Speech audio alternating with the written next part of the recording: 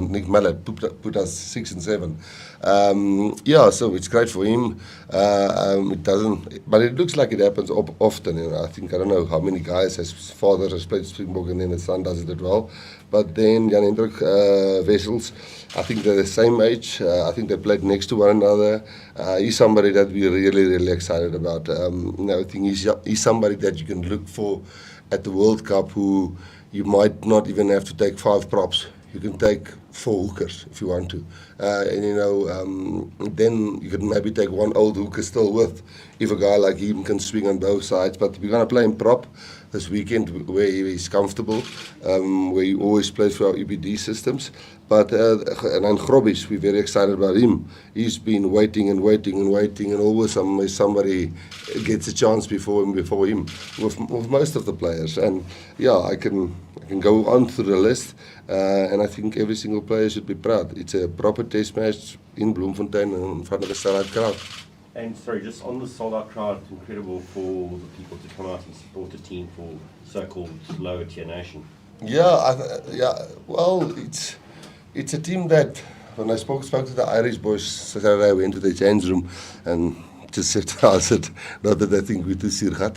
And I spoke to most of them and said, we're playing Portugal. And I said, don't underestimate them. They actually beat them before the World Cup. That was the first thing they said. And then the second thing, they beat Fiji in the World Cup. We obviously analysed them. It's going to be a busy game. We're going to be all over the field. I think they're going to run away from our set pieces and try and move us around. That's definitely fact.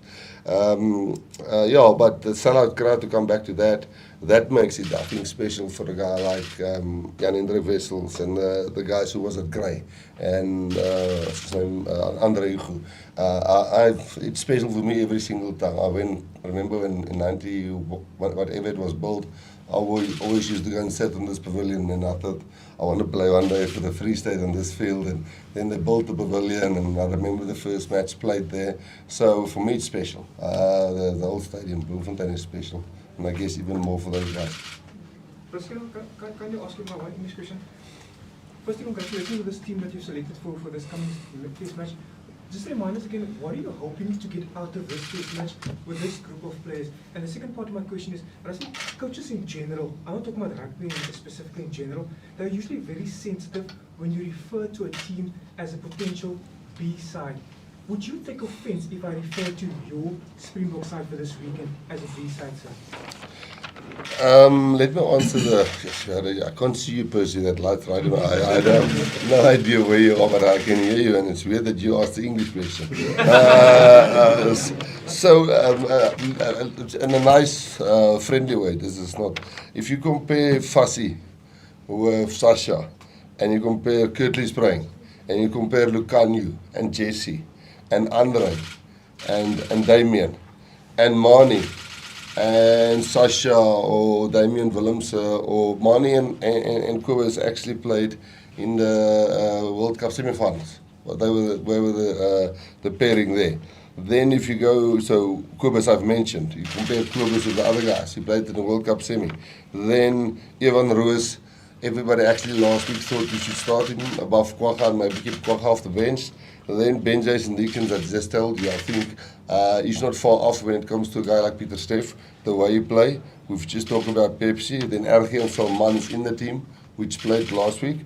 And then Thomas de Tooy is somebody that's went to one World Cup, and everybody knows what he did for Bath now. I'm not going to go into the replacement. So the 2 young guys probably in there is him, and Johan Grobler and Jan Hendrik Wessels and a few guys on the bench.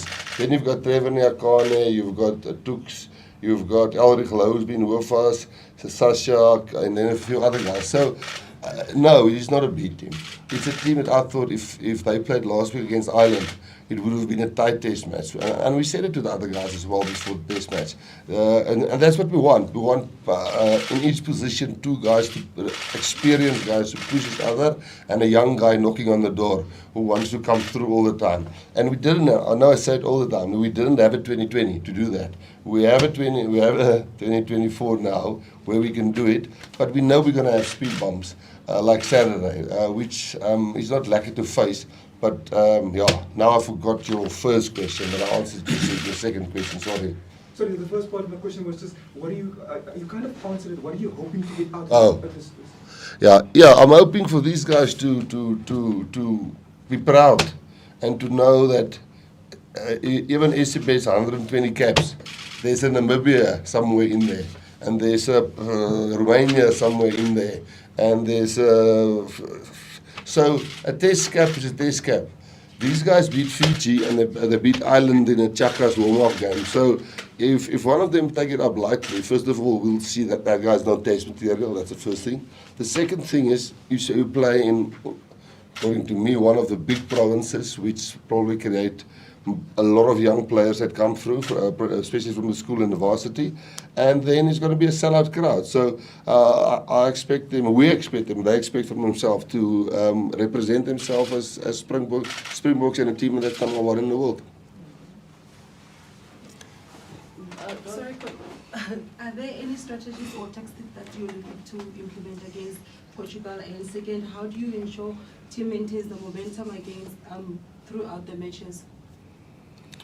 Yeah, there's definitely certain moves and things that we're going to try. They're going to have some time, the scrums will start the same. We will try just to dominate the scrums. It's not always that easy.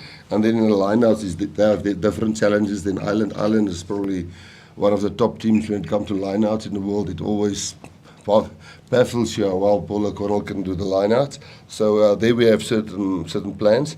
Sorry, your last question?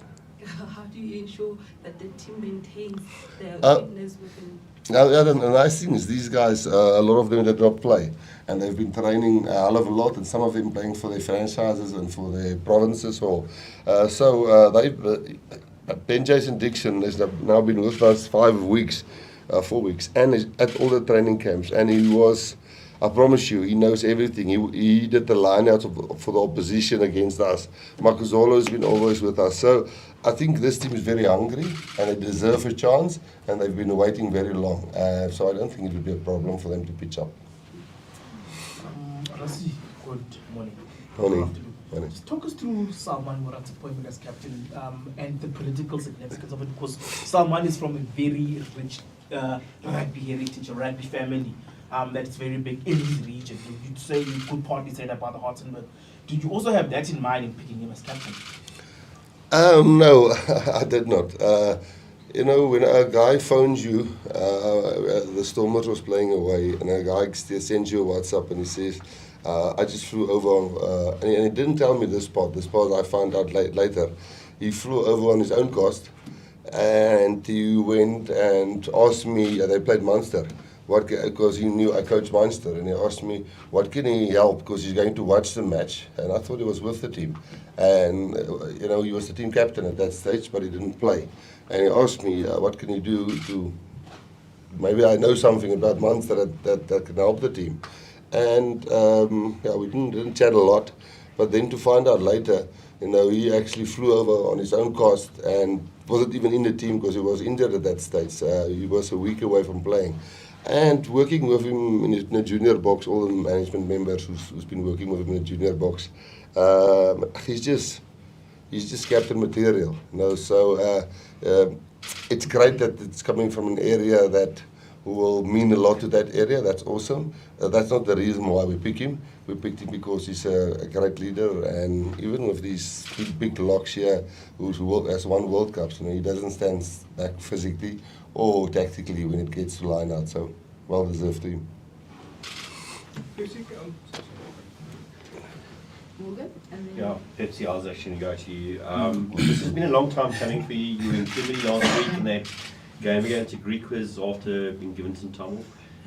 How does it feel to finally see your name on the official test list to make your debut?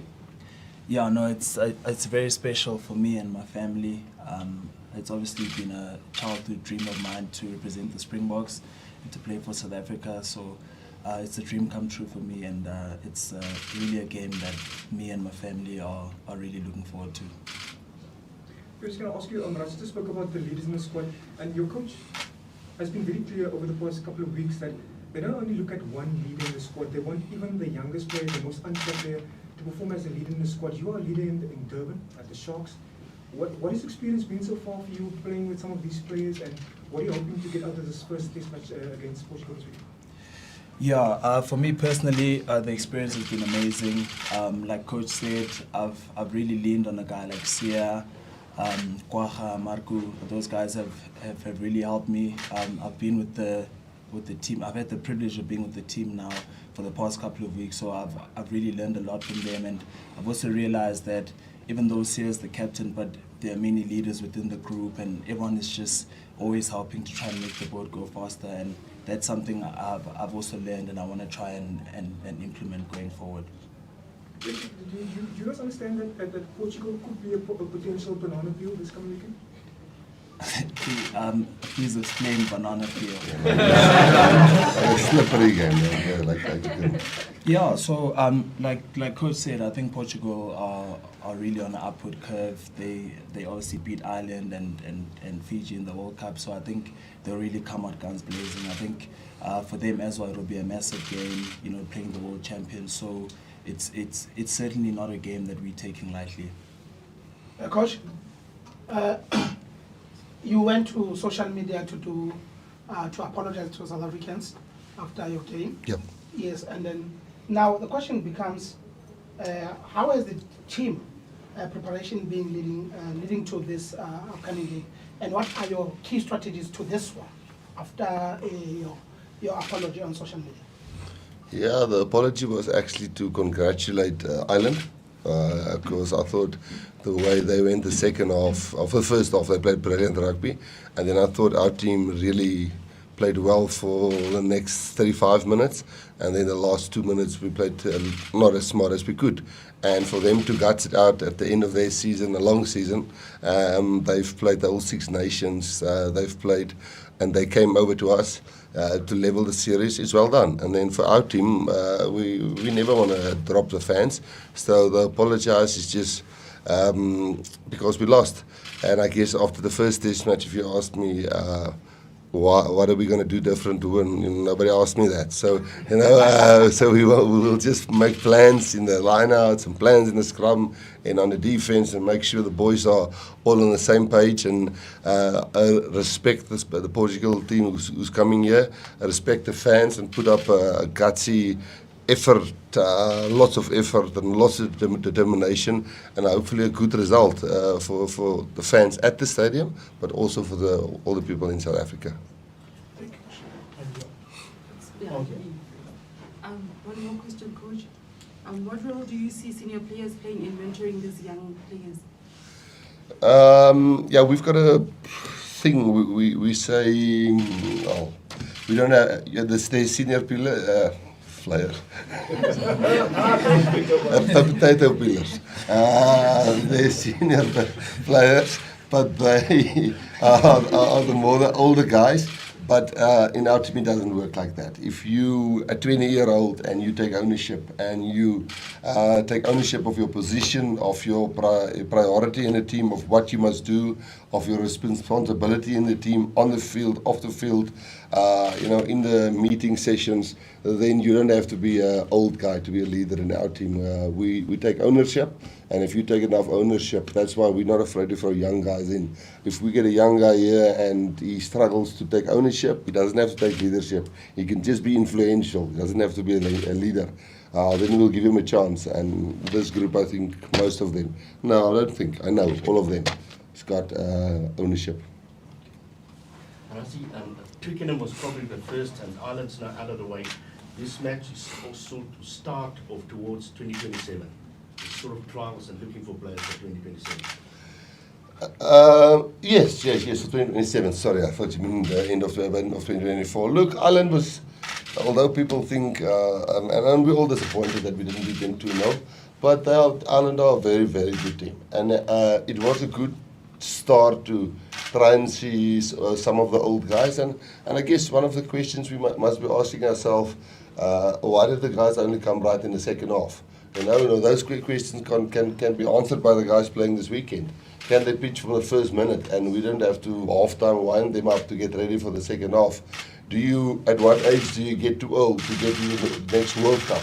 So maybe some of the guys will understand that we're now going to give other guys a chance, because if you're not going to pitch from the start, we can't make you pitch from the start. You know, we can coach you, we can help you, we can believe in you, and then you must be able to get yourself up after a big test match like that, and then in the next big test match. So yes, we're starting now. And we're thinking these boys can play in 2027. And will a guy like Marx still be there in 2027? Let's see. Grobbies, show us what you have. Jan Hendrik, Andre Hugo, show us. Salmaan, Eben, will you still be there in 2027? Or if you're not, Salmaan, will you make it? Exactly what you say. That's more or less what we're trying to do from now to the future. Guys, let's take 2 more English questions, then we move on. Pepsi, I just wanted to ask, Coach mentioned the opportunity that is, being paired with a senior player that is the opportunity that you've been given. How has that impacted your game from the level you are coming now? Yeah, I think from just being with the squad, seeing how the guys train, how they prepare going into a test match, the amount of detail that really goes into it and the planning behind the scenes, I think that's really been massive for me, and it's something I'm going to take back. Obviously, when I go back and I join my franchise, it's just that standard of professionalism that I've experienced here, I'll really look to implement into my game going forward. One in English and then we move over. Let's just talk us through the selections of Quan Horn and BITDEFENDER. Yeah, we were actually itching to give Moerat van den Berg. If Faf had a bit of Neil, and Grant is always awesome off the bench. We know Grant and Jaden has won a World Cup. They've been there, and they won't be old in 2027, and they will have a World Cup behind them. So we know Grant and Jaden will be there. Jaden I saw him in Durban. He's 2 weeks away from playing, or 3 weeks. Then Krappies or Mornay is his real name. For us, his technical skills are just really on the same level of all the other guys. So I think Kobus and Faf really has some nice pressure from the bottom there. And then Jaden and Grant really has some nice pressure. And I mean it positive. I mean, listen, we are 5 guys. You can be 9 for South Africa, Maybe they'll take 5 next time, not 4. I'm joking. No, so it's, and then Quan Horn has just been so solid. I think he'll put some nice pressure in a good way on Fassi. Because Fassi, it would have been lovely. We saw how Sasha can play 10. He can play 12. He played 15 on Saturday. When Gaza comes back, he can play 10, 12, and 15. And now we've got Fassi who can play wing and fullback. And we've got Quan Horn who can play fullback. So I think it's nice pressure, but positive pressure. Not, listen here, if you don't do well, we're going to throw you away. We're going to help you get better. Right guys, Afrikaans en Zulu? Ja. Well, Daai storie van Salmaan, kan jy net weer vir ons waarna toe hy gevlieg het? Sien net daai staan van Salmaan. ja, sure. Dit is natuurlijk nie die enigste rede hoekom ek Salmaan gekies het nie. Salmaan kom deur ons EPD systems, ons ken hom al baie goed. En as jy die Kaapse mense ken, is die Moerat familie. Is 'n bekende rugby familie. En weet hulle is amper soos 'n Edgewets in elk geval. Maar hy het my eendag ge-WhatsApp en sê kan ek 'n bietjie iets vertel van Munster. En ek vroeg hom terug, wat kan ek hom vertel? Wil hy weet hoe is dit daar? Is die weer wat want hy het nie gespeel die naweek nie. En toe WP Stormers teen Munster gespeel en hy het oorgevlieg en ek het later toe gehoor hy het met sy eie geld oorgevlieg en op sy eie oorgevlieg net om die span te gaan ondersteun en hy wou vir 'n paar woorde gaan gee om en baie 'n bietjie background hê om te weet wat kan hy vir hulle sê wat ek ons by Munster gecoach. So so iets steek maar net vas in ou se kop, jy weet, dis my ouens wat gewoonlik gaan die ouens op 'n ski-vakansie saam met sy vrou, sy gebreekte been of iets het, of nie been is, ek nie ski nie.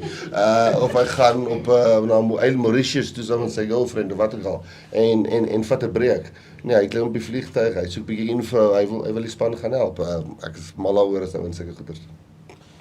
met raswaarschijnlijk van vrou soos mense vra, net kortliks wat hoop julle om wyser te word met hierdie span wat julle gekies vir die naweekse stryd en journaliste spoors vir Young sal verwys na jou span as naas bestes of die span. Dit lyk my duidelik rassie waardeer dit Percy, ek en jy kom 'n lang pad van die Kaap af. Ja, ek is nie seker. Do you want me to say me and Percy are on different views that this is a B team playing and okay. Wil jy ek moet sê ek verskil met Percy dat hierdie nie 'n A B span is nie. Moet ek dit sê, Percy? Nee, wil jy rassing sê antwoord gee? Okay. Percy nie, dis nie 'n B span nie. Ek dink as hierdie ouens laas Saterdag teen Nederland gespeel het, sou hulle naby Iran ook naby gedruk het en kon gewen het. Hier's regtig min ouens wat heeltemal uit die koue uitkom, wat hier inkom. Baie van hulle was al in alignment camps gewees. Natuurlik is Jan Hendrik Wessels nie Oxenchine nie. Maar wie sê oor 4 games gaan Jan Hendrik Wessels nie vir Oxenchine bietjie Steven Kitsoff is ook naby terugkom, ek vergeet om dit te sê. So Jan Hendrik Wessels en hy kan haker en loskop speel. Jy weet, Andre Hugo Venter en Grobbies. Joseph Dweba het laas jaar sy kans gekry, ek van 4 toetse. Ons het al gesien wat hy kan doen. Miskien kom hierdie 2 ouens en sit helse pressure op Bongi en Malcolm. En dit is dieselfde met Pepsi. As hy pressure op sit. So, jong, hierdie is 'n baie goeie span. En ek dink as hierdie span teen laasweek se span moet speel, sal daar nie 'n baie groot telling verskil wees tussen dit nie. Ek hoop dit antwoord is. Kan jy so? Ekskuus. Wat wil jy wyser te word uit Portugal? Nee, wel, Portugal is 'n toets, ons moet wen. Jy weet, dit tel is nog 'n cap en is 'n span wat vreeslik graag die wêreldkampioene sal wil omdop op hulle base in Suid-Afrika. Hier's 'n klomp Portugese vriende van my hierso in Bloemfontein. Ek het 18 jaar gebly in Bloemfontein. Ek ken Bloemfontein baie goed. Kyk hierdie rooi kolle wat ek al klaar uitslaan van die koue hierso. Ek ken die mense baie goed en ek weet hulle gaan baie support hê en ek weet dat 'n klomp mense 'n klomp losies en goeders gekry. So dit gaan 'n lekker vibe wees en is 'n skitterende span. En ek dink dit gaan 'n blerrie vinnige game wees, omdat dit die manier is wat hulle speel. En ek sal like dat ons ouens ons stempel kan afdruk op die manier hoe ons wil speel Saterdag. Kan jy so? Shenge, lesikhathi bakutshela uzodlala. Bakutshele nini, wabatshela nini ekhaya? Ebathini nje mabese obatshele indaba bawena sizodlala ngomgqibelo. Sijelwe izolo iqembu elizodlala kule mpelasonto esakuyona. Ngabafonela ekhaya, abajabula kakhulu ekhaya.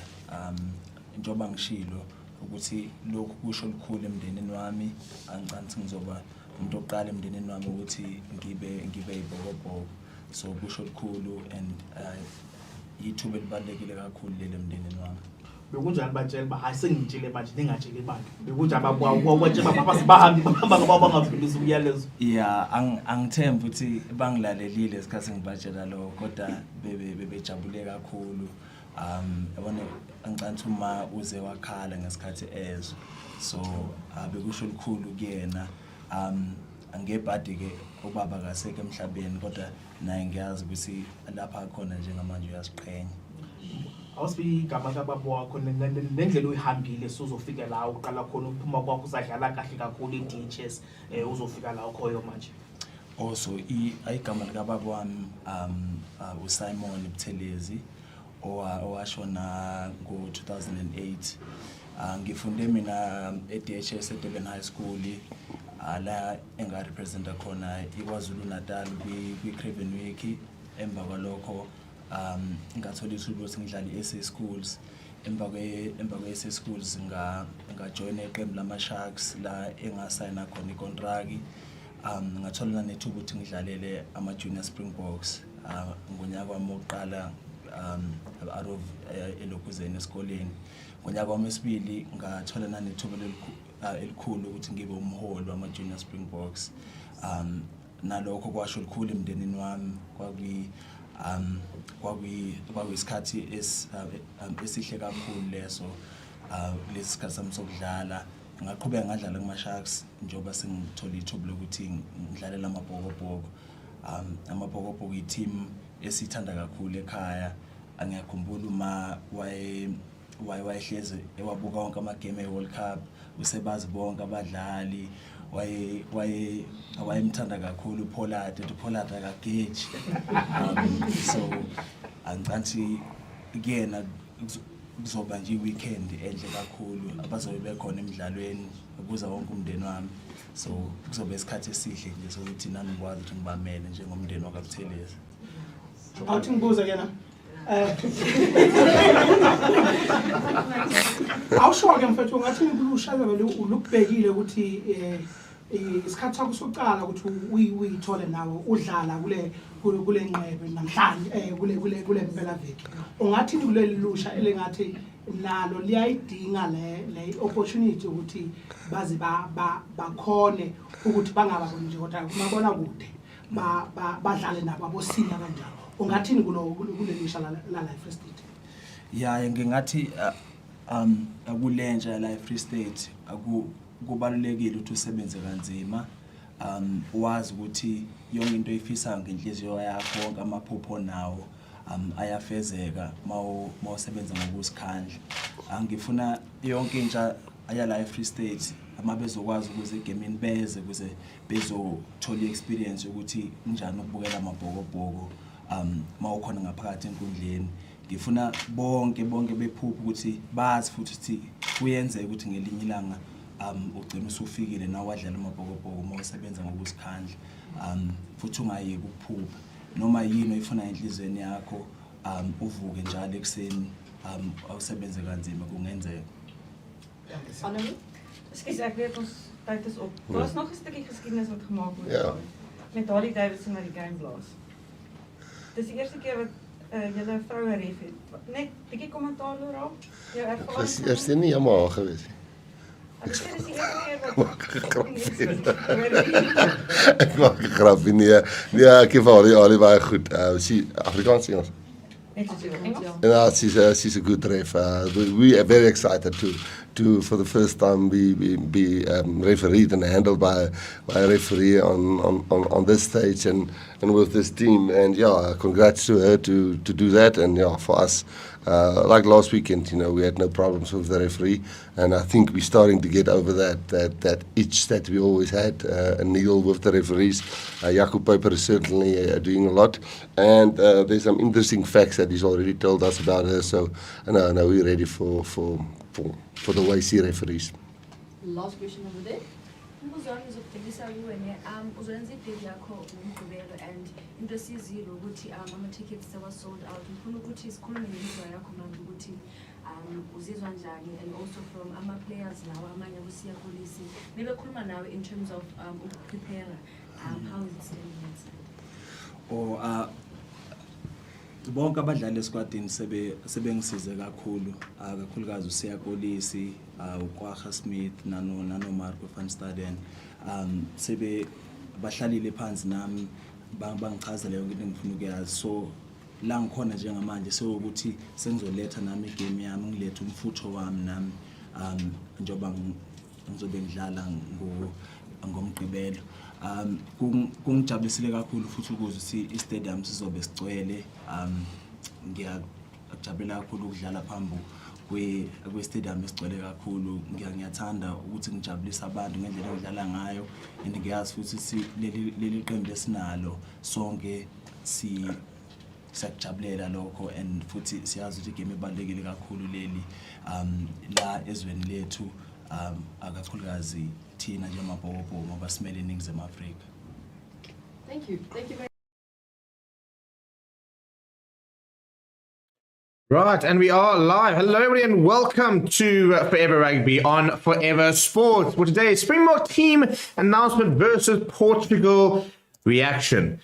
Very, very interesting. And the youngest captain since PSTF the toy, by the way, that's the wrong team. That doesn't help anybody. That is the right team. The youngest captain since PSTF the toy back in 2018 to lead the side. The 66th Springbok captain in Salmaan Moerat. The prodigal son, really, if we're looking at the rise he's had and all the talk about him, he's been dubbed a Springbok captain for years and years and years. and he will lead the side this weekend in what is quite a big call from Rassie Erasmus. So I'm going to put a bit of a poll in the comments and ask you guys, are you happy with the team? Question mark. Simple yes and no or no answer. Go and answer that. Now get in the comments, stuff like that. Let me know what you think of the side. It's a bunch of debuts. Jan-Hendrik Wessels in the starting line getting a debut. Johan Krobelaar in the line getting a debut. And Pesi Buthelezi in the start getting a debut as well as potential debuts in waiting for the likes of Kuan Horn, Andrew Hugo Venter, Ruan Venter, as well as Morne van den Berg. So definitely exploring our depth this weekend. There's no doubt about that. And that for me is very exciting. And I think there's a reason for that. We should all be excited about this. So let's get into it, shall we? And then we can sort of discuss, where this is quite interesting. There's also an injury update, by the way. Not a particularly good one. PSF, the Toy, Franco Master, Edel van der Merwe, all out for about 6 weeks at least. Although PSF's Toy could be 4, but definitely out for the Australia side. But a bit of a rush to maybe see him if we can get back to the All Blacks for the All Blacks test. So it's an interesting side, and I think that we're going to see a lot of players put their hands up this weekend for potential inclusion moving forward as well. So lots to get through here. Now let's just start with going through the line, shall we? So Jan-Hendrik Wessels for me I actually think that's a stranger or interesting, I suppose, is the nice way of putting it, a selection than Salmaan Moerat as captain, for example. I mean, Salmaan Moerat is someone who's, been highly rated throughout the systems. He led the junior box, has led SA schools, this current Stormers captain.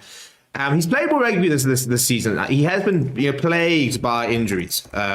So, that's something about, and I think, he's not a flashy player. I think, as big as he is, and he is very big, by the way, you just meet him in person, you see the size of him. But he's not necessarily as imposing as Etzebeth, because nobody's as imposing as him and Etzebeth, to be perfectly honest. So a bit of a different type of player, but a hard worker.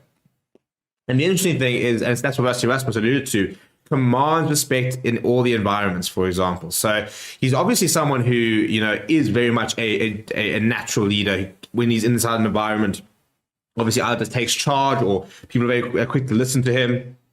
So that's something that we can't deny, given the fact that he's got this sort of record. But he hasn't played as much rugby as he probably would have liked since making his debut back in, I think it was 2018. So it's, if you look at the fact that he's played, 1, 2, 3, 4, 5, 6 seasons, he's played 48 matches for the Stormers. So it's not ideal because, he's somebody who should have played a lot more. And he's playing a 7th game for the Springboks. He's played less than 3,000 minutes of rugby. And that's largely because obviously COVID, there wasn't a lot of rugby to play, to be fair to him. And then was largely injured in 21-22 as well as 22-23. Last season played very, very little for the Stormers. He has been back and playing a bit more this season. He ended up playing 689 minutes. So it was good to see him back, and obviously is the Stormers captain. But he is somebody that a lot of people sort of question, he keeps getting into box squads, for example. He keeps being around the fringes. And some people have been sort of sitting there saying, how? So obviously I think he's somebody that's highly rated. And that's an interesting one to sort of segue into the Jan-Hendrik Wessels chat, because this is a guy who has played less than 30 professional matches in his career and has not played loosehead, basically, almost ever, I don't think.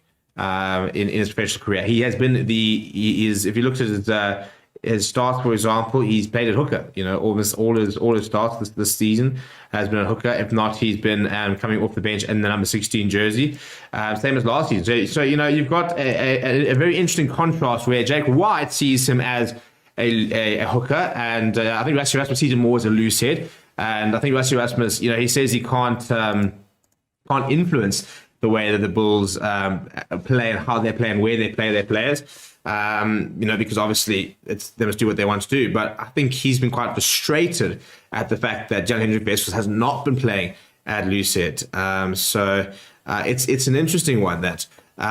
So that for me is a bit of a strange selection. Johan Krobelaar, well, that's been, it's about time. It really is. He's very highly rated by Rassie Erasmus. They know him as Krobbies. He's been around that squad. I think he was very lucky. He got injured at the wrong time a couple of years ago, or else he would have made his debut a while back. But so that's very much deserved. And he is the third choice hooker as per Rassie Erasmus.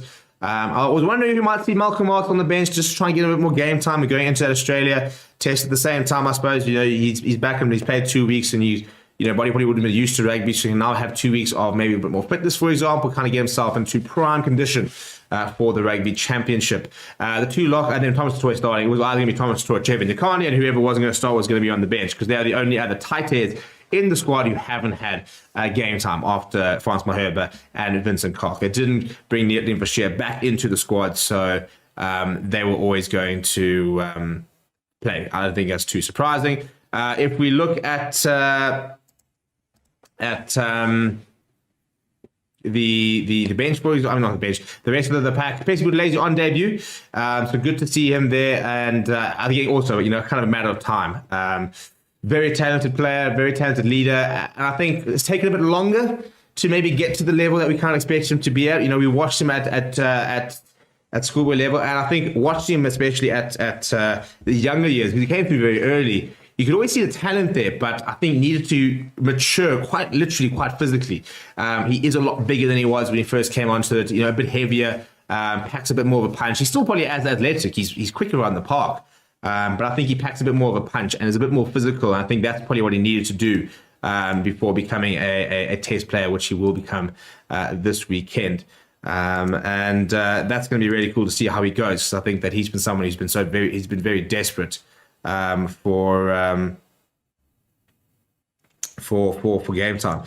We then look at Ben Jason Dixon, who, given the fact that, as I mentioned, Peter stepped the toy in a race against time for that All Blacks test, I think it's a massive test ahead for him, because also, in the past we've seen Franco Mossa play at 7. I don't think we'll really go back to that, but we haven't really seen too many other players given an opportunity in the number 7 jersey. Albert Lowe's played there against Wales a couple of years ago, but generally it's been Peter Steph the toy, maybe Kwaka Smith every now and again. But I think that Ben Jason Dixon is in the exact same mold as Pierre Steph Toy. I'm a massive fan of him. I think he's very physical. He gets to do a lot of work rate, very dominant in his tackling, for example. And I think that he is the natural replacement. So if he goes well this weekend, I think we could see him again against Australia. I think he was made for test match rugby. It's somebody who's taken a bit of time to sort of come through the system and get to sort of the form he's showing now. Not necessarily the youngest player, but not old by any means. I mean, he'll make the next another 2 World Cups probably. But we're not talking about a 22-year-old in Ben Jason Dixon. He's 26, so it took him some time to sort of get through and really start to play the rugby that's now earning that call-up. And then Evan Lewis gets a big opportunity this weekend. Yes, it's against Portugal, although I don't think we should be dismissing Portugal. I mean, they beat Fiji last season. A team that has got nothing to lose, everything to gain. I think that's a very, very dangerous thing to try and underestimate Portugal. So I think everyone's got another opportunity to try and put his hand in the mix. I don't think he's really impressed so far. I don't think he's really impressed the coaching staff in the couple of games he's had. So an opportunity for him to potentially do that. When I started at 9, maybe probably the selection I'm sort of maybe the least sort of fan of. I think that Kobus Reinach, and this is going to be very, very unpopular, because I know a lot of people are big Kobus Reinach fans, but we're talking about a player who is 34 years old in a position where we have incredible depth. We've got Pap de Klerk in the squad at the moment, Grant Williams, Morne van den Berg, Kobus Reinach, as well as Jaden Hendricks are injured. Before you even look at a Sanela Nahamba, for example, who was URC Player of the Year, yes, he played at some at 10 and at 9. Ambrose Papier, who has been playing some brilliant rugby. I've really enjoyed what I've seen from Ambrose Papier. You've got players like, on his day, Hershey Yankees was obviously back in the squad. Paul DeVest starting to come through. I think that Nico Steyn, the young scrum off for Lions, is a very good player. So, scrum off is a position that we got so much depth. We took forward to the World Cup for that reason. And I think that Grant Williams is probably the future. So it kind of surprised me a little bit that, obviously you still want the experience of certain players to bring that experience to this team. But I think he's somebody him and I think Trevor Nikani are probably sort of quite high on the list of players that probably will get phased out relatively quickly in the next couple of years, because, they can probably make another World Cup. I don't know if they do. But Monty Liebach back at 10, another big opportunity for him. People talking about the fact that with this Tony Brown system, we are trying to play a different type of brand, for example, of rugby, and it does maybe suit Monty Liebach a bit more than it suits Andre Pollard, so an opportunity for him. Yes, it's against Portugal, but you go and put in a massive shift man of the match. You kick well, for example, for Poles, and I think Moerat puts himself back on the radar as your potential first choice 10. So an opportunity for him to have a go. The rest of the backline's pretty straightforward, really. Ed van der Merwe is injured, so otherwise I think he would have started ahead of Currie. But Pimpy hasn't been given a game, so he'll be there. Andre Esthuizen, Lekanya I'll go through the comments now. People are asking why is Lekanya there. Very, very weird chat for me, considering what he's done in the Springbok jersey of the past. And for me, starting to look much better towards the Sharks at the back end of the season.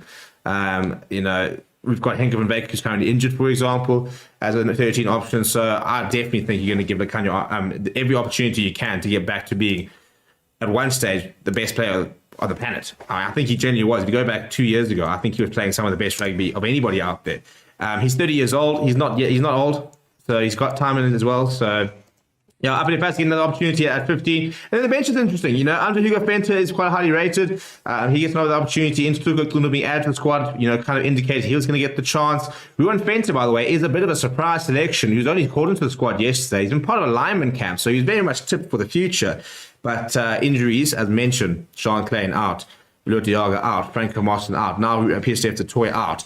Those are all players and positions Ruan Venter can play. Ruan Venter on the bench is covering lock, in theory, if you look at the number 19 jersey. Whether you'll come on at lock, whether they see him at lock, I'm not sure. But covers lock as well as flank. And so first of all, he's got that versatility, and he's a proper dominant player. Incredibly talented. I think he's the youngest player in this 23. Him and Sashfam Gomzulu, I'm pretty sure, are the same age. So very, very exciting player there. Albert Lowe, after a stellar season, get another opportunity. Moerat van den Berg, I think that he and Grant Williams are two sort of future nines, to be perfectly honest.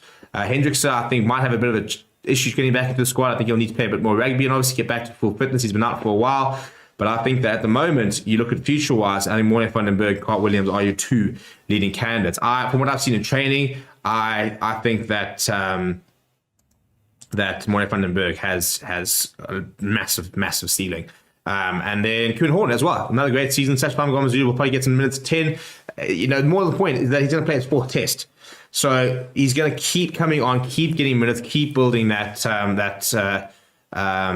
experience. And I think that it's important for him to be able to come onto an environment where he's coming on at 12 to have a Lekanya outside of him. If he's coming on at 10, for example, to have Kubas Ranak on the inside maybe, and Andre Esthuizen on the other side. And even if it's Moerat van den Berg comes in, you've got Andre Esthuizen, somebody who's experienced, been around the block, sort of calmed down. Even playing at 15, you've got a Pimpy on one side, you've got a Currie Orange, you've got Lekanya in the midfield. So I think it's a very good environment for Sashfam Gomzulu to just keep getting minutes. That's what's so important. He just needs to play more so that he can adapt to test rugby. Let's go to the comments, shall we? Edward saying, why not start with Sasha? Jordan saying, very keen to see these guys play, giving youngsters opportunity. Steedley says, Lekanya and Tank have a lot more caps than Moerat. Why is he captaining the team? First of all, when it comes to the captaincy, Rassie Erasmus never really goes with a backline captain. Lekanya was the obvious candidate, but they generally don't go with backline players captain. They want the captain to be close to the referee, to in the scrum, for example, as a forward. I don't think Thomas Totoy. I don't know. I mean, you could have gone with Thomas Totoy, but I think that the Salmaan Moerat is someone that they view Salmaan Moerat as a future captain. I think if you look at the time after Siya Kolisi, you've got your Evan Etzebeth, for example, who could still be around, Peter Totoy, but your next generation, in terms of people they see as captain, Salmaan Moerat is the one who's been touted for a long time. And he just played 6 caps, so it's an incredible story for him. Let's see how he goes. I'm not gonna chastise the guy until he gets to go. Brian said, Daniel Vessel has loads of talent. Maybe the boss can unlock his potential. Jordan saying, played at one this past weekend. True. I actually missed the game, but was back and started at Lucid, so I can't tell you he played. But yeah, that is a point. He just did play a game there. He probably has a couple of Currie Cup games actually at Lucid, I think, now that I think about it. The stats I was looking at is all based on URC and sort of international competitions.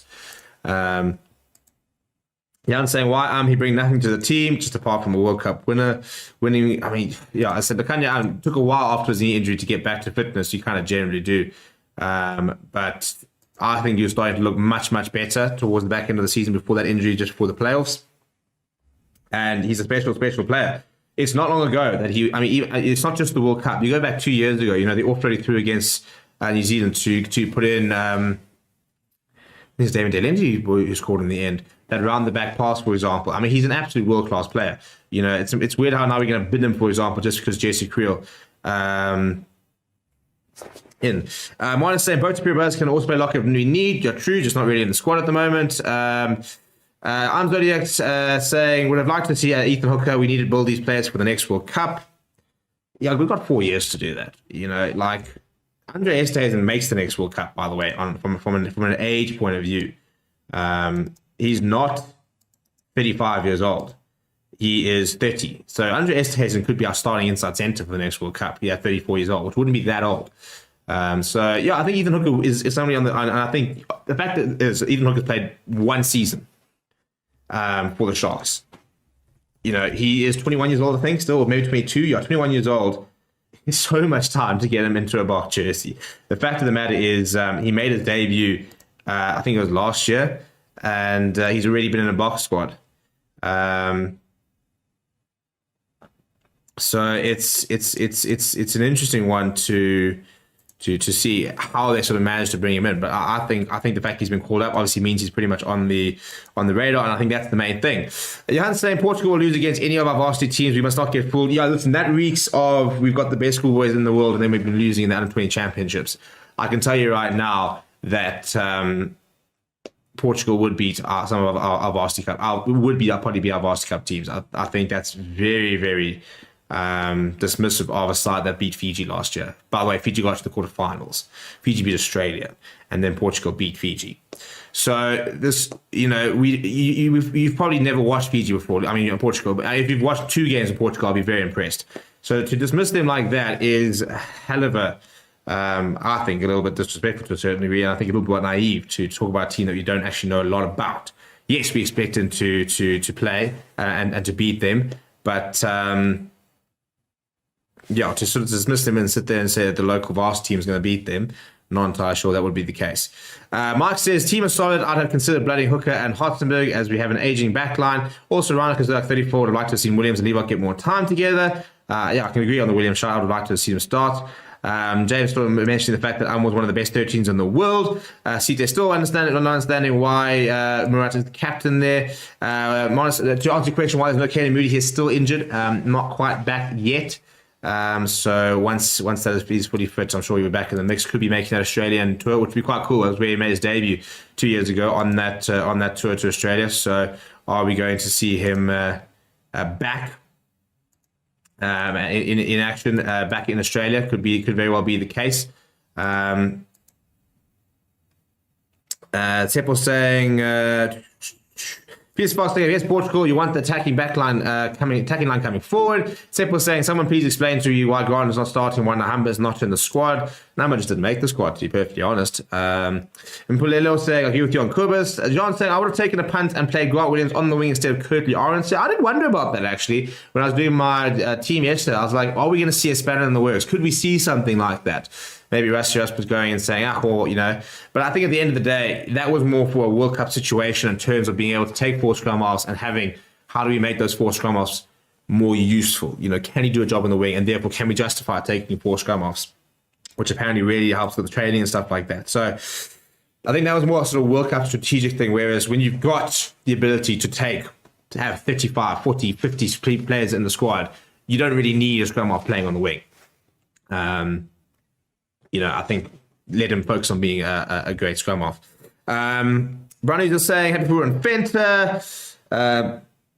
Felix saying, Kubas will bring the defensive line forward, and Humber is great when the team is getting pushed back. He won't have that time and space and ill discipline in the form of a rushing defense here.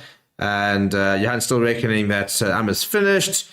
Michael said, Moerat is 26, has been a great captain for Stormers and has played SC under 20. No complaints from me where we need a forward as captain. Jean saying this team is lacking Senna Humber. Going some other ones saying Moody might still be injured. He is indeed injured. Kieran O'Connor is saying, I have to say, from Ireland, you guys are far too critical of your team beyond the constructive levels. Is that generated by your media? It's a very good question, Kieran. I think we are very, very critical of our side. I put a video out on Sunday, you know, with the Springbok crisis question mark, just looking at the reaction from losing to Ireland. I do think that we are hell of a critical, and even looking at some of the comments now, you know, like it's weird for a side that has won 2 World Cups, has won the British and Irish Lions series, you know, this is a generational Springbok side. It's the most successful Springbok side of all time. And we ripped them apart at the drop of a hat. Quite literally, every single time they lose, bang, not good enough. This player out. It's very, very weird. So, yeah, I do think we are very overly critical. I don't think it's really driven by the media, to be honest. I think some media houses obviously do very much drive a certain agenda and try to do things to generate a buzz. I think most of your reputable journalists are usually hopefully the voices of reason. I try to be a voice of reason. I mean, I don't know if I'm ever a voice of reason. I don't know if there's any even reasons for my voice. But I genuinely like to take a step back and kind of look at things a bit more holistically. I like to sort of be a bit of a glass half full type of person, which is why, like, as much as I was so upset about Saturday losing, you know, you look at the fashion we lost, you look at certain parts of the game, and I thought, you know, there's reason to be positive here. I didn't watch Saturday and decide, oh, I've got to be really negative because it was just so bad. And, you know, the Bok rugby is finished and yada, yada, yada. I watched Saturday and went, you know what, it was a great game. We didn't play particularly well. Ireland probably outplayed us, yet we probably still should have won, for example. And, you know, that's just the way that the cookie crumbles. Double saying, rather have November over Kobus. Do we need both Papa and Kobus at this point? Moody is still injured. Jean saying, is Bro still in the Bok fold? No, it doesn't seem to be here. I'm a bit surprised about that. I saw some people having a go at him based on his Bulls semi-final performance, but I think Bro P has been terrific this season. So yeah, I'm a bit surprised that he's not in the mix. So Sita saying, is Monster up for the season? It looked a bit serious. You're planning out for 6 weeks, so it looks like New Zealand will probably be too soon. Might make Argentina towards the end of the Rugby Championship. Hopefully, I think ideally we'll be back for that second test against the All Blacks. We're going to miss him. I'm going to miss him a lot. Hendrik saying, what is this obsession with Moerat? Kieran saying, Irish players are given more license to change tactics and systems on the pitch, take a lot of practice, but SA would be unbeatable if they were given that. I think we are starting to move towards that, to be fair. I think we are going to start seeing us sort of add a bit more of a multifaceted system, especially on attack and defense, which can maybe allow us to be a bit more fluid or flexible in the way we play. It's going to take a while to get things right. But we have to be patient about that, which Springbok fans are not very. If we're being brutally honest, we're not very patient. You know, we want instant results and we want to be winning all the time. We also want to be batting depth. We also want to be moving players out. So we can kind of be overly critical and sometimes not very patient about the whole thing. Ishwin's saying, interesting lineup, and this is what we want to see. Take the smaller games to breed in young players and build towards the World Cup. Saying Ruben van Heerden is very unlucky. I agree. I'm surprised he's not involved. As Double says, now's not the time to be boasting about junior sides. Yeah, 100%. I think we just need to keep very, very quiet. We'll focus on the main team. We'll sort out our juniors in the background, and then we can start piping up a little bit. Mercer Bokbar saying, when last did Jan Hendrik Wessels play prop? Sunday. Bulls being wasting his talent as a hooker. He's just not a hooker. Grant Williams is now our number, I'm assuming, one scrum off. Yeah, I think that we should have seen a bit more Jan Hendrik Wessels at loose head, but it is what it odd, as some people say. I think maybe he needs to make a move. Come to the Lions.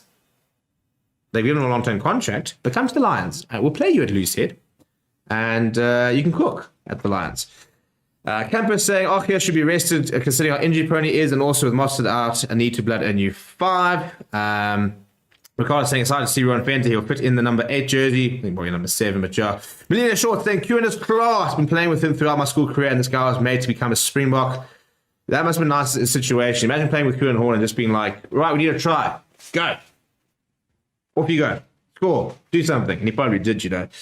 Special player. I absolutely love watching him.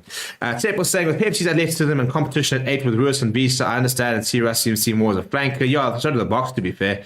Hendrik says the Moerat is Rusty's captain for 2027. We are screwed. People said that about Sia. So we'll wait and see. And Boss saying, why don't Rusty pick Marcel Coetzee? He's much better than some of the Bok Lucy's. I think match fitness probably also an issue over there. Polero saying, from these selections, Wales and Portugal, it feels like Rusty is still exploring the depth rather than putting together the future of the Springboks. Well, I think it's one and the same thing, isn't it, really? you put in a player that you think's ready and they play badly, so they're saying, well, maybe he's not quite cut out or maybe he's not quite ready yet. So you've got to sort of experiment and give players opportunities to be able to really understand what your depth chart genuinely looks like.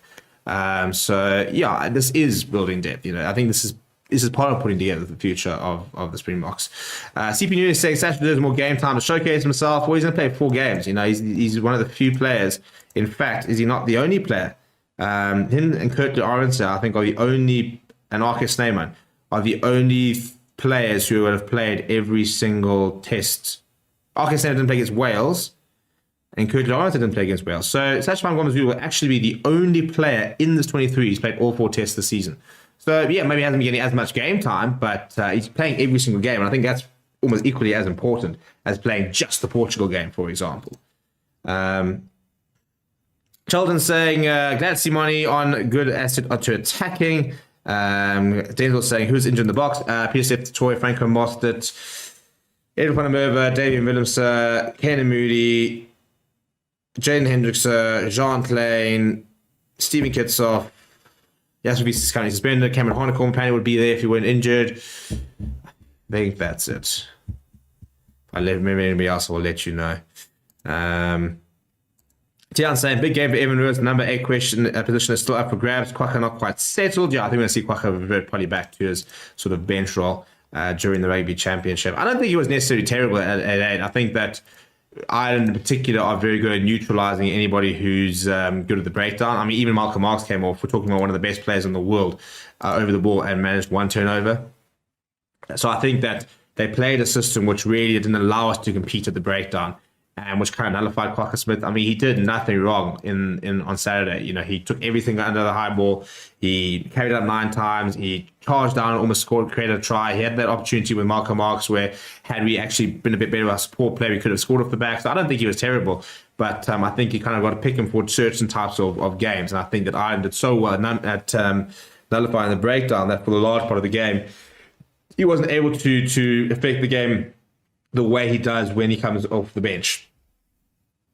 Campbell says, when will David Vincent be fit again? Yeah, I don't know, actually. Doesn't really seem to be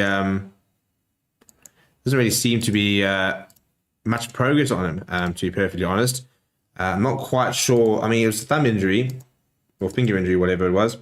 And he's just gallivanting. My man's in Paris. My man's traveling the world, getting got a lot of new outfits and stuff on him. Sorry, there aren't 2 new captains. I'll sort that out in a second. I can update that right now. Just a typo in the team graphic. There we go. That's just Salmaan Moerat as captain. So yeah, we do need David Vincent back quick fast. Step in front of space, and Cameron Hanekom a must at number 8. Hope he recovers soon. Yeah, I think he's probably the closest we've got to a Dwayne Vermeulen replacement in terms of the physicality, the breakdown work, the ball carrying. I still think he's got a lot to learn from a defensive and positional point of view, as well as work under the high ball, under pressure, because that's just something that comes with time. But has everything in his arsenal to be a genuine international number 8. So yeah, very, very keen to see when he does get involved, how he does go. But yeah, it's going to take a bit of time before we do see that. But yeah, any other comments? We're going to start wrapping up a little bit. We've been going for just under a half an hour. We'll wrap it up on the half an hour mark. We will be live once again on Thursday, by the way, to pick this team apart a bit more. And I think somebody's talking about having no fetchers. Kroblar is very good over the ball. Evan Lewis, I think, is Pes Boutelaise, I think will be tasked with trying to do a bit more fetching. And then off the bench, Andrew Hugo Fenter is decent over the ball.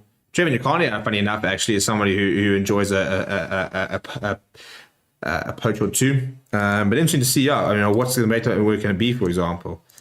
And are we going to see a player sort of being given those roles on the day? People, please do smash like on the video on the way out, by the way, as we wrap up. There's always a very big proportion between, how many people are watching, for example, and the number of likes. So please get in the habit of just liking the video. It costs you absolutely nothing. It does help us a little bit. Adia and I'm Zodiac saying, injuries are a blessing and a curse. Allow the depth to build, as we will need a good replacement with 7 for a few games. Yeah, 100%. That's why I think Ben Jason Dixon is in for a big game this weekend, because he can very much put himself in that sort of front-running spot to be the next sort of the Peter Steph Toy replacement. Camper saying, Villiers had 2 big concussions very close to each other. How many before they are at serious risk and not allowed to play anymore? There is a whole sort of system. I'm not entirely sure what it is. But yeah, I'm sure we would have been stood down and won't be involved in the next few weeks. They do take it very, very seriously. So I'm sure he'll be managed very, very well. But anyway, we're gonna wrap up there, people. We will, again, I said, we will be back on Thursday with another live show. We will have the Varsity Russ's press conference up very, very shortly, and that'll be up literally in the next few minutes. So all the questions you've been asking me, hopefully he can answer a few of those. So we'll see you guys all then. And yeah, we'll have content throughout the week. We're going to have press conference tomorrow from the box, a press conference on Friday as usual. We're in Bloemfontein. I'm currently in Bloemfontein, by the way. I'm absolutely freaking freezing. It was minus 6 degrees in the car driving here today. It was disgustingly cold. So not happy. Was not happy with how things went. But we are here, and we're going to train later, so we'll be able to see some of the new faces, for example, on the training field. It'll be very cool to see that. So yeah, please do smash like on the video. Please do subscribe to the channel as well. Thank you very much for watching.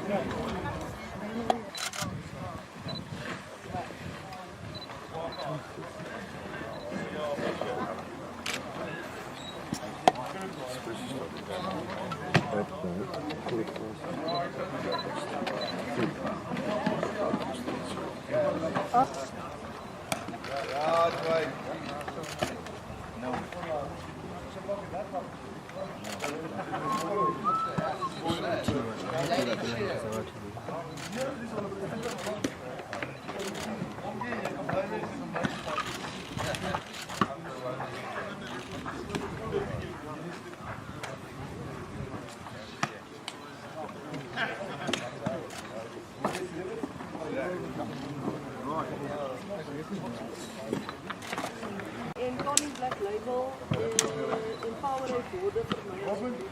If in this way border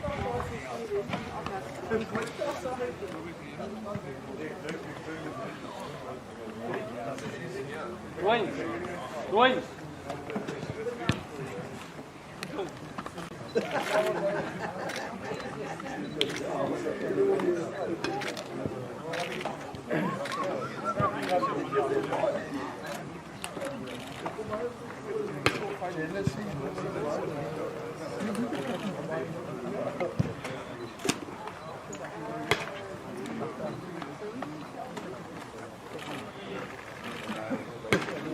Tips up.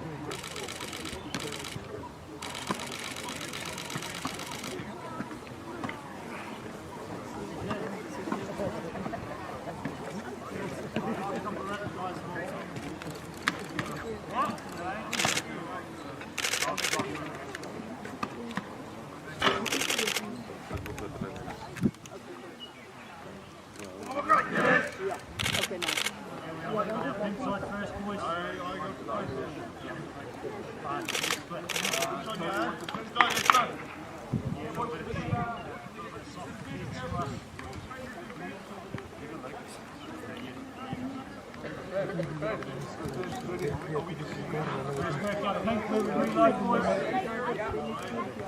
so we're really clear, we're just looking for a sail. You've got just over 5 minutes. Guys, just over 5 minutes left, eh?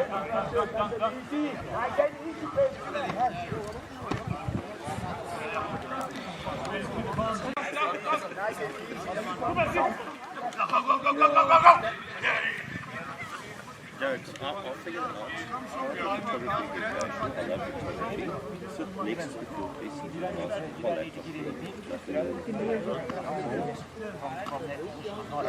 I don't need to sit there. Dank. Hold your feet, hold your feet.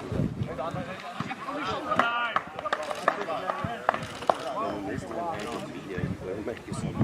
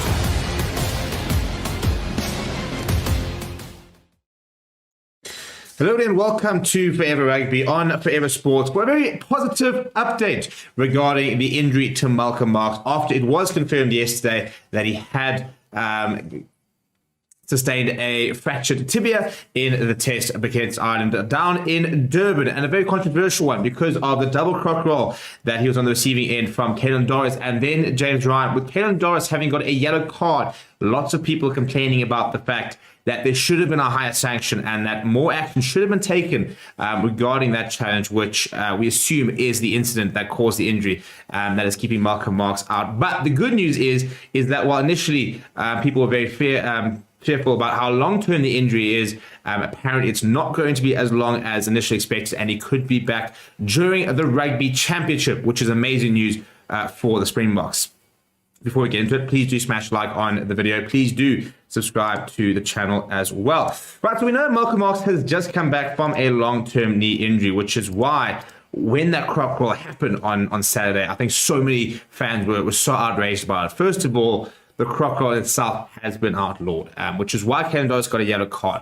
Should there have been higher sanctions? Well, we spoke about it on the podcast between two fans, which will come out later today. Myself and Dan having looked at the incident, and I think James Ryan was actually a lot worse than Caelan Doris. Caelan Doris sort of slipped and then sort of fell onto Malcolm Marx's leg. Whether it was intentional or not, we'll never know. Pictures don't look good, but you don't know for certain that was sort of the intent from the player itself. Whereas I think, James Ryan came in and performed what is basically a textbook croc roll. And again, on a player who's just come back from a long-term knee injury, there's a reason this has been outlawed. And I think there's a frustration in that, especially if that was the incident that's caused the injury, which we assume, it's very likely that it is the case. This is why it was outlawed. Why wasn't the sanction higher? We talk about how, the refs are so quick to hand out red cards for, accidental head contact. Any sort of head contact is deemed as foul play. And then we see a textbook example of something that has been outlawed because of how dangerous it is, and the sanction isn't particularly high.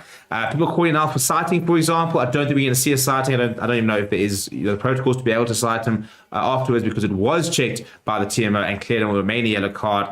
Yeah, I think he got away with one there. Again, I think actually James Ryan probably should have got a harsher sanction as far as I'm concerned. But the good news is that initially, when you hear the word, fractured tibia, we're now thinking, sure, but that sounds proper serious. This is going to be weeks and weeks, if not months. But that apparently is not the case, because the veteran journalist, Hendrik Currie, who's always in and around the box setup, saw him in the team hotel and said that, apparently confirmed that he is struggling with a fracture in his tibial plateau, but said that he saw him in the hotel yesterday, did not look at any noticeable discomfort, and it looks like it'll be a 2 to 3 week sort of a comeback rather than a 6 to 8 week. So chances are it will rule him out of the Australian tour, which the first test is on the 10th of August. I think it is 10th of August, and I think it's a week later, or it could be the first weekend of August. I'll have to confirm that. I think it is 10th of August is when it does start. 10th and 17th of August is the Australia tour, and so it looks like he might be in a bit of a rush to try and get be involved in that. It will almost be 3 weeks today, which will be the Wednesday before that test. So it will be just over 3.5 weeks until if you were to make that. That first test against Australia, but chances are you probably want to risk him against Australia, get him fully fit, and release him against New Zealand, hopefully.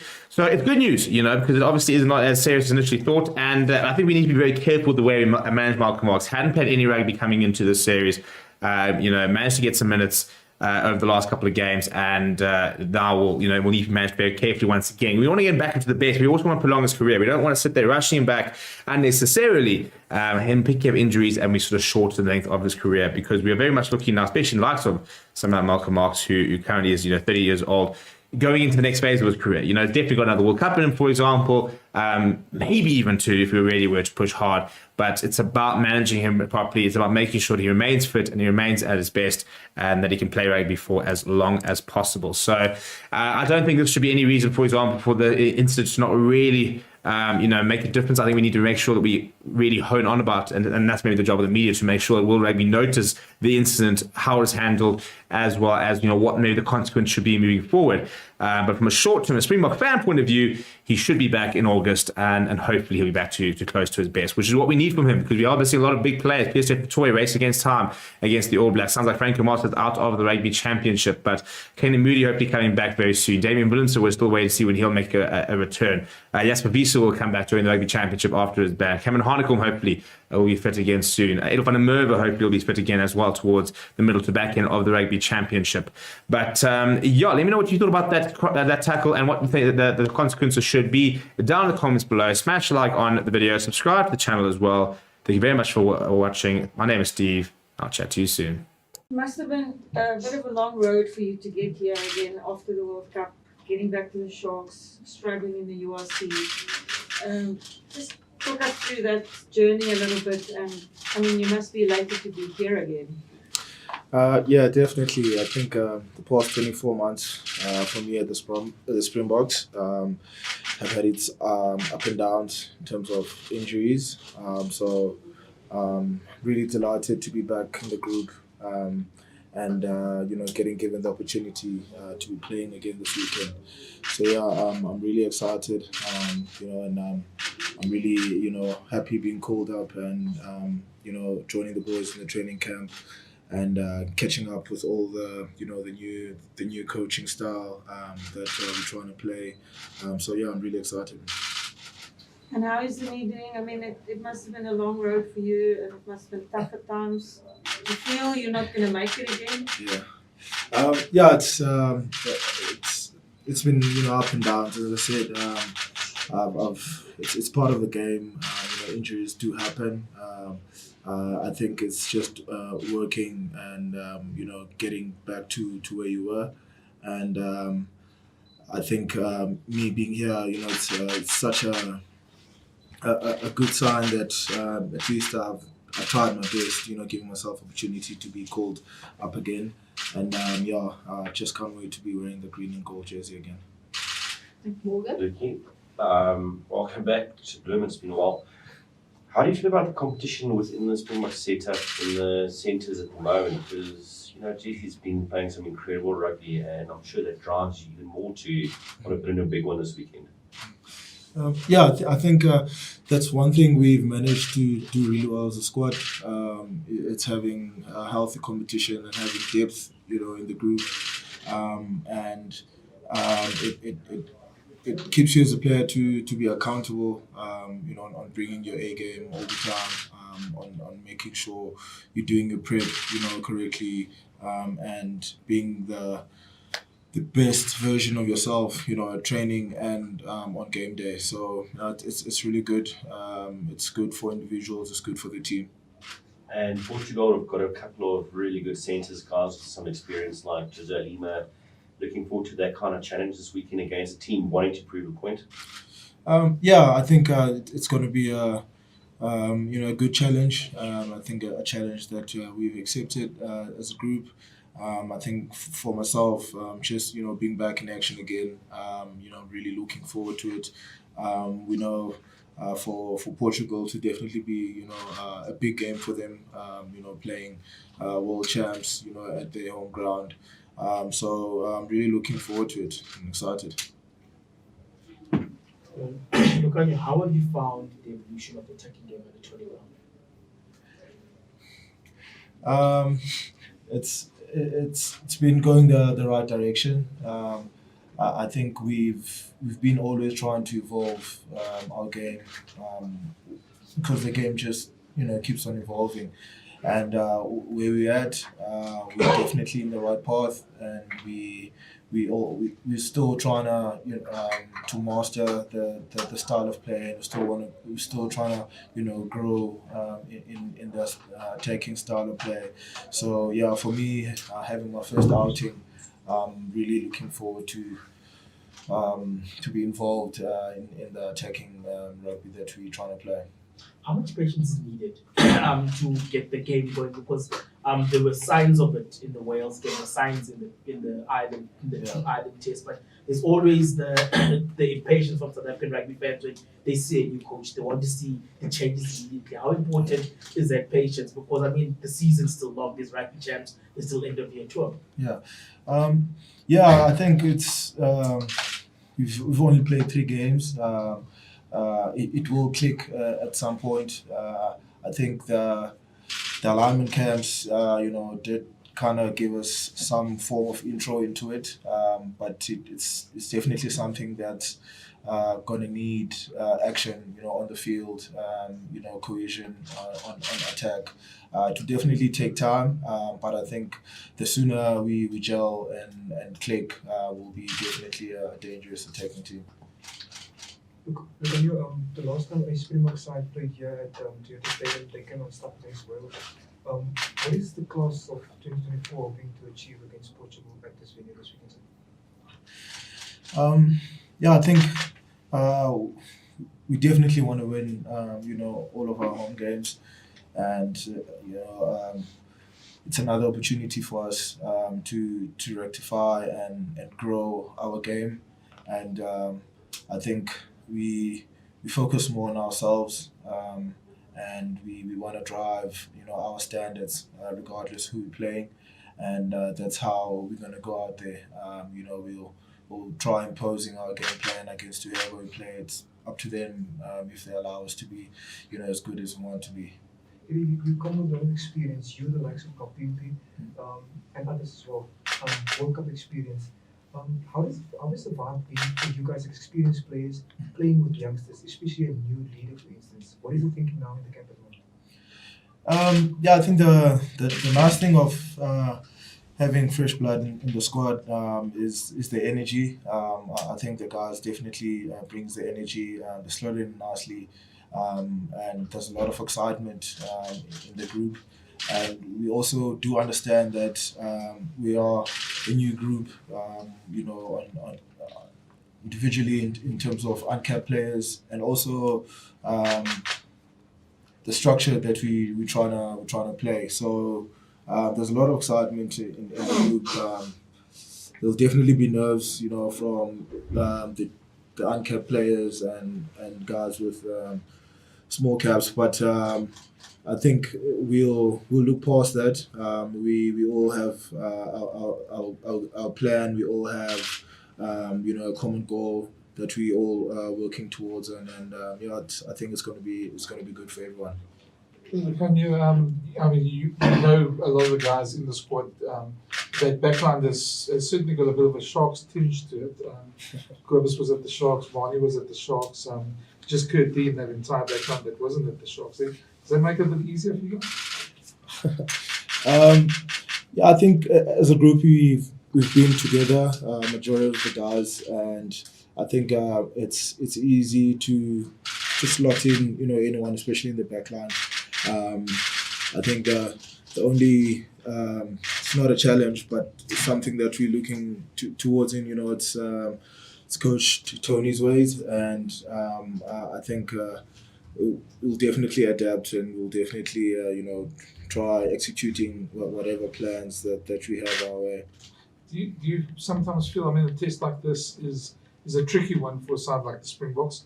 Everybody expects you to beat Portugal, and they expect you to do well. And often, even if you don't blow it side away, your fans might be a bit disappointed. That just from your player point of view, you guys obviously have set goals going into this game, but how do you handle that?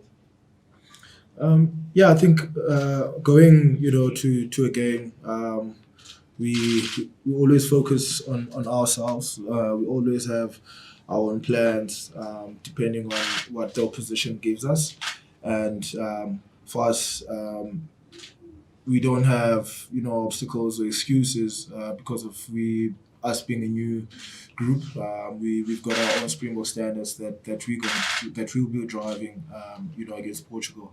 We know Portugal is a quality side. They beat Fiji, a good quality side, Fiji last year in the World Cup, and I think they'll definitely pitch for this one. It will definitely be one of the big games for the season. So it won't be just a walk in the park. We know what they might bring. So we'll just accept the challenge and just impose our game plan to them.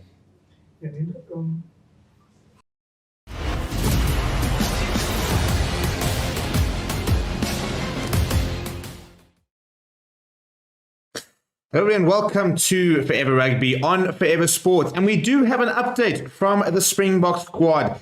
16 players have officially been released from the squad ahead of the first ever test against Portugal this weekend, taking place at the Toyota Stadium down in Bloemfontein, which is where we are at the moment. Very cold Bloemfontein, and expect weather conditions on Saturday to be fine for some running rugby, but quite cold. So if you are going to stay, make sure you pack warmly. But in terms of this update, Rassie Erasmus has released 16 players from the squad who will take a bit of a break and reset before rejoining the squad next week or following Sunday before the preparations for the Wallabies do begin. Basically, we've got a week of preparation, then we'll go over to Australia. We play back-to-back tests against Joe Schmidt's side. We then return to South Africa, have a weekend off, back-to-back tests versus the All Blacks, and then we go away to Argentina and then home, where we finish our Rugby Championship in Nelspruit.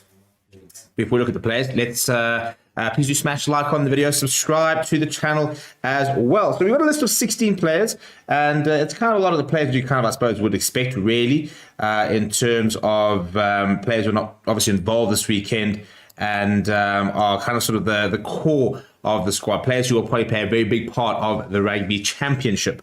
So the players are as follows: Siya Kolisi, Peter Septoy, Mark Verstappen, Kwagga Smith, and Jasper Wiese, all loose forwards. That 5 of them makes up almost a third of the players who have been released. You've then got Eben Etzebeth, Vincent Koch, Frans Moerat, Gerard Stellenkamp, Bongi Benambi, and Malcolm Marx, competing all the forwards that have left the squad. Villeroux out, Cheslin Colby, Faf de Klerk, Andre Pollard, and JC Creel also all departing the squad. And that is in addition to Damien Delende, who left the squad earlier this week on for personal reasons, Franklin Mossett, who was also ruled out with injury, as well as Edel van der Merwe, and they have not been part of the squad this week. There are 2 players who have been retained in the squad who are not part of the 23 in Grant Williams, as well as Ox in Chair.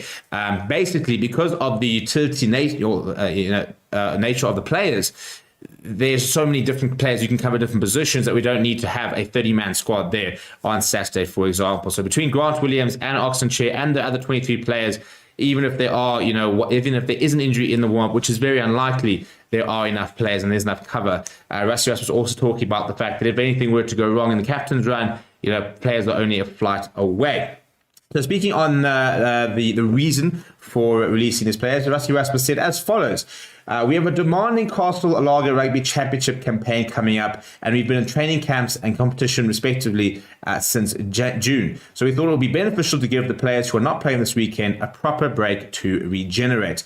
The players have Thursday off, and we only have the captain's run left on Friday before the match, so it makes sense to give the players not involved in the match some time off.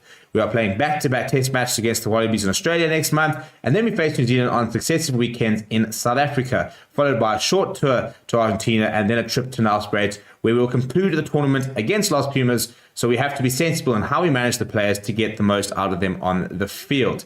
Commenting on the decision to retain only 2 players in injury cover, Erasmus said that Bloemfontein is only a flight away if we need additional cover, and since we had a big group of players who are all fully clued up on what we expect from Portugal, so believe this is the best decision for the team. It is a flight away, so anything comes up and players can be flown in, and I think that whole idea of a break is very important. I think that this Ireland series was very taxing on the players.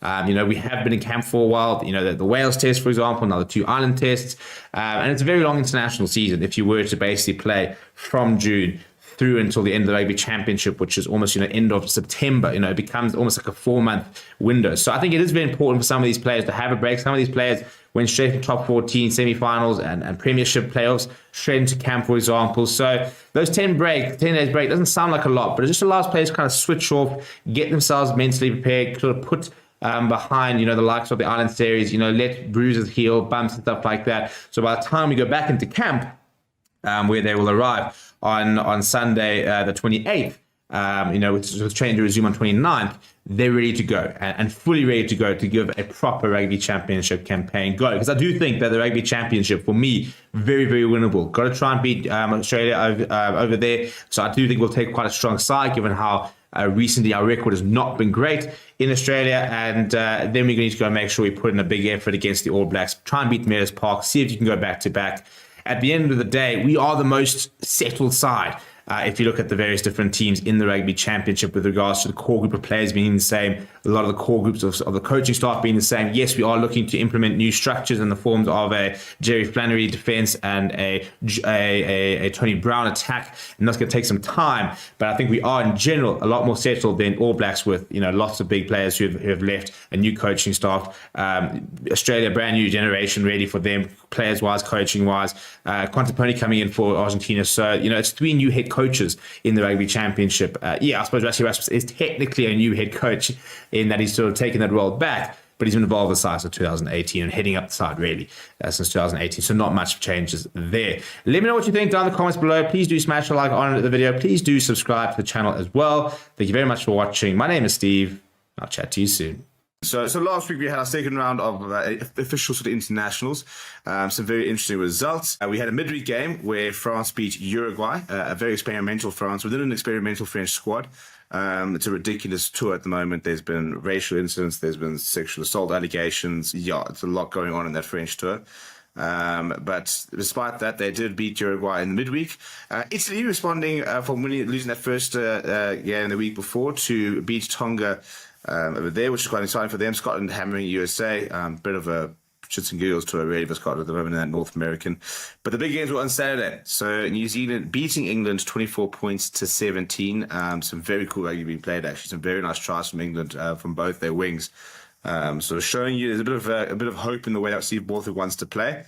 We then had Australia beating Wales. Also a very interesting game where I tell you what, I mean, I think Welsh rugby is in a very weird position, but I still think that there's a quality side that's going to come out of that player base very, very soon.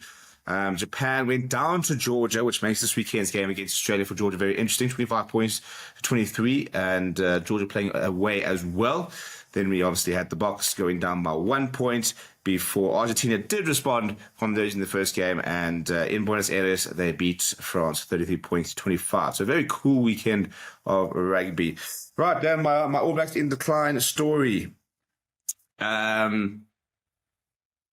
think that the All Blacks in the last 2 weeks have been very lucky to win both of those games. And I think that England have...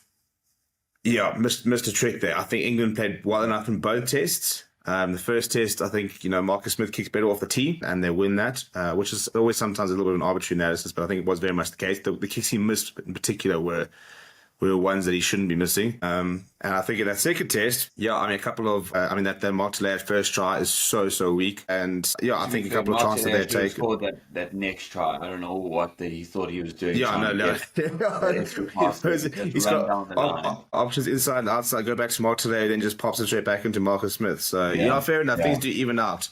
But, I think this All Black side, I'm actually doing a video on today asking if Scott Robertson's on forward watch, which is a bit harsh. But I think what we are seeing, though, is I think people have underestimated how much has actually changed in the New Zealand side, more than just the coaching staff. Aaron Smith, gone.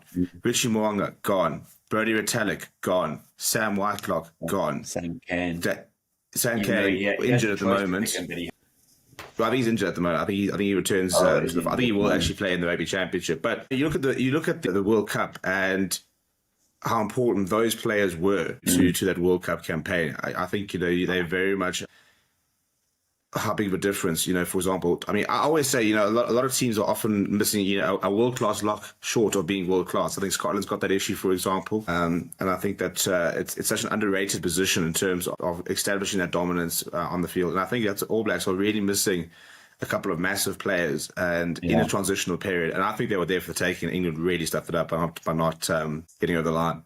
Yeah, I think it's always hard to know what the competition looks like in a new World Cup cycle, but also between like the North and South. We've had the Six Nations now, so we kind of have a good idea of what the ranking system is there. And now we've had like North versus South, but we haven't had the Rugby Championship, which will be South versus South. So I think now with the Rugby Championship, depending on how we go against New Zealand, we'll kind of know what type of team they are, right? Because we still it's like, were England that good, or were New Zealand really there for the taking? Similarly with Australia and Wales, similar kind of vibe. You don't really know. Two in theory bad teams or upcoming teams. You don't really know where that actual level of performance is. And now we've kind of seen the bar set with the South African Island series. 1-1, and they feel like the two, really ahead of the pack nations in the world rankings. And you mentioned that England should have taken this 2-0, and I plead that this is the year that we take the Freedom Cup back from New Zealand, because I think this is also our opportunity to do that. But I think England could have taken it. I think there are really positive signs there, as you said, in the way Borthwick wants to play that team. His selections have been very brave, I think. in the people that he is getting into that team. It's not conservative. It's playing to these players' club level strengths, and it's very exciting, which are all things that you wouldn't have expected to hear from anyone's mouth a year ago under the Sportsbook reigns. Quite exciting things happening for England. I think they missed out on an opportunity, but they're definitely not going back with their tail between their legs. I think that goes to show how far they've come in the last year and a half. So, maybe Borthwick is building something big, but again, as you said, hard to know with what really this Razor team is going to look like. Stevie, let's jump into the South Africa versus Ireland series. And now it's been drawn 1-1.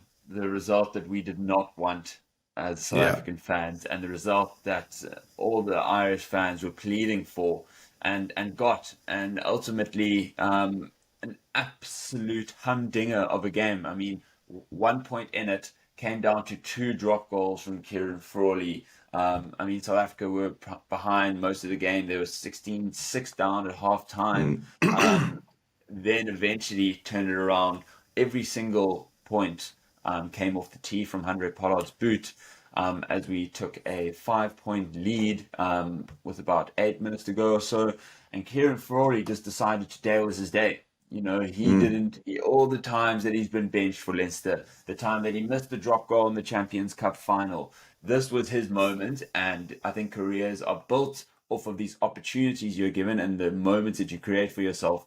And he has just solidified his name in Irish folklore, because my word, what a time to step up and choose that you are the man. You have to tip your hat to him.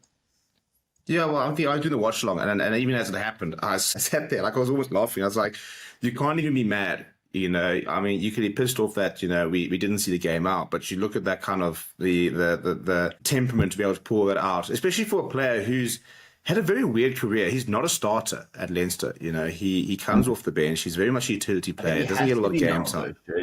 Yeah, I know, ahead of Ross Byrne.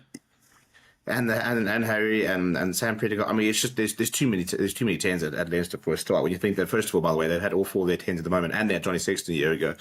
I don't see how they don't start him. I think that you can see the quality he brings. A proper utility player as well. Can play at 10, 12, 15, for example. So So you can understand the value he brings off the bench, but especially at club level, you've got to find a way to play him. There's too much talent there. But I think, at the end of the day, it's a game that was sort of slipped from South Africa, which is weird considering the fact they were 16-6 down. But it was a bit of like the sublime to the ridiculous, in terms of we were being completely outplayed in that first half. To then completely outplaying them for about 20, 25 minutes where they couldn't. This is Ireland who don't concede a lot of penalties. They've got one of the best discipline records in the world. And we managed to score 24 points off the boot, largely in like a 10, 15 or 20 minute period, because there was just relentless pressure where they just couldn't deal with us.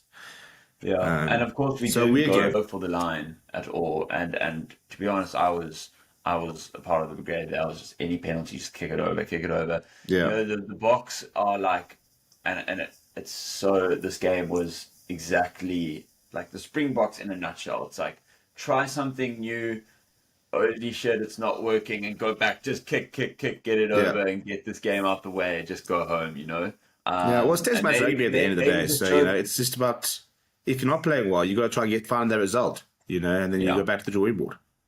Exactly. But it's clear this new, Tony Brown attacking system had its, showed some cracks this week, and whether it was Ireland just kind of figuring out a little bit more, but things just weren't clicking. Andre hasn't had, obviously unbelievable off the boot, but the effectiveness of, Faf playing probably one of his worst games in a Bok jersey. Andre, these I think it was 8 kicks inside the attacking 22, 0 to hand. It's things we're not very used to seeing out of a Springbok camp, and just things weren't quite clicking. As you said at the beginning of that second half, we managed to get it over, and I think we needed that maybe one try for that extra bit of confidence and the real momentum push. But at the end of the day, we left the door open for them to come back, and Kieran Frawley decided that he was going to do exactly that. But jeepers, Stevie, did they bring the physicality? I'm willing to say that Ireland fucked us up physically, because we say that to everyone else, but my word, I mean, Eben, I've never seen so much blood out of a human in my life. Dude, I've never seen so much blood in the first like 15, 20 minutes of a rugby game, dude. You had Porter bleeding off his ear, Franco Moss had blood all over there, Emirates with blood over there. I was like, dude, I would not play on that field. His brother wasn't red. It was crazy. Villy HIA, getting his tackle all sorts of wrong. So, his own fault, but gone off the field. Mostert, what we now know is a hairline fracture in his leg. And he, just a mammoth of a human, walked himself off the pitch. Imagine that. No other sport in the world that would happen. Peter Steptoe has now been disclosed that he's injured. Obviously, we spoke about... Chesney Colby had a bit of a knock, but he's trained yesterday, but also got a bit of a knock. Yeah, they absolutely battered us, and maybe it showed that we picked the exact same 23, and that the physicality of the first test match actually kind of overflowed a little bit to the second, but they brought their A game, so you have to give them that credit. But the big one I want to speak about is Malcolm Marx. He's been announced. It's been announced that he has a tibia fracture now, the extent of which we aren't very sure of. But that was a direct result of the double crocodile roll from James Ryan and Caelan Doris. It resulted in Caelan Doris getting a yellow card, but it wasn't actually what looks like his one that did most of the damage. Yeah, James Ryan, which was afterwards. So I'm interested to get your take on what you think the decision should have been from the TMO and the referee in that scenario. Did they get it right, or are we now just thinking it's a bigger thing than it is because Marx has now broken his leg? Yeah, look, I do think there should have been more stricter consequences. When I look back at it, a lot of people talking about the fact that Caelan Doris, halfway through the attempted crop roll, kind of gauge that he's not getting it right and then kind of falls into his leg, which it does. The pictures kind of look a bit like that. It's difficult to know, like if that's the case, if he's sitting there going, oh, you know what, I'm just going to let go here, land on his leg and, break his leg type of thing. I think it's quite an allegation to make. When I watched it first, I thought that James Ryan's was far worse and far more clear cut. It was as traditional of a croc roll as it gets, made worse by the fact that Caelan Doris was on the leg of Malcolm Marx at the time. So I didn't actually have as much of an issue with the Caelan Doris croc roll, but I looked at the James Ryan one, and that was, if you were to show a new person into rugby, when they said, what's a croc roll, you could show them and say, this is what a croc roll is. Of what not to do. Yeah, in that World Rugby guide of, video guide of what the rules are, that croc roll for me would be right up there as a perfect example. So I don't understand how that, first of all, wasn't punished. I think a lot of people calling for 2 yellow cards. I think I would have gone with no yellow to Caelan Doris, but a red to James Ryan. I think that his clean out, I thought, for me, was horrific. I think you look at the Caelan Doris one, and it's enough to, in its own, give away a penalty and possibly a yellow card. But what I think they did, they were like, well, geez. To be honest, they were both pretty similar. Granted, I think James Ryan's was worse than Doris's, but they saw this double incident, the exact same offence, and they were like, well, we can't really give 2 of the same thing because it just doesn't feel right. So we're just going to give the first offender, and that's kind of how they worded it, right? They said the initial offender, it's like a double high tackle on the same oak that's just a second apart. The offence was equal, so I'd agree. I think it was definitely either I would have been happy with, I think, either 2 yellows or at least one of them being red, or yellow and red, because the offences themselves, James Ryan's was worse, yet he didn't get penalised. No, exactly. And I think it's such a bad look for, when you look at, and I'm a big advocate for it, I know people have been very frustrated at the red cards for head contact, but, it's one of those things where we hit this saying it's a necessary evil. If we have to go through 2 or 3 years of lots of red cards until these players get their bodies down, stop sort of taking that 50-50 risk by trying to hit a player in the chest and then rising high.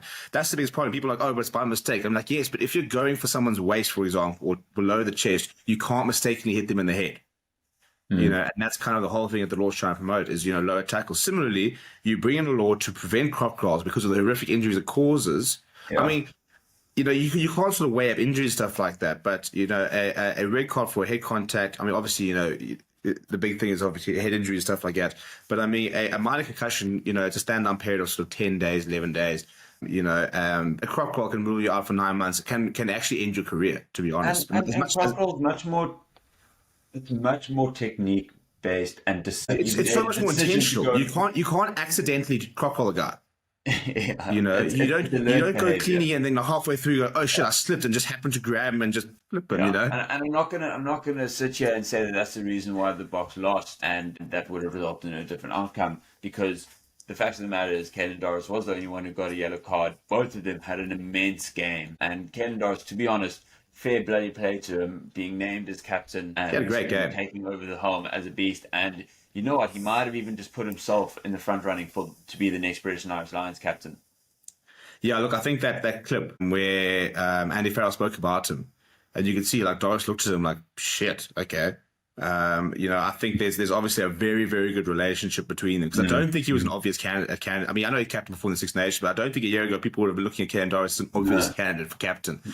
People talk about James Ryan actually with like Gary Ringrose for Leinster like a couple times. Yeah, which was also just a ridiculous thing to do. We know people understand how much we despise the co-captains and the 15 vice captains we have currently at the moment. It is on our agenda to get rid of. But look, at the end of the day, and I thought especially, you know, for it to have happened to Marx, who's just come back from a knee injury, you know, you just shut it and you just sit there saying like you've got to do more than that to try and clamp this down. Because hopefully it's nothing serious. We know it's tibia fracture, but again, there's levels to the game. I mean, Rusty has talked about the fact that Frankie Boss got a broken leg, but he's back in 6 weeks. You know, I don't imagine it's exactly like a clean break and type thing, especially the way he walked off the field. So we don't know the extent of the injuries, but hopefully there's nothing too serious for Malcolm, because we need to get him back on the park. But Dan, we want to do something which I think is going to cause a lot of chat and debate. And should we try attempt to pick a combined 15 across the two tests? Let's do it, Stevie. And it was quite funny preparing for this, because, you know, naturally one has to get all the teams across, you know, the two different games. But it was quite easy for the Springboks, because they picked the literally. I saw your show notes and I was like, well, there's the two Ireland teams. One, of course, okay, yeah, I know that was easy. I don't even know which game the screenshots from could be either of them. Literally.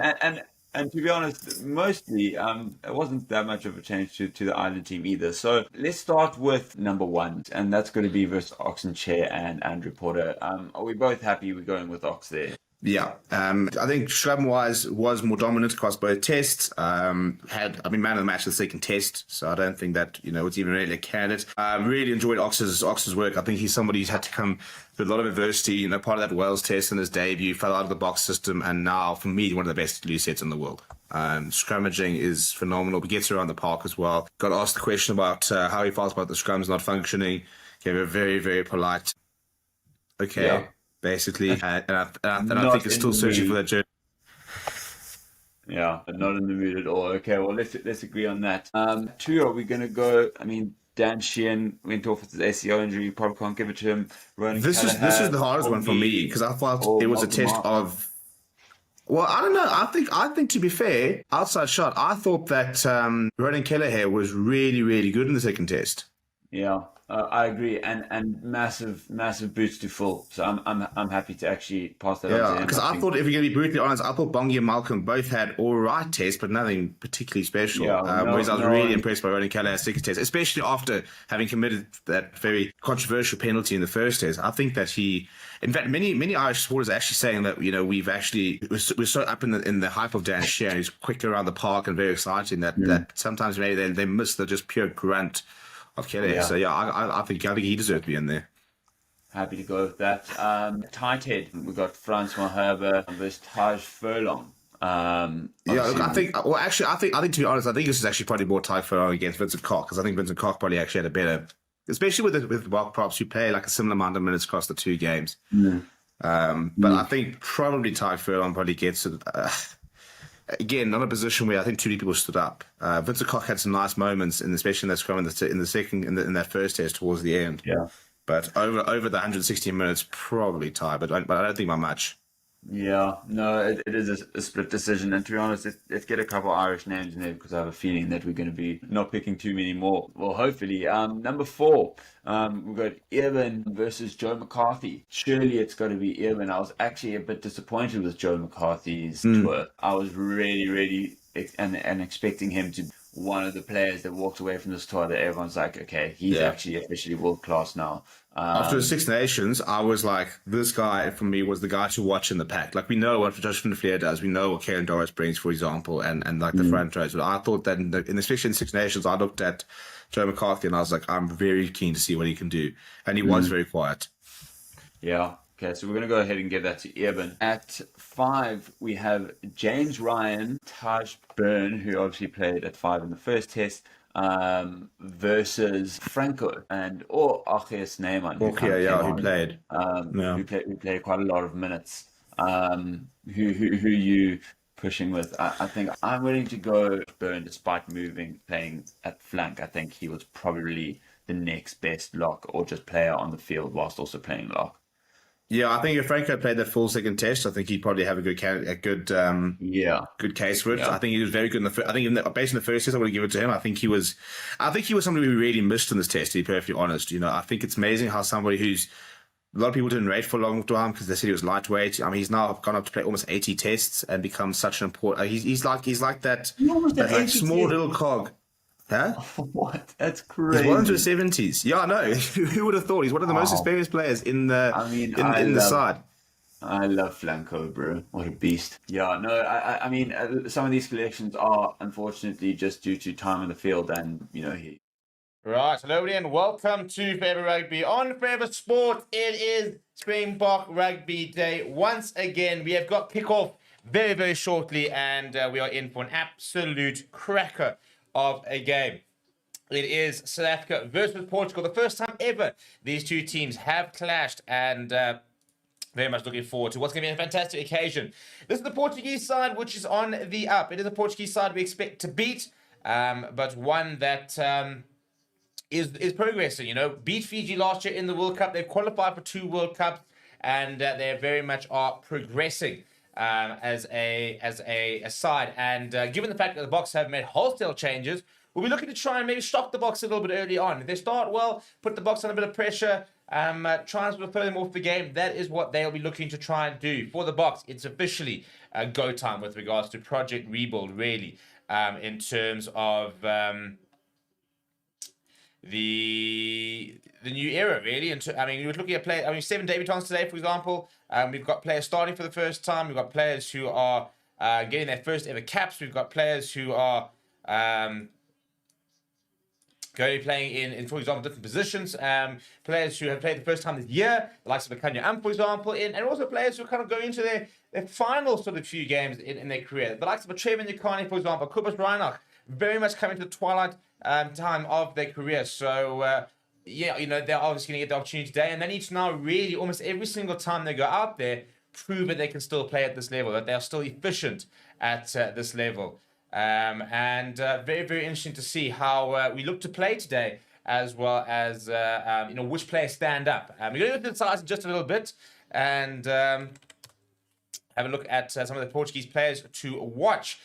Because there are a few exciting players to keep an eye out. And if you watched that game last year against Fiji, it was so good. Inspiring, really, that Portuguese performance.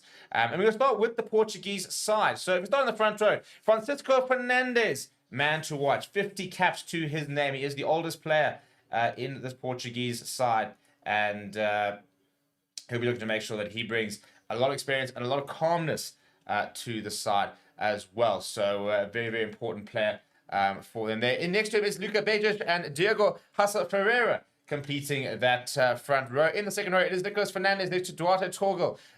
Watch out for Josie Madeira in the number 6 jersey, an exciting player for Portugal. One of the players to watch today for the Portuguese, played 34 games there.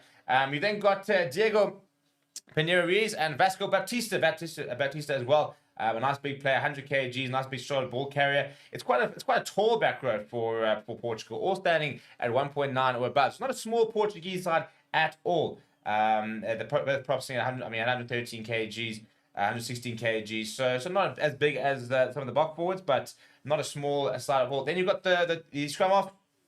It's Hugo Gomez, Camacho, Jose Moura, and that halfback pair. You then got Rodrigo Marta, Thomas Appleton, Jose Lima, Manuel Cardoso Pinto, and Samuel Bento completing that side. A lot of players who come through the ranks, for example, played at age group level. And watch out for Tommaso Appleton, the inside centre. He is the captain for today. Very nice player to watch as well. Off the bench, it will be David Costa, Pedro Vicente, Abdel da Cunha, Antonio Rebelo, Andrade da Cunha, Pedro Lucas, Domingos Cabral, and Jose Pablo dos Santos.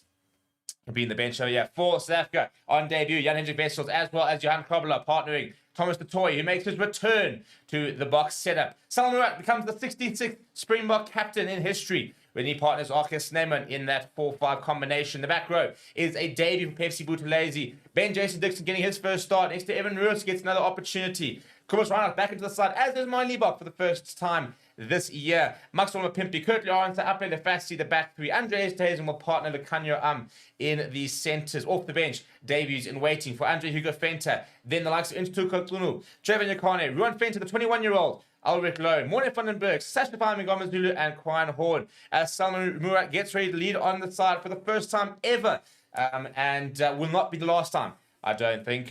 This is a man who's got rugby heritage written all over his family. His father represented Saru, representative sides back during the isolation. There were sides where obviously we couldn't play for the Springboks, in inverted commas. Even the Springboks themselves didn't actually couldn't play. So, but basically, we could have been a Springbok. Probably would have been a Springbok had we not been in that situation. So very exciting that all these years later, his son is currently leading out the box in Bloemfontein for the first ever game between these two sides. And I think we're in for an absolute cracker. If you're looking for how to watch the game, check out the description. We've got a guide over there which sort of shows you what is what and in the zoo. We're going to move on to the national anthems very, very shortly. And the good news is, for Bok fans, as we are back in the green and gold after playing in our away kit against Ireland. We are back into the green and gold, and I'll tell you what, these Portuguese kits are very, very nice. I wanted to get myself one at the World Cup, unfortunately couldn't, but yeah, I was very, very upset, very bleak that I didn't manage to get one. But hopefully one day I'll be able to get myself a Portuguese jersey. It is the final match of the incoming series. After this, we'll move into the Rugby Championship. That first game is in 2 weeks' time. Jay Studley, by the way, South African music legend, Portuguese background, and he will be singing the Portuguese national anthem. Actually playing at first team rugby for Graham College, very interestingly enough, a decent rugby school as well. So without any further ado, we're going to go into the national anthems. First up, we will have the Portuguese national anthem, followed by, of course, Physicality Africa, and then when we come back, it will be time for kickoff. So let's go into the anthem, shall we?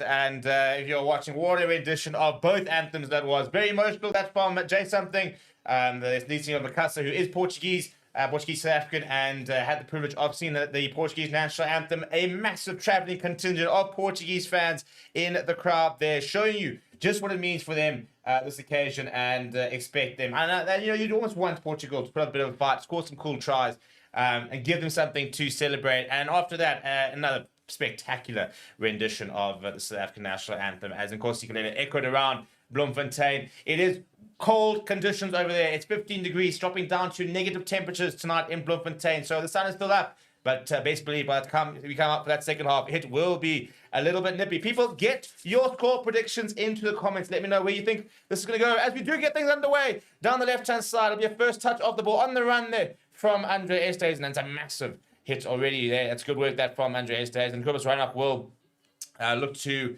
go to the right side, go to the boot here. Does go to the boot early on, and chased by Currie Orange right up against the touchline from Kobus Reinach. Oh, I tell you what, that's just kept inside. Or has he not? I think he's actually stepped up. But an early mistake that from Salmaan Bento, right up against the touchline. Almost could have been worth leaving it to see if it would have been out in the full. So as pinpoint almost as you get it from Kobus Reinach. Almost an early mistake, but getting away with it. And it'll be an early line-out chair. You can just see, take it just as he steps out, just before he steps out. So it will be a South African line, first line of the day for Jan Kobalov, who goes to the back, and then Jason Dixon makes a good take. Kobus Reinach goes to Miney, a little tip over the top for Kurt Lawrence. Kurt Lawrence takes it well. Inside ball, Kobus Reinach can't hold on to it. And we've got a knock-on advantage here for Portugal, which I'm sure will probably go back and play, given the amount of pressure currently on that Portuguese. Yeah, no advantage. Holly Davidson, by the way, the first ever female to referee South Africa in the in history, and the Scottish referee is in charge of the whistle today. What a phenomenal referee she is. Been involved in URC for a long time, and yeah, she's top class as far as I'm concerned. Really, really enjoy it. Very good communicator, knows the laws very well.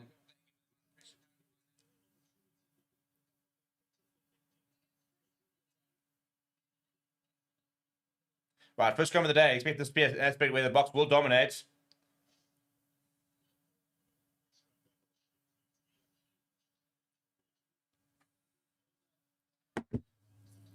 Right, so Thomas Dutoy and Jan-Hendrik Wessels. Jan-Hendrik Wessels, not somebody who's played a lot of rugby, professional rugby at Lucet. So interesting to see how he goes. And he's coming up against Diego Hassa Ferreira, who is got 43 caps to his name. Quite experienced campaign. That's not a bad scrum actually from Portugal. Ball available, and it goes to the right-hand side. Looking to run the hands here. Appleton get caught on the ball by Andre Estes, and it's picked through by Lacania. Has he got the pace to get there? No, it's picked up and eventually cleared away by Rodrigo Marta. Panic stations, and one of the Portuguese players is down there, and I think this is a head clash. I think it was a kick ahead there, and might have kicked him in the head. So we're going to have a stoppage here now with an injury concern. I think it could be the Portuguese captain that's down here. It was from the tackle of Andre Estes. There's nothing in it at all. Andre Estes gets nice and low. Hits him on the shoulder. I think it's as he goes down, that's the issue. So we're going to have a stoppage here, and this is going to take a while to get going over here. We're going to probably get the goal card out. Yeah, there it has come out. And unfortunately, we're going to have an early injury replacement here for Portugal.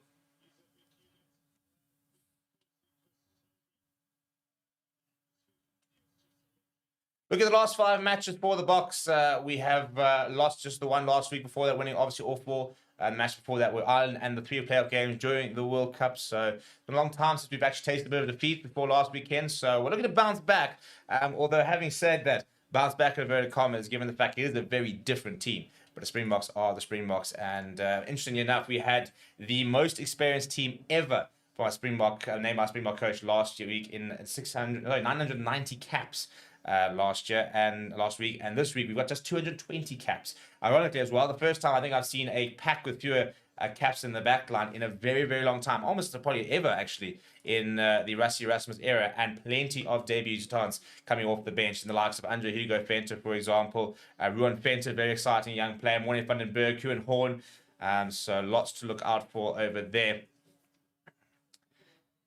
But officially, and it's a big moment already for the likes of Jan-Hendrik Wessels, Johan Kobalov, for example, Petsy Buthelezi, those 3 players are officially Springboks. The game is kicked off. They have got minutes under their belt. And I think we're having a look at that Andre Esterhuizen tackle. I don't think it's anything in this year. I think it's actually more when he goes down to ground and hits the ground where the injury really comes. And the actual tackle itself was shoulder to shoulder.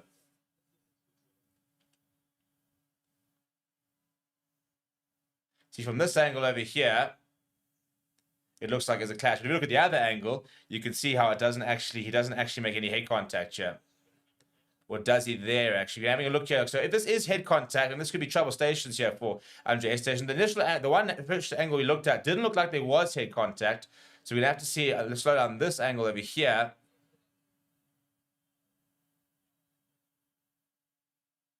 I'll tell you what, I think there could be head contact, actually. I think, we're going to lose Andre Esterhuizen early on here. There's going to be a bunker check.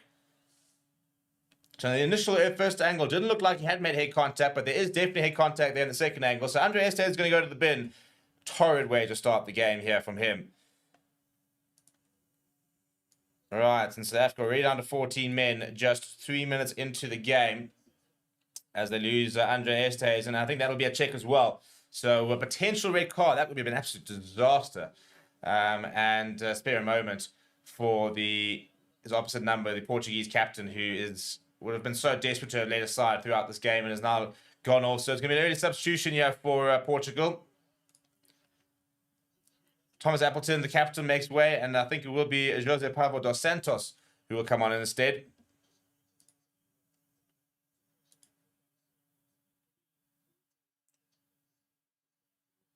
And desperately trying to keep it in there with Salmaan Moerat. Unsuccessful. It's not bad touch finder at all. It's a nice little confidence boost to that from De Marta. Now, Portugal have their first line halfway between the 10-meter and the 22. First opportunity for them to try and attack.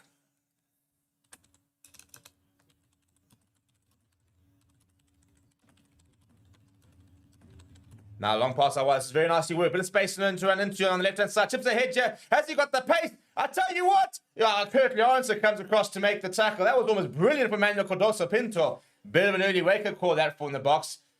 And it will be a 5-meter scrum because it's been carried back. This is fantastic from the Portuguese. Bang, that little pop-up there. Long pass out wide. Completely joining up here Fassi. Salmaan Moerat, and then on the charge there, I think he had the pace, but Currie managed to get there just in front. Tell you what, bounce for the rugby ball on a different day, and he could be over there.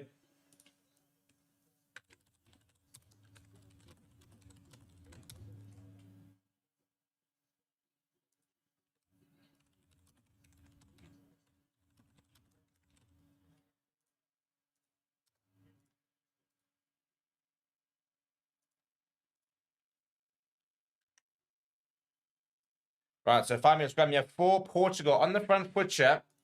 Early pressure for the box to try and withstand.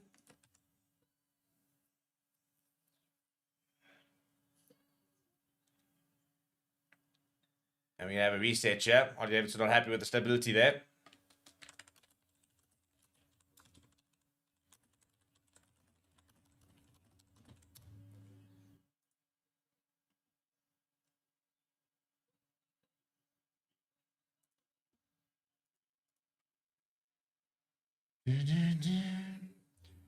Right, so video vibes reckoning Portugal's going to get a famous victory.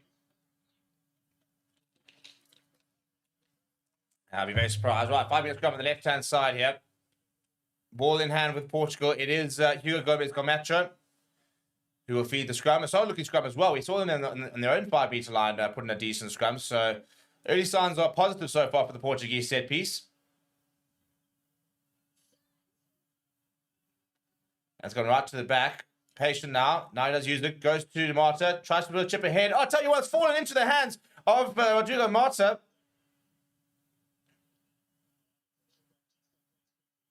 5 meters out here, Portugal. Need to be patient. Nice start to carry that from Ruiz. Constant on the ground, ball available now on the left-hand side. Look at options there. Kanyam's coming up quickly and smartly as well, presenting that pass on the left-hand side. Ball still available, but slow ball now. Big counter coming in from Jan-Hendrik Wessels. And eventually, Luca Berges comes in to secure that ball down the right-hand side now. First carry there for Duarte Torgel. Left-hand side. The replacement. Wrapped up. Mani Liebok now. Appleton, so it was just a Lima who went off earlier. So Appleton's still on the park on the right-hand side now. They go to Watchalong. Good defense so far from the box. They've lost a lot of momentum here at Portugal, but still with ball in hand. This is Madeira, one of the players to watch. On the right-hand side, by the 22. Steps by himself to Demora. Good tackle there from Best Bootlays. He gets the pass away. Appleton looking for options. Going on the left-hand side. And eventually Ben Jason Dixon comes up and makes a big hit. And almost through. Oh, what a step that is. Eventually brought down by Kubas Rana. Good work there from Pinto. Pick up and go now from Torgel. Gets the ball fed away. Now chipped down the right-hand side there to run onto. Bounce with the ball. And up here fast he gets away with it. Inside away to Marcus Mapimpi. Mapimpi now turnover ball. I'll tell you what, that was close there. This has been pretty messy so far. Boks eventually get the ball back. Kubas Reinach. And he goes to Evan Ruiz for his first carry of the day. Boks is back with possession on their 5-meter line. Kubas Reinach looking for another pod here. Now he goes behind to Maya Liebach, who will clear. Does find touch, does Maya Liebach. Well, there we go. Very, very big warning sign that from Portugal about not taking them too lightly. That was very nicely played. Nicely worked on the left and the right. And I'll tell you what, early signs is you don't want to give Manuel Cardoso Pinto too much space here. We've seen a nice step. We've seen a nice turn of pace from him. Decent skill set as well with that chip and chase.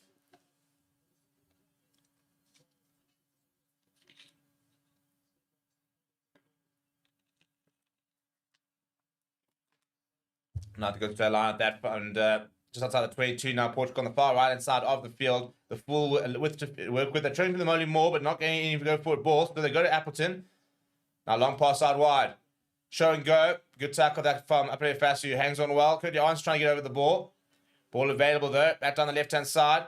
Skips it, and here is Pinto, who slips. And Maximo Pimpi wraps him up, gets up to his feet to try and counteract. Ball comes out the back, and Camacho. There's a penalty, or sorry, a stoppage actually.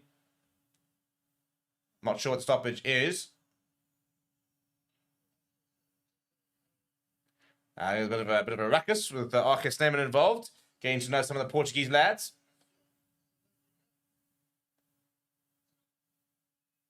Arcus Neyman taking on the 3 players there.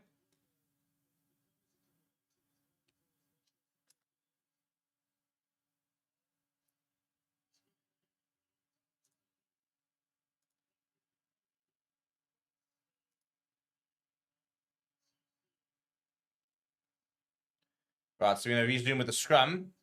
So yeah, it was just a time off for that encounter between Arcus Neyman and half of Portugal. We'll probably still back Arcus Neyman in that situation, to be fair.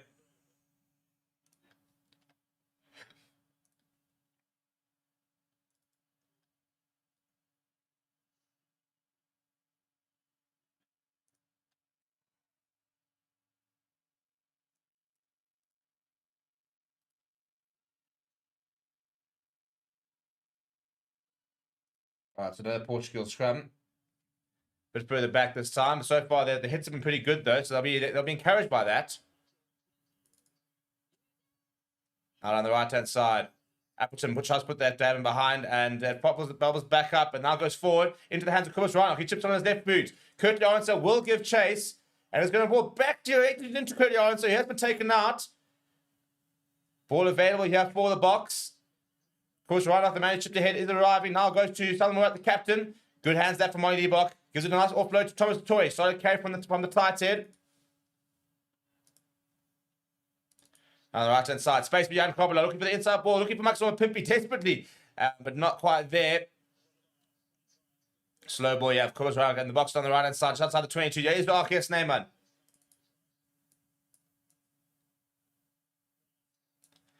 Now Reinach just outside the 22. Good, another good carry there from Thomas Toy. Maya Liebach inside to Jan Kobler. Short to Lakanya Amna from Reinach.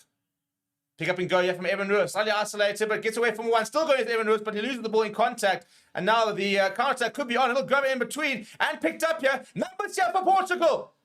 Now it's actually going to be a runaway try. It's a runaway try. Oh my goodness. What a disaster. They're going to coast to coast. And it's going to be the replacement that goes over. This is Dos Santos. Portugal take the lead after 10 minutes. Disaster for the Boks. Well, it's been a messy encounter. And I'll tell you what, what a way to score your second international try. And for everyone talking about this being a walkover, well, maybe not. I mean, this is so good. I mean, the kicking behind. They're just with a little grubber there from Bento. Pick up and go inside ball. And looks up and there's nobody ahead of him. And he's got the pace. Plenty of pace. Oh dear, oh dear, oh dear.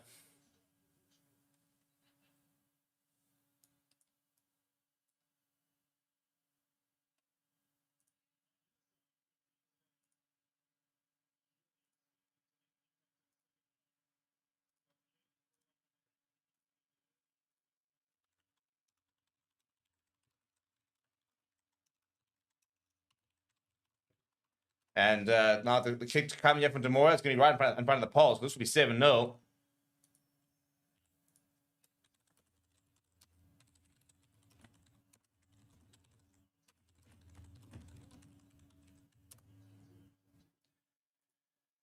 Well, who would have thought, eh? Who would have thought? 10 minutes in, and Portugal leads 7-0. I mean, that's a phenomenal. I mean, it doesn't matter who you're playing. That's a proper try. To go coast to coast, that kicking behind was so clever and perfect. And good awareness, good hands, and skill set. And this Portuguese side did not come here for experience. They came here to compete. To genuinely compete.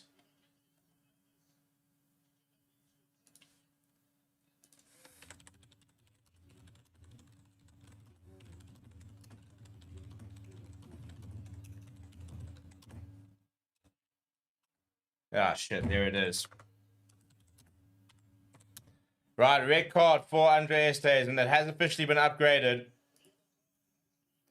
And the Boks going to have to play for a lot longer without a man. So that's a red card.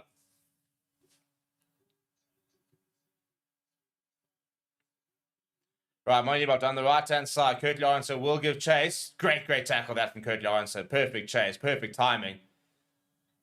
And a penalty as well at the breakdown from Johan Kovalos. So that's perfect there from the Boks. It's exactly what they want to do. When you concede a try like that, you need to try and respond. A nice penalty, and they'll go to the corner here.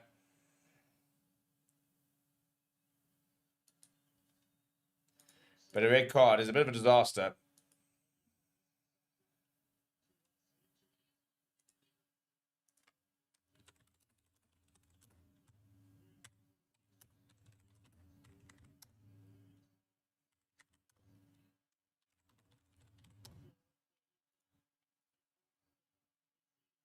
Right, learning more here. It's been sacked, but is there a penalty advantage?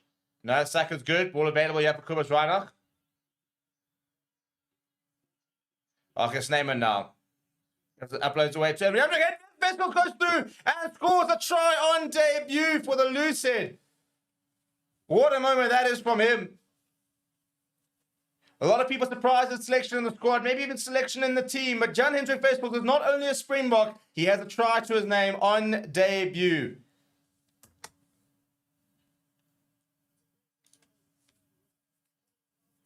This is good, and it's good off Marcus name. It's a big carry from him. Bang. And gets the trademark offload. Jan Hendrik Vessel goes over, gets across between two, and then just makes a dive and gets over. Really good work there from the Lucid.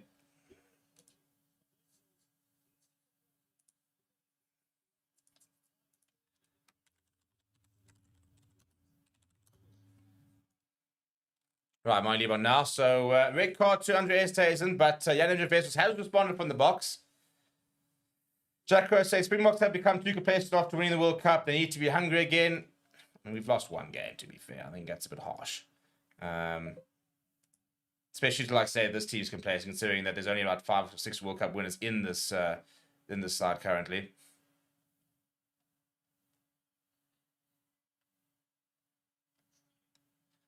And it's a nice kick that from Monty Box. So, scores will be level.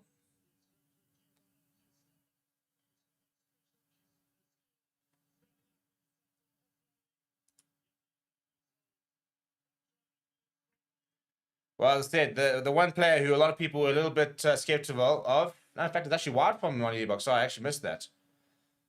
Unless it hasn't updated, so we're waiting to see.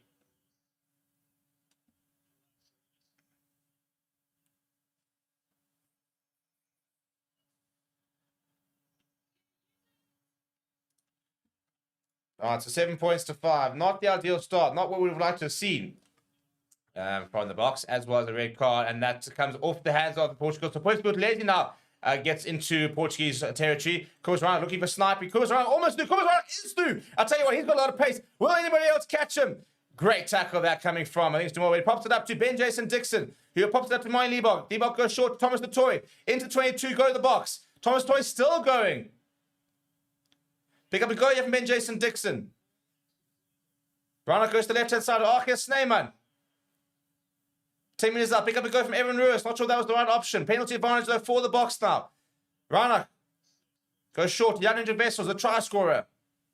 And the ball bubbles out of his hand, but they'll go back for the penalty. To the corner we shall go, I'm sure.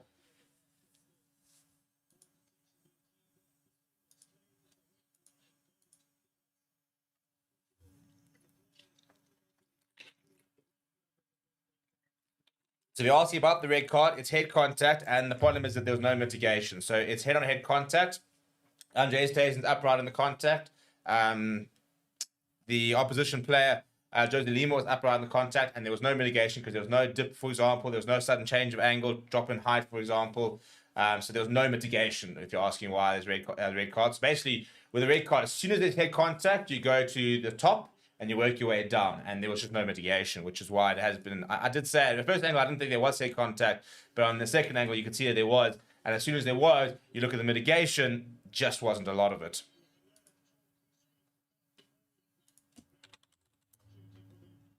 Right, a bit of a change of the line there, so we'll have a retake. Yeah, Jan Koblar sporting a white scrum cap seems to be the thing, that when all these players get into their debuts, they suddenly move to a white scrum cap. You saw Van der Merwe do that. Now Archie Snyman goes up, and I can't get the ball down, so he throws it back towards Kubas Rana, who I think might have knocked that on. Long pass out to Lekanya. No play on is the call.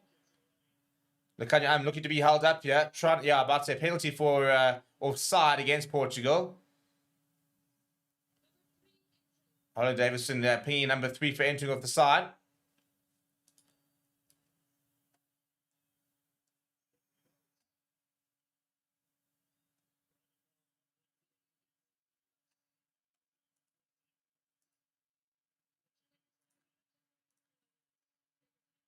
Right, 5 meter line once again. Jan Koblar will feed. So far, 50% possession, and Portugal actually with a little bit more territory. Go to the front of the line at this one. So Salmaan Moerat, and they've turned in there. And it's looking like a good running more here. Are they going to be able to get the ball down? It is over. Pepsi Buthelezi on debut as well. 2 tries, 2 debutants, and the Boks take the lead for the first time in the 18th minute. And here we go. Here we go.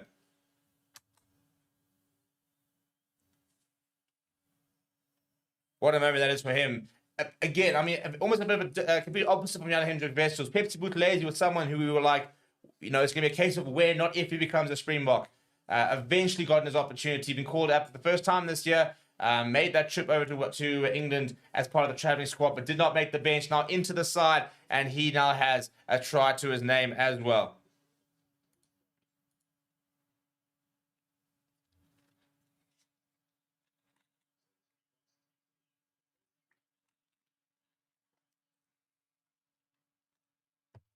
Right, Moy Liebok, you missed this first. We'll have another opportunity here.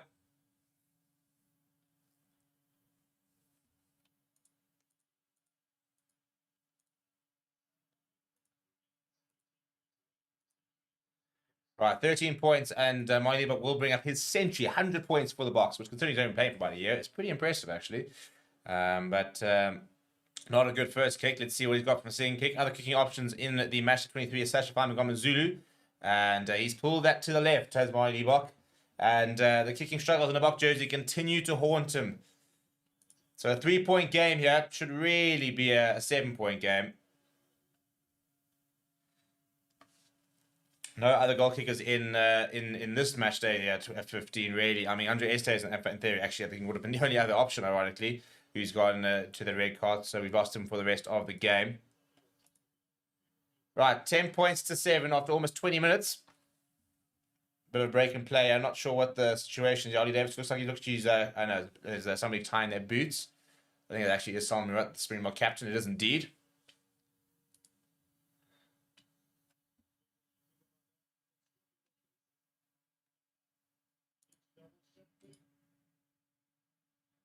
Right, now restart. And Arkesnemer goes up and takes it well. Presents to Evan Lewis. Looking to try and accept it running more out of the box. Pepsi Buthelezi now getting that ball back just off the back of his first try. Now it's available for Kobus Reinach. Thanks to Moy Liebach. Nice good touch to Lekanya Almost getting away from one. Picks up and goes. Nice appreciation of Laws that from the outside centre. Good to see him back. He's actually getting quite a nice bright start here as Lekanya Now it's Moerat, first receiver. A nice pass there from Liebach. Up in the Fassi brings it. Marcus on Pimpi. He puts the hammer down the left hand side. Kick back aside for Fassi to chase. And I tell you what's really well taken out the air there. And now here comes the counter from Portugal. Well taken, tackled in the end there. I think it was from Mapimpi who got back to bring down Bento. But another turnover here. And ball bobbles up for Apple Fassi. Then I think knocks it on forward. It will be a scrum. Frustration that from the fullback. It'll be a Portuguese scrum just inside their own half.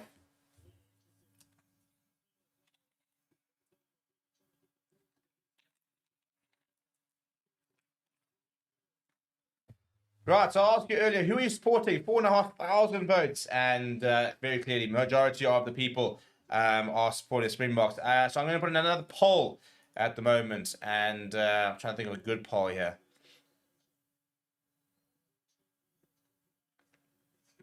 If anybody has any suggestions for a good poll, then let me know, and we'll ask it and put it down to the audience, see what everybody else has to say. Always interesting to get everybody else's input into deciding certain things.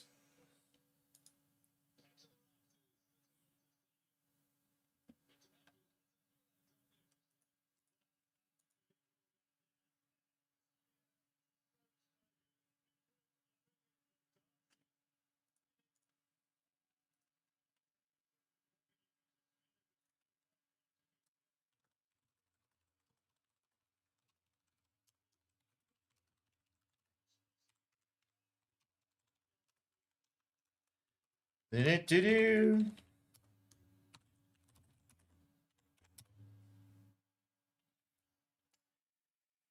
Right, what have you got to say here? I'm trying to think of a poll, and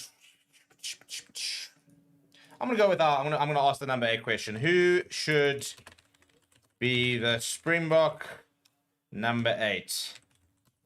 Number 8, and I'm gonna put in a couple of options there. Massive scrum this now from the box. That's kind of the dominance we've been waiting to see. And they come through the middle, and they have been rewarded by Holly Davidson. The first scrum where we really felt a bit of ascendancy. The first couple of scrums there for Portugal were really solid, but now the Bok power comes through. And Thomas Totoy says, thank you very much. There's a reason I was one of the best players in the Premiership. This is who I am. They call me Thomas the Tank for a reason, and I'm just going to go straight through that. Right, so your options there, I'm going to ask you for who should be our the Springbok number 8. And I'll give you the options of Evan Lewis, Kwaka Smith, Cameron Harnekom, and Jasper Wiese. That's going to be the poll for today. Well, for the next poll for today. We're going to run several throughout the game.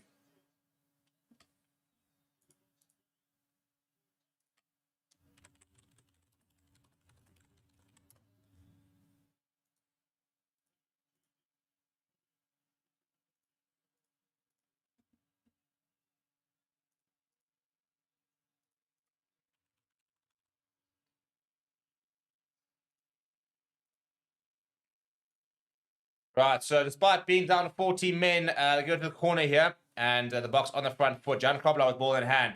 How much he would like to get a try of his own on debut. Paceboard lazy look, breaks with the back, goes to Lekanya on the angle. Lekanya nice solid carry from him.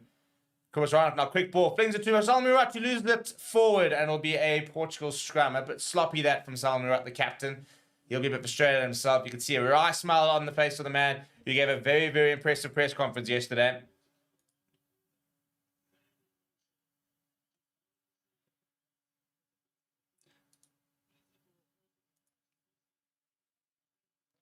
Right, so 4 handling areas there from the box. That's not a stat that they'll want to look at. So a bit sloppy early on here.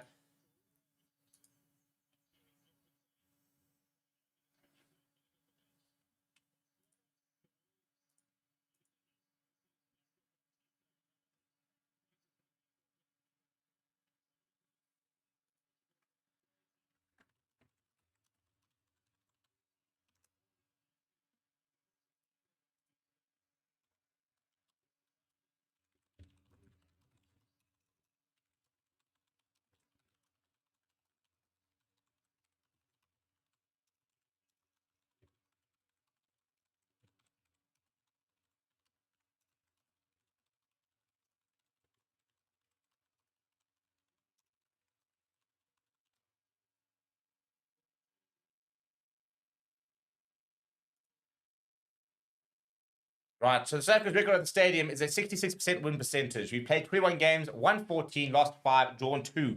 We actually lost the last game we played here. Remember that rotated team against Portugal, against Wales. So not had a good recent history playing against a team in red at Portugal, and Portugal in Bloemfontein. You remember we lost it right at the death.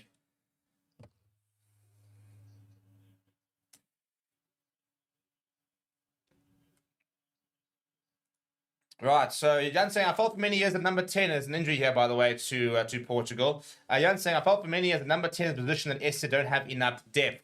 I don't think it's a case of as a country not having enough depth. I think the Springboks not having enough depth is probably more kind of the issue, in that we didn't blood a lot of players during the last sort of few years, and all of a sudden they kind of caught up to us. We now all of a sudden got lots of options in Jordan Hendricks, Smiley Bar, Andre Pollard, Satchifami Gomazulu, Sia Masuku, but now it's about giving them time, letting them sort of grow into the situation, into their games there. So to be a replacement here, by the way, Vasco Baptista is off injured, so that's 2 players that Portugal have lost early on. Obviously, the injury to Jose Lima.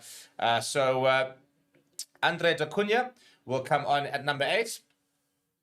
If I'm not mistaken, quite a youngster is da Cunha off the bench there. Born 2004, so he's 20 years old, just 20 years old, playing his second game for Portugal. So let's see what the youngster's got.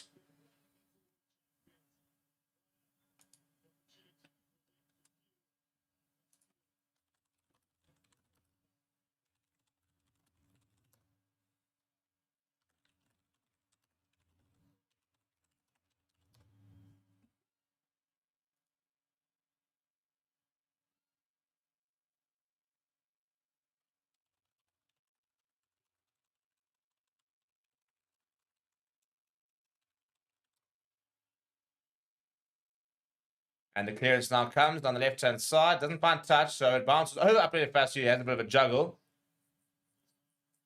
On the right-hand side. Up really fast, still going up really fast. Now chips ahead for Currie Arnstra. Currie Arnstra got the pace. Will the ball stay in? It does! And Currie Arnstra goes over there. Try number 3 for the Springboks. Up really fast to take a bow. Identifying that space. The perfect kicker here. Currie Arnstra notches up another try. He's got a hell of a try scoring record, and that is the 15th international try.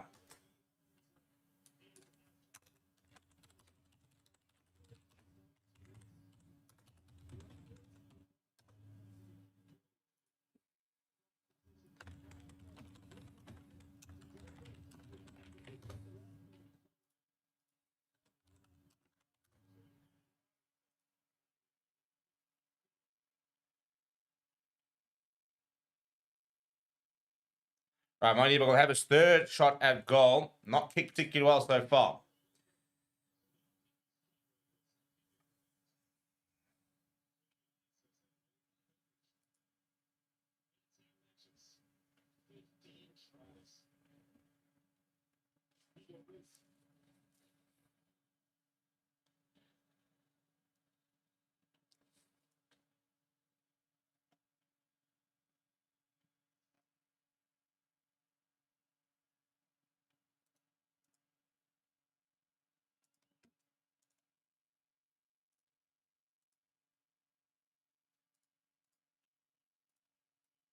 Well, there it is. There it is from Moerat. And he splits the poles.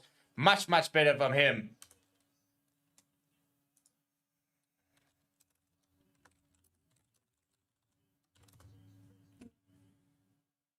Yeah, the ball. I mean, the pace, he was never really going to get there, was Simona Bento. Far too much pace there from Currie Arnstra. Right, 70 points to 7. A 10-point lead from the box. Going into the 26th minute.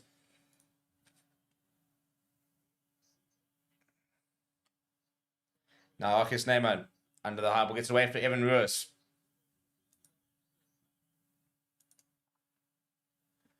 Ball available for Kobus right up there.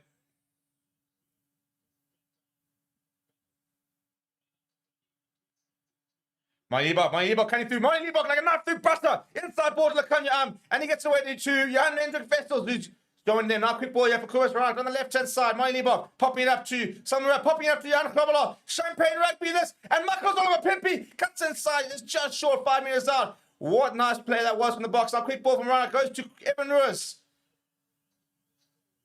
Peterson Dixon, and there it is. Another try. Try number 4. And Ben Jason Dixon, who I've been saying all year, is the next big thing. Watch out for him. Remember his name. He adds his name to the try scorers list. And that is 3 new try scorers today. And what a try that was.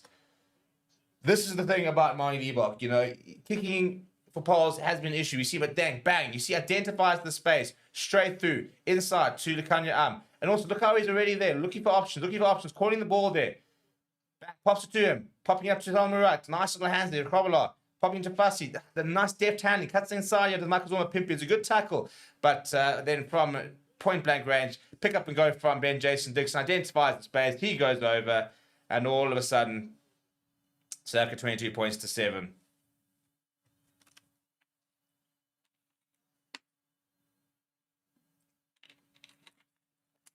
Vic saying Cunnington Mears ran 9.86 in the 100 meter, coming in second behind Lyles. You're ready for Olympic? Yeah, listen, and Benjamin Richardson also. So, yeah, if any of the wings that start slacking off, you've got a couple of options there with some speedsters over there. You say, not sure why Arendse is playing against Portugal. He'll be 31 at next World Cup. Not entirely sure what your point is. Why does that mean you can't play against Portugal?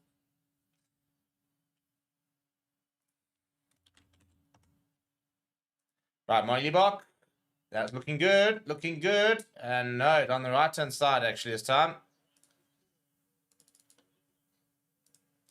1 from 4, 25%. Not been good off the tee so far as Moerat. Not going to do his case very good to try and start ahead of Andre Pollard when we play against Australia.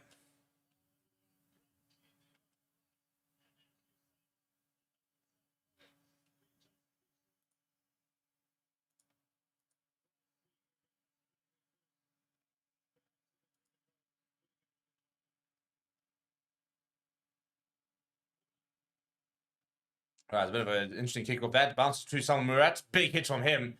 And eventually brought down by the 2 Portuguese props. 22 points to 7, by the way, just for the half-hour mark. As Moerat goes to the boot. Currie Arendse is circling underneath it. Goes up, throws it back almost into the hands of Evan Lewis. Comes off of Evan Lewis, goes out. It'll be a line for Portugal. And they're taking it quickly, but it's been turned over the ball here by Arcus Neyman looking for options. Thrown to the ground. Ball available here for Kubus Ryan, but a penalty. It's a really good turnover, actually. I think it's Demore there. No, in fact, it's Simeo Bento, the fullback, got over that. That's a really, I mean, it was silly about Portugal. It tries very quickly to try and catch the Springboks by surprise. Box turn over the ball. Arcus Neyman suddenly going on a bit of a run. Falls just in front of Simeo Bento. He gets over the ball very, very quickly and wins his side a penalty. Otherwise, it could have been trouble city for the Portuguese.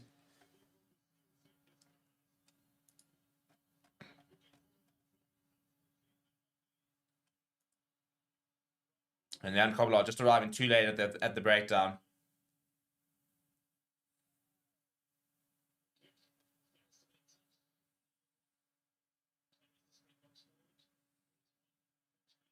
Salmaan Moerat now. Evan Lewis almost to the tackle. Still there is Evan Lewis.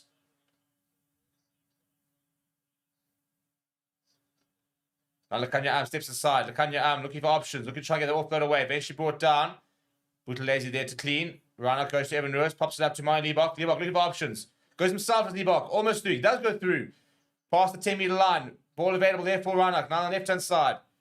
Thomas Stoy pops it short. Ben Jason Dixon, the try scorer. One of the try scorers. There have been 4 of them. 3 from the forwards. 1 for Currie Arendse. Now Pepsi Buthelezi. He's number 1 of the try scorers. Reinhardt not looking for options.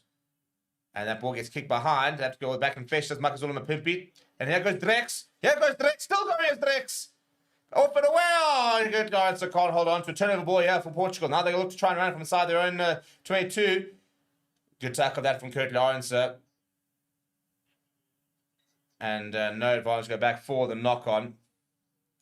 Hugh saying Russia could have played more younger guys. Well, Currie Arendse is good. Is going to be. I mean, 31 is not old. Currie Arendse is still a relatively young player. I mean, he's 27 years old. 28 years old, I think. He's my age. He's young, people. He's young. I will not have people calling him old when he's my age. Edel van der Merwe would have played if he was fit, but he got an injury. So I've got no issue with Currie Arendse playing. This whole idea that like 31, for example, is old. I mean, Currie Arendse is still very young in his Springbok career.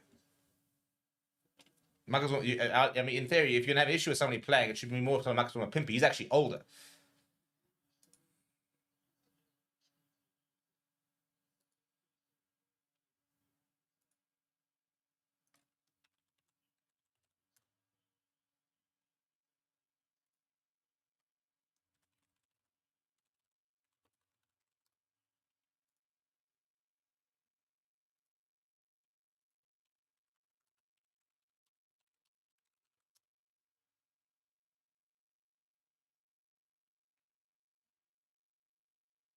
All right, to the left-hand side goes to Arcus Neyman. Offloads low to Jan-Hendrik Westphal. Looking at that cell. That all looks very familiar as you go into the first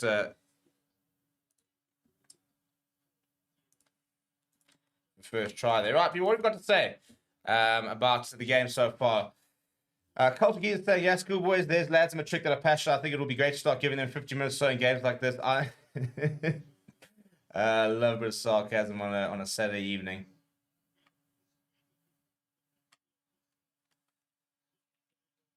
Right, and interesting enough, we've got the poll going. I'm very surprised at where this poll going is. Asking who should be the female number 8. We've got Evan Lewis an option, Quacker Smith, Cameron Harnakom, and Jasper Visa. And despite all the criticism we're getting recently, Quacker Smith is dominating that poll. 300 votes there. Keep voting on that, people. Let me know who you think should be the number 8.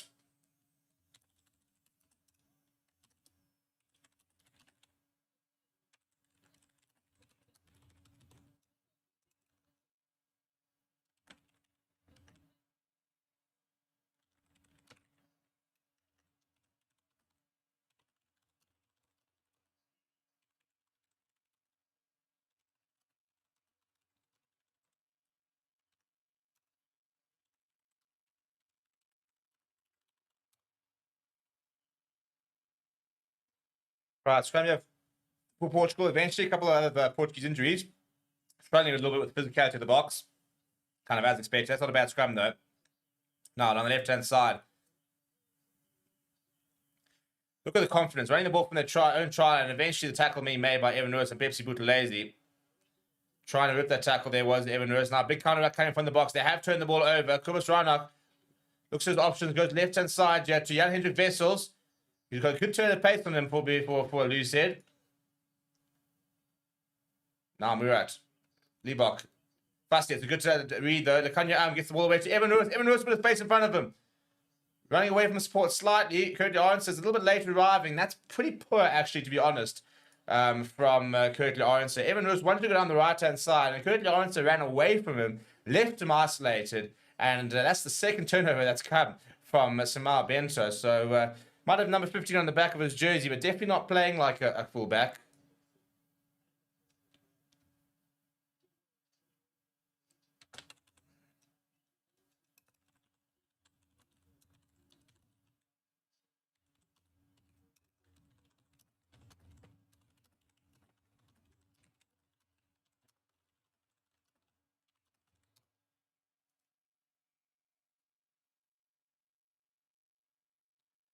Right, up to the halfway line now of Portugal. We've got just over 5 minutes left of the first half.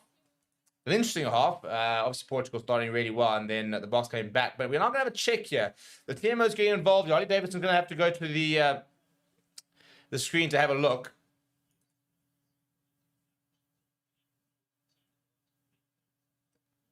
Looking at the actions of Green 14. So Currie Arons here under a bit of under the microscope. I'm not sure what the incident is.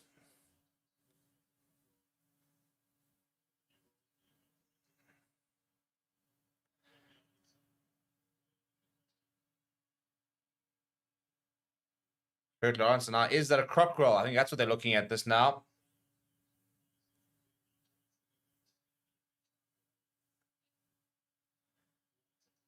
Yeah, it does look like a croc roll here from Currie Arons. So I think he's going to go to the bin. Which he should, by the way. Also, that's the big thing. If this is going to be a croc roll, which I think it is, that's really silly from Currie Arons. We cannot then be upset about this after spending the entire week.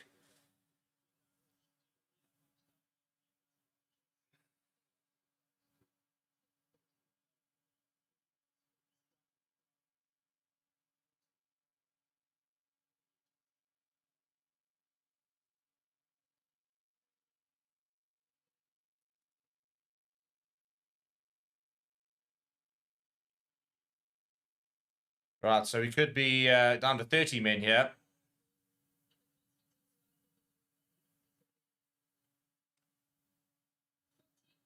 Right, good stuff, guys. Great discipline.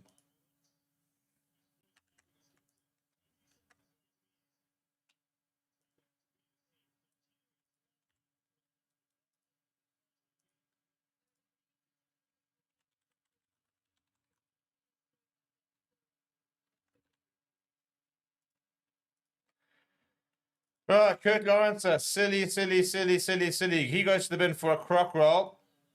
I don't think you can really argue about that either, to be fair. And the box now down to 13 men. Guys, not quite the plan here. Right, so red card and a yellow card. 13 men on the box for the next 10 minutes.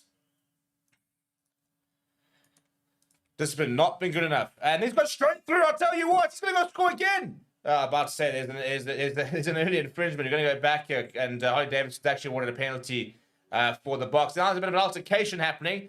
Not entirely sure what's kicked off here. Thomas Toy's involved. There's Salmaan Moerat trying to calm things down.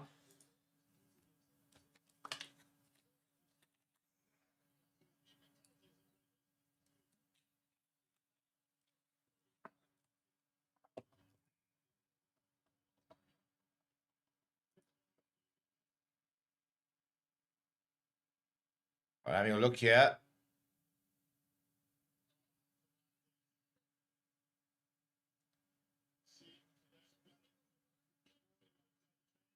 Tell you what, I think we've actually gotten away with that here. So that the penalties for obstruction.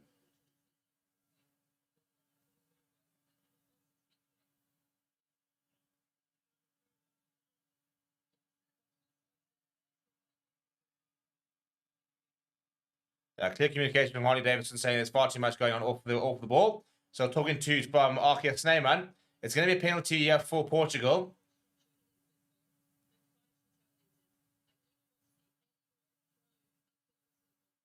Right, so again, that's been an issue. And Archie Snyman, he's got that side to him. And the initial penalty was for obstruction, which I think is actually, I think we've gone away with it a little bit. And then Arceus Neyman has reacted and simply Ollie Davidson's turned the penalty around, which he's fully entitled to do. So block discipline is an absolutely dreadful that half, something that's going to certainly be come up in the post-match press conference. We're interested to see what Rassie Erasmus has to say.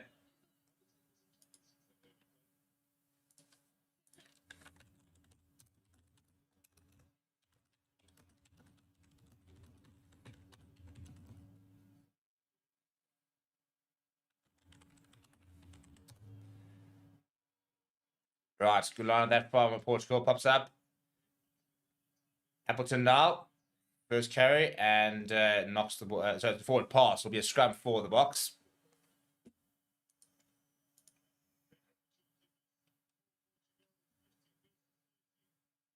Yeah, that's really, really poor. That from Camacho. I mean, 50 on 13, you've got 2-man advantage, and just like, I mean, I'm not under pressure or anything. Just the basic pass, and for that to be forward is such a silly error to make.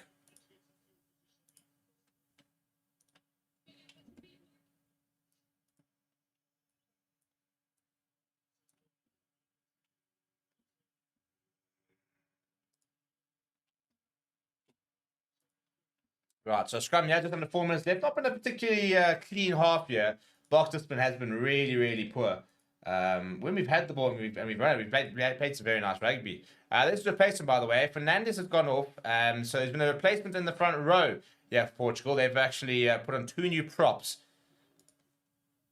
So apparently it's David Costa and Abel de Cunha on. A bit strange for Francisco Fernandes, the loose head, to go on, and for the hooker replacement to come on for him. And it's going to be a scrum at a penalty at scrum time. Yeah, it is interesting. So David Costa, who's in the number 16 jersey, in theory is the reserve hooker, was scrumming there at loose. In fact, he's actually scrumming at loose head there. So not sure if that means that he's a capable scrummager, and they've kind of basically got 3 props and kind of a makeshift hooker.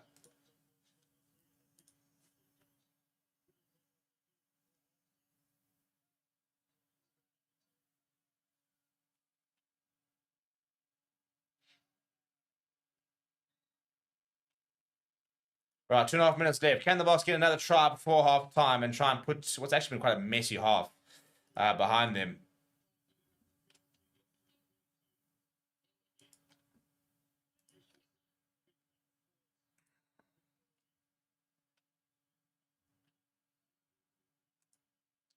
Right, Salmaan Moerat, it's a good line. They're looking for the rolling Moya out of the box. Looks pretty well set as well. Looking to try and peel up to the left-hand side. They're on the 10-meter line on the far right-hand side.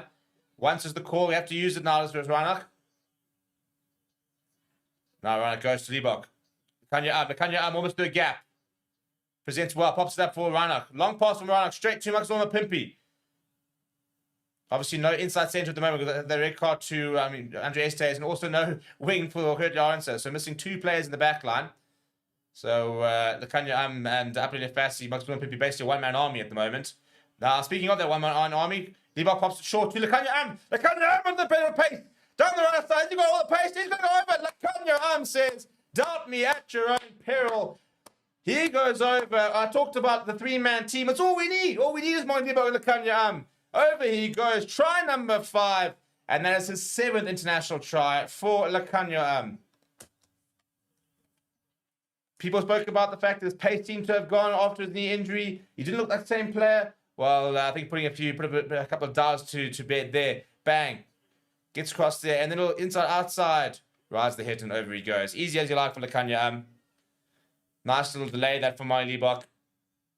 He had a supporting inside line there, did Lekanya It's a good try, though. Very, very good try. I mean, he's basically playing centres. When I say centres, he's playing inside and outside centre at the moment because Andre Estes has got a red card. Funny thing is, South has gone down to 13 men and scored. And with less than a minute on the clock, Mali Liebok will have his 5th attempt. He's had just 1 successful so far. So this could be, you could have had another 6 points. Could be sitting at 33. Could be 35 points to 7 if he were to have nailed this. However, best we can do now is 29 if he were to get this stripe against the touchline. So it's a difficult kick for him, about as difficult as it comes for a right-footed kicker.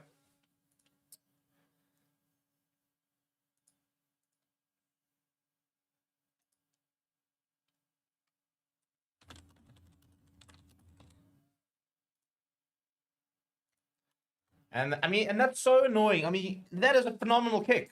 And this is the frustrating thing about Mali Liebok is that you can see it's not. It sounds really harsh. When I watch Damien Willems kick for goal, for example, he doesn't strike me as a goal kicker. The way he strikes, the way he sets up, the way his rhythm, he looks like a makeshift or a part-time goal kicker. When you watch Mali Liebok strike a ball like that, he looks like $1 million. And you sit there going, it's a mental thing, It's not a technique thing. It's such a mental thing, and it's so weird because Evan Lewis starts to go to the boot, and we kicked it out for touch. I don't think I've ever seen Evan Lewis kick a rugby ball.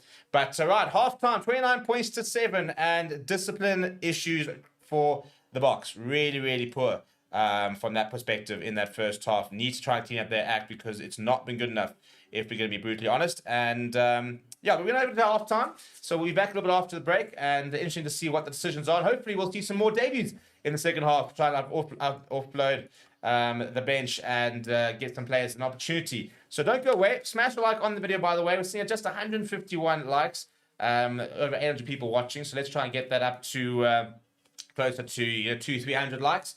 And we'll see you guys in just a little bit. We were hoping to, after the second win against Ireland, which we didn't get, we were really hoping to give the other guys the rest and to give these young guys who's had alignment camps with us a chance.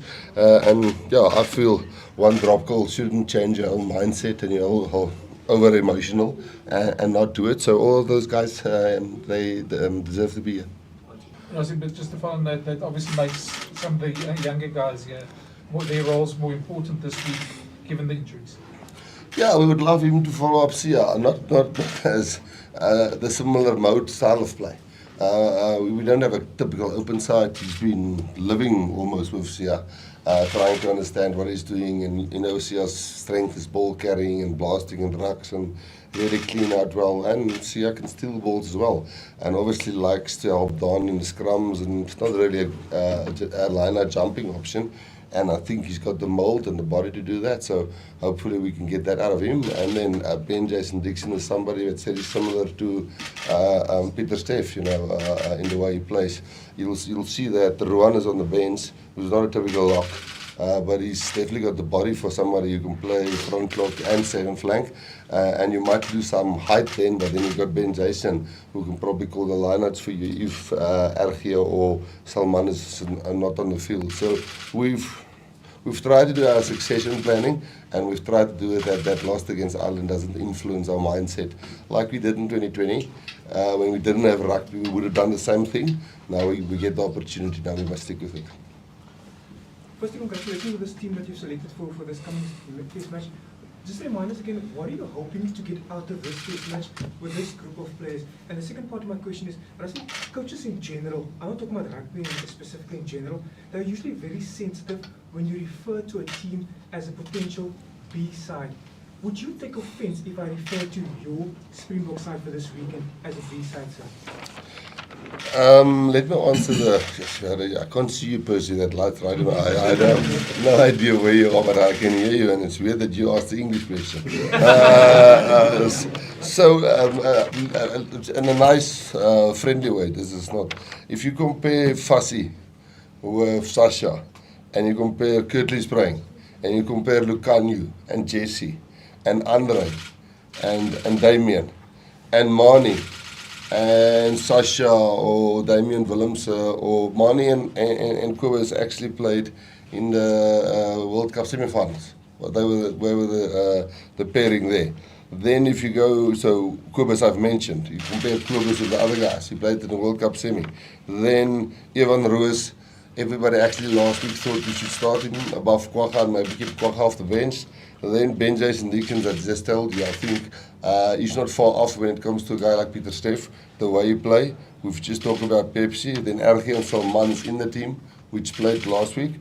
And then Thomas de Toey is somebody that's went to one World Cup, and everybody knows what he did for Bath now. I'm not going to go into the replacement. So the two young guys probably in there is him, and Johan Grobler and Hendrik Wessels and a few guys on the bench. Then you've got Trevor Nyakane, you've got Tooks, you've got Elrich Lowe who's been with us, Sasha, and then a few other guys. So, no, it's not a B team. It's a team that I thought if they played last week against Ireland, it would have been a tight test match. And we said it to the other guys as well before the test match. And that's what we want. We want in each position two guys, experienced guys to push each other, and a young guy knocking on the door who wants to come through all the time. And we didn't, I know I say it all the time, we didn't have a 2020 to do that. We have a 2024 now where we can do it, but we know we're going to have speed bumps like Saturday, which is not lucky to face. But now I forgot your first question, but I answered your second question. Sorry. Sorry, the first part of my question was just, what are you? You kind of answered it. What are you hoping to get out of this? Yeah. I'm hoping for these guys to be proud and to know that even SCB's 120 caps, there's a Namibia somewhere in there, and there's a Romania somewhere in there, and there's a. So a test cap is a test cap. These guys beat Fiji and they beat Ireland in a Chaka's warm-up game. So if one of them take it up lightly, first of all, we'll see that guy's not test material. That's the first thing. The second thing is you play in, according to me, one of the big provinces, which probably create a lot of young players that come through, especially from the school and the varsity, and then it's going to be a sellout crowd. So I expect them, we expect them, they expect from themselves to represent themselves as Springboks and a team that's number one in the world. And how is the knee doing? I mean, it must have been a long road for you, and it must have been tough at times. Do you feel you're not going to make it again? Yeah. It's been up and down. As I said, it's part of the game. Injuries do happen. I think it's just working and getting back to where you were, and I think me being here, it's such a good sign that at least I've tried my best, giving myself opportunity to be called up again. And I just can't wait to be wearing the green and gold jersey again. Welcome back to Bloom. It's been a while. How do you feel about the competition within the Springbok setup in the centres at the moment? Because, he's been playing some incredible rugby, and I'm sure that drives you even more to want to put in a big one this weekend. I think that's one thing we've managed to do really well as a squad. It's having a healthy competition and having depth, in the group, and it keeps you as a player to be accountable, on bringing your A game all the time, on making sure you're doing your prep, correctly, and being the best version of yourself, at training and on game day. So it's really good. It's good for individuals. It's good for the team. And Portugal have got a couple of really good centres, guys with some experience like Jose Lima. Looking forward to that kind of challenge this weekend against a team wanting to prove a point. I think it's going to be a good challenge. I think a challenge that we've accepted as a group. I think for myself, just being back in action again, really looking forward to it. We know for Portugal to definitely be a big game for them. Playing world champs, at their home ground. So I'm really looking forward to it. I'm excited. Yeah, let's talk us through the differences of experience through school rugby, junior professional rugby, and professional rugby in particular, because, I'm reminded that Gray PE's here this weekend. One of the tries he scored against Gray, he picked up the ball, ran through the entire team. Just talk us through what the differences you've experienced when you've moved up the levels in rugby. I think it obviously get difficulter. It's more difficult. There's more better defensive structures. I think teams are more set out. Don't do that often anymore. So I think from school, it's just growing. You year after year, you grow. You meet new coaches. They help you develop your game. So I think it's just developing your game every year and just keeping up with the trends. And how difficult has it been for you to settle in specific positions? Because when you were at school, you played, I think under 16, you played pretty much through the front row and in the forwards. But in the senior level, how difficult has it been for you to nail down a particular position? I think at school, it's not that difficult to move around. After school, played prop a bit, played hooker, played prop again. I think it's just working hard. It's obviously got two jobs to focus on. I think the weekend is I play prop, so I focus on that, and hopefully it goes well. Family, you come from a rich history of rugby tradition and stuff, and just to be captain of the Springboks, particularly given the fact that so many people, so parts of your family couldn't play for the Springboks. Where do I start? So I come from, obviously it's well documented that my father played rugby back in the Saru days, and my uncles as well. So they've been there before, paving the way for us as professional athletes. So it's a massive privilege for myself and my family, and a huge honor as well to captain the Springboks. To be honest with you, you never really think that it's possible and that it's actually going to happen. So it was a massive shock and surprise to me as well, but something that I take immense pride in. My family will be up here as well, so they will enjoy the occasion as well along with me. So it's something we're really looking forward to. And if I may say, it's not like when you captain the Springboks, I believe that it's not only just about yourself. It's about, like I said before, about the people that's been there before you, about the next generation coming through. It's about creating hope, essentially.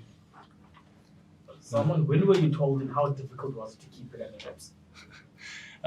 So I found it on Monday morning for the first time. Coach Stoker announced the team to us. And initially I thought it was a typo next to my name because it was quite small to see, but then he announced it out loud, and I immediately just thought to myself, wow, what a massive honor and privilege. what helped a lot is the fact that I have captained the Stormers before and Western Province, so it's not really something new. But what helps as well is there's some experienced players in the lineup this weekend, and they've really made it so much easier this week. They've really taken responsibility in their roles, and essentially for me, it's just to make sure that everything is running smoothly and to focus on my game. How would you describe your leadership style, and does it also help having a strong leadership group within a team with all these experienced players and also a strong coaching staff? Absolutely. I think, these days leadership has changed so much. It's changed over time. I think previously you'd have a designated captain and he'd make all the decisions on the field. But I think within the Springbok setup, what helps a lot is there's experienced players all around. There's players that take ownership in their roles and their departments of the game. At the end of the day, the captain really, what he does is he's the face, but maybe it's just the face, but he's a mediator, I'd say, and he makes sure that everything runs smoothly.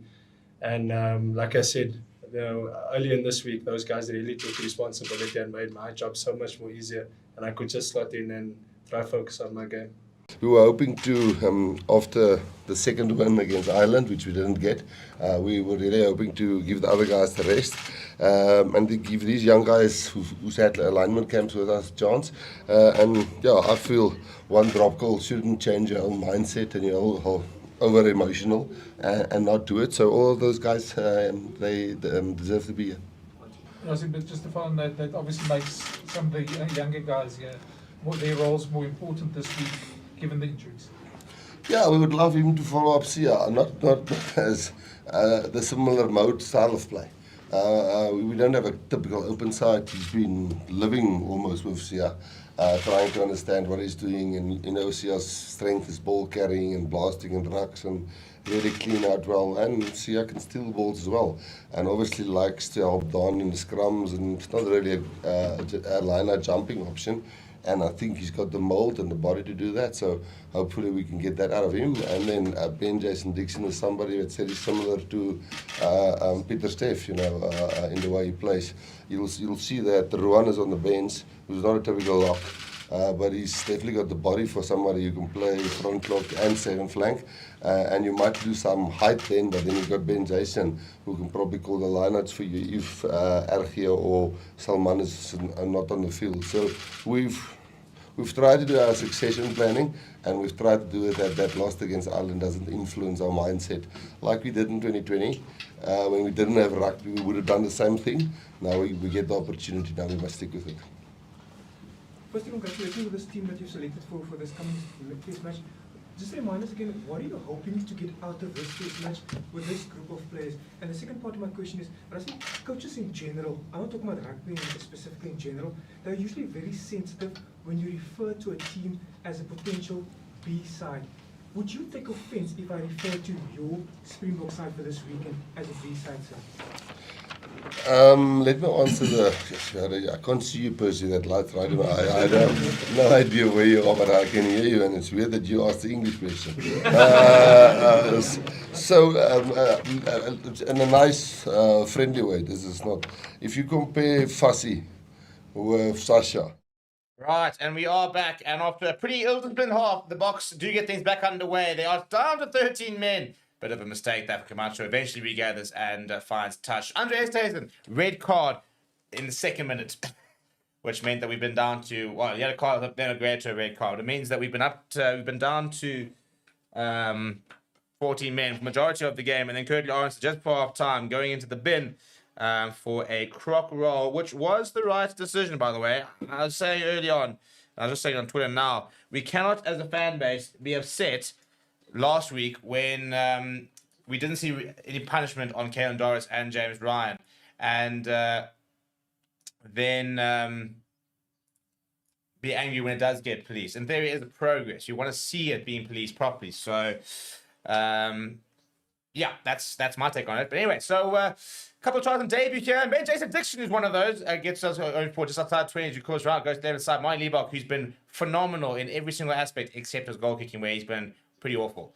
And as I said, commentators Kirks, he's then lost the ball backwards, but Alan Vessel's got him cleaned up. So we still have the ball, but he's been really, really good with ball in hand, as Mike Liebach. So of course, right now goes Salmaan Moerat, pops up to Liebach, steps inside.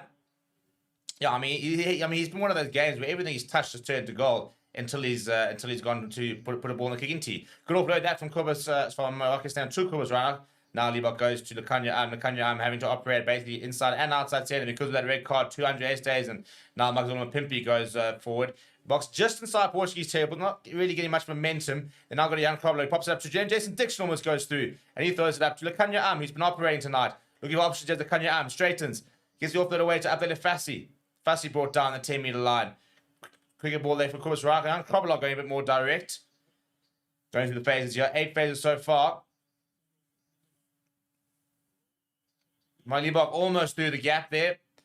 Presents for Reinach. Reinach now, not too many options. Decides to go to the boot. Bit of a nothing kick really that from Reinach, and it will be a kick back ahead. And Napoli Fast going to have to go back and retrieve. The Kanya Am's going to cross to make himself an option.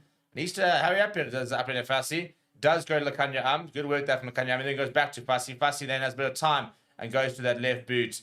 And will find a really, really good... In fact, it actually stayed in here. No, it does find touch. That's actually a really good touch find in the end from Napoli Fassi. Quickly taken though, and Camacho goes inside. Now Salmaan completes the tackle on Costa.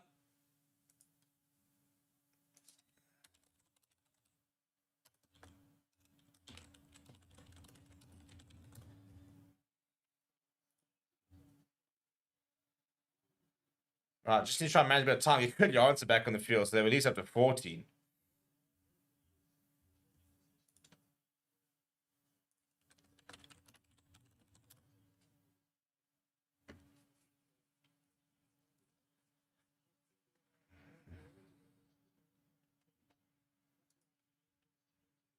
Another injury down here. Portuguese players have really struggled. They've they had to make a lot of replacements, by the way. Dominico's couple on as well for Joris de Moura.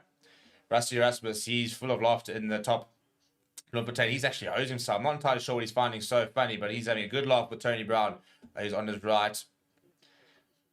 Not looking very stressed about life as Rusty Erasmus.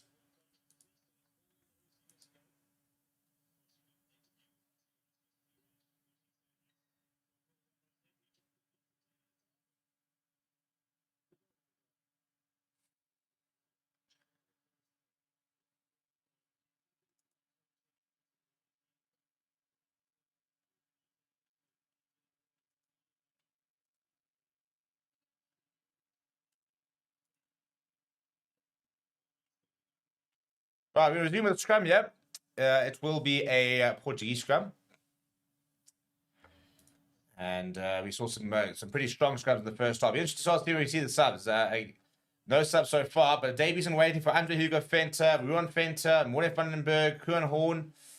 The 3 Lions players, as well as Stormers hooker Andre Hugo Venter.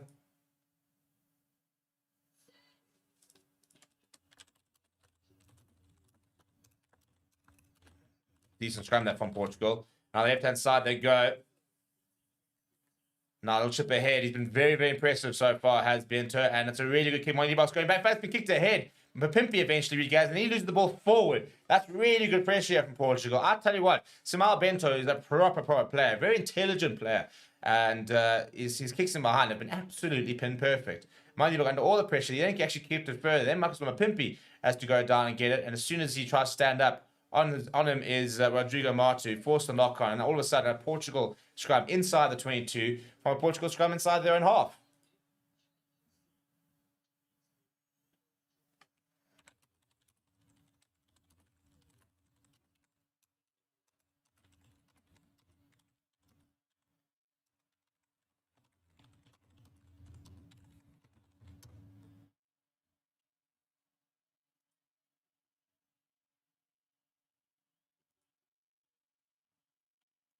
Right, good answer. Back on the field as well.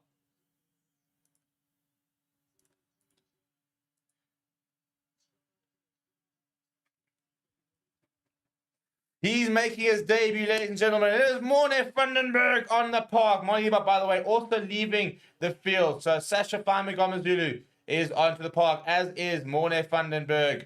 Debut for a man who I think is incredibly highly rated by the Bok coaches. As Morne Vandenberg gets his debut, Sasha Faimagomazulu is going to have a proper half at 10 now to start cooking here, boys. Now to start cooking.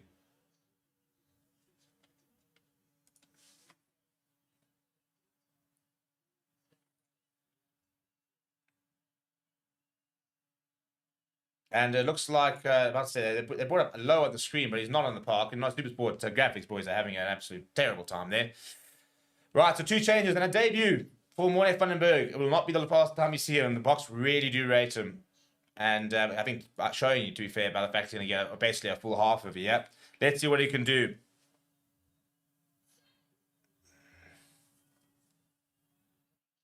Now, first of all, Morne Vandenberg making use of himself at the back of that rug. That's a big tackle that came from Max Pimpy. And Currie has jumped onto it. Does he have the pace to go all the way? I don't think he does.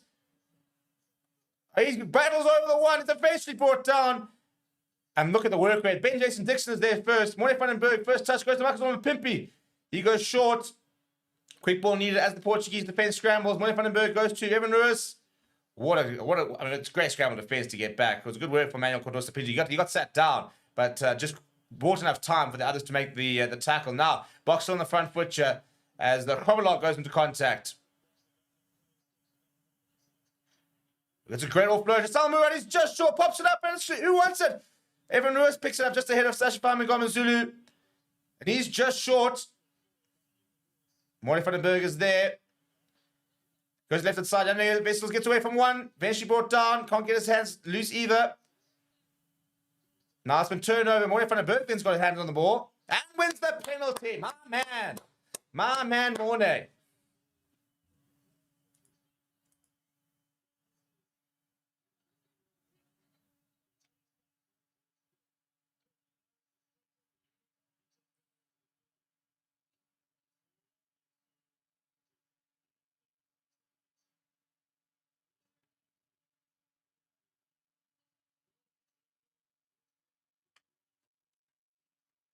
Right, so we're talking about, building depth and seeing the future. We've got Morne Vandenberg at 9, Sasha Faimagomazulu at 10.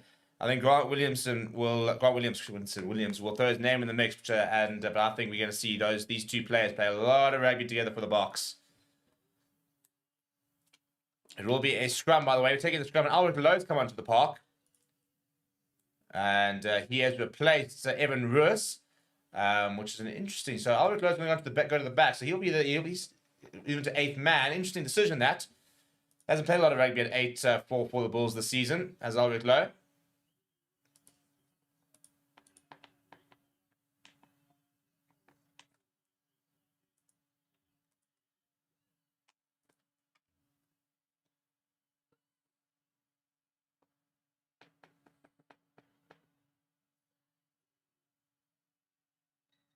They're going to have a reset at the scrum. Harry Davidson not happy with the stability there.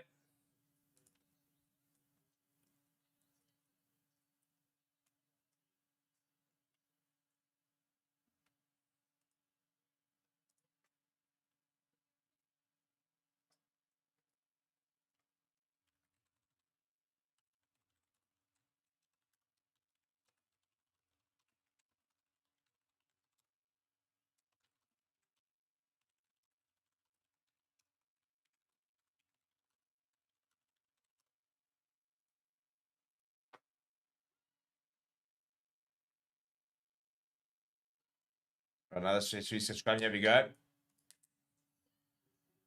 Morne Vandenberg does feed. Pretty big scrum. Playing to advantage. Ball available. Yeah, Morne Vandenberg goes to first to Lacania, and then touched by Magomazulu. Throws into the pass out to Max Pimpy on the angle. Pimpy over. Horrible camera work. Great try. Sasha Magomazulu's first touch of the game is the try assist. Let's move. Let's move. Let's move. Let's move. Really good work, that. Really, really, really good work.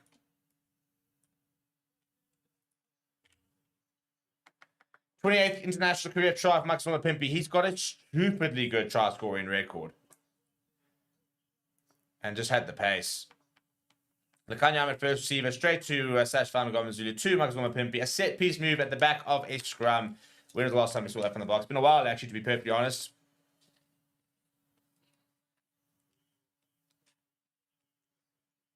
And now he'll take over the kicking duties here. Will Sash Famagom Zulu. He's already got, I think, about 5 international points to his name, maybe even a bit more. We'll add to that tally. We'll look to add to the tally anyway.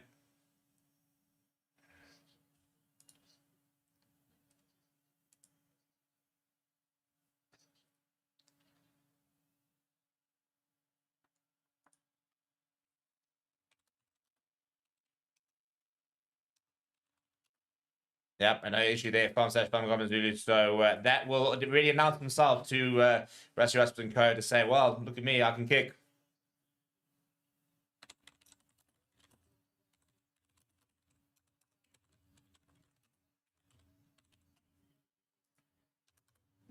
All right, let's see some more subs. I want to see one Fenter. Where's my boy? Right, half an hour to go. 36 points to 7. And a word in Lekanya he's been really impressive tonight. And Portugal won that back from the kickoff. That's actually really good work from them. So back on the front foot they go. Good hands. Hands. Nice hands this. Very nice hands. Really nice hands. And the replacement, Dos Santos got a bit of space on the right hand side. Steps inside one. Eventually brought down by Lekanya and Ulrich Low. Really good work there from Portugal. But Jan Krobler's all over that ball and wins the penalty. Good work there. Krobler's, as he's known by his teammates and the coaching staff. Scramble across there, makes the wins the penalty, and those are the kind of interventions that they'll want to see. He's very highly rated by the box staff. Is the genuine third choice hooker, so he has usurped Joseph Dweber. Probably missed out on going to the World Cup simply because he got injured at the wrong time. He had to bulk up a little bit as well, though. To be fair, they said they wanted him to put in a few more pounds, a few more kgs. And Sash Famagom Zulu does not find touch. Really well kept in there by Bento, who's been so good today. Now spaced on the left-hand side. Currie answer makes the... Oh, what a pass that is.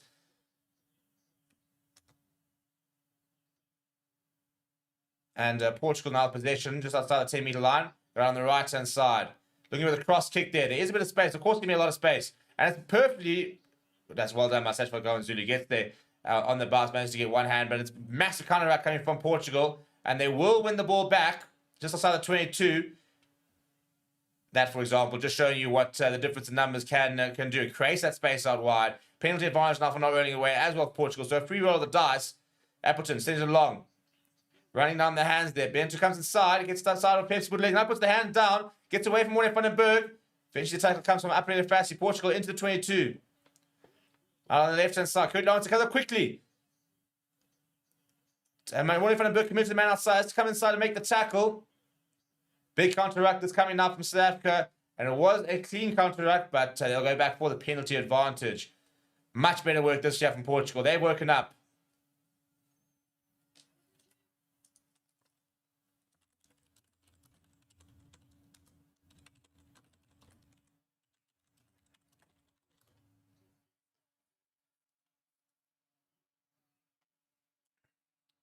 And Portugal over here, I'm sure will just go to the corner.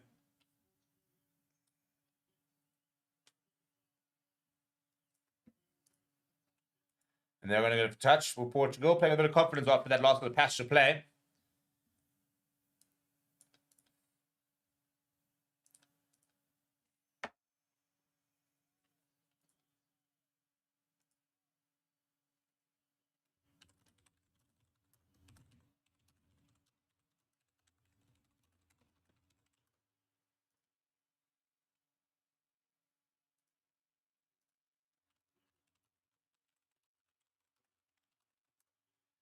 Good work that for Portugal. Looking already more yet, but it's starting to fall apart. Still ball available.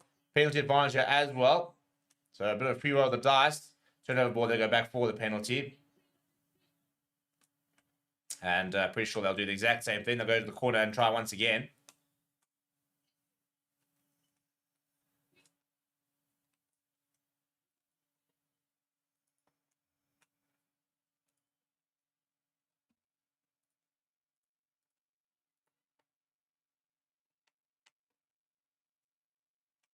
Right, there's a replacement chair at hooker, yeah. I'm not sure which hooker has been replaced. I think it's the Portuguese hooker has been replaced. Or is Jan Koblar who's going off? There comes Trevor Yakani into Tukak Tunu.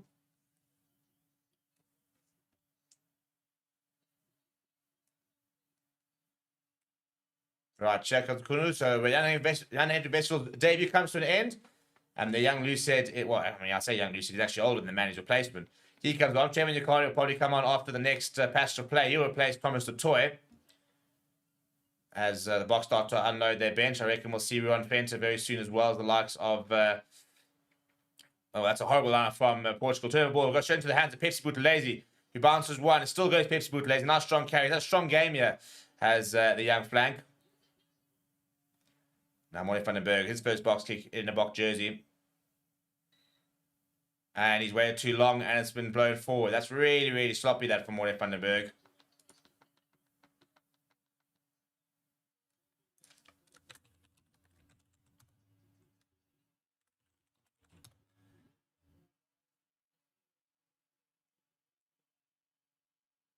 I mean, he was some milliseconds before he took it out there. So Moerat van den Berg getting the timing wrong, frustrating that moment from him. That's what nerves can do to you.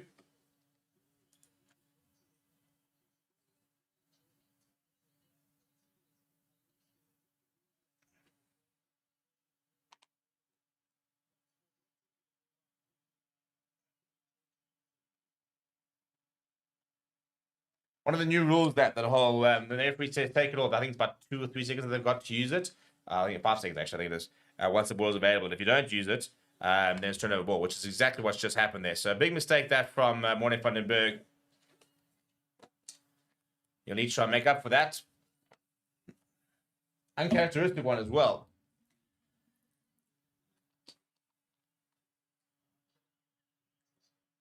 All right, left-hand side, Appleton. Moerat van den Berg completes the tackle. He's trying to make amends because they're in the situation because of him.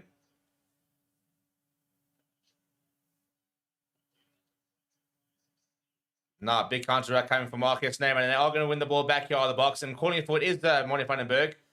The Kanya goes to the boots, puts it high in the air. Maxima Pimpi's going to give chase, as is Moerat Currie answer. Now kick ahead, and Moerat van den Berg is back to receive it. Long pass to the left-hand side of Salmaan Moerat. He's got Maxima Pimpi on his left-hand side to work with. Steps away from one. Still goes himself to Salmaan Moerat. Still going. Straight to the middle. He's got the pace. Gets the ball on the way to Maxima Pimpi. And I'll tell you what, they've linked up once again. Salmaan Moerat has got 2 try assists. Drexma Pimpi has got 2 tries. South Africa starting to run riot.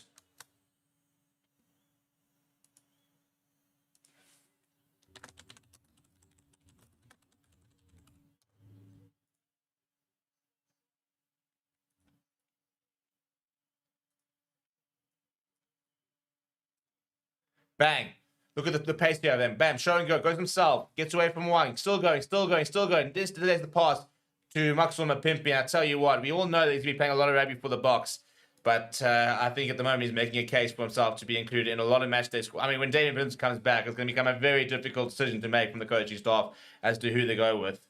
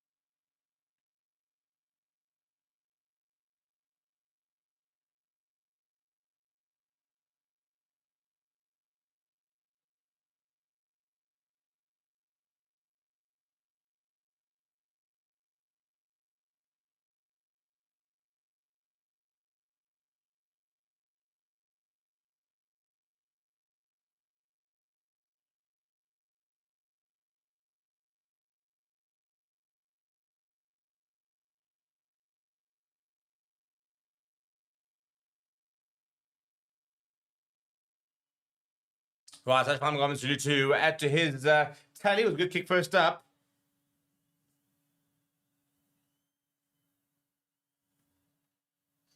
And straight through the poles there, making a good case for himself is Salmaan Moerat. 2 try assists and 2 from 2 kicks.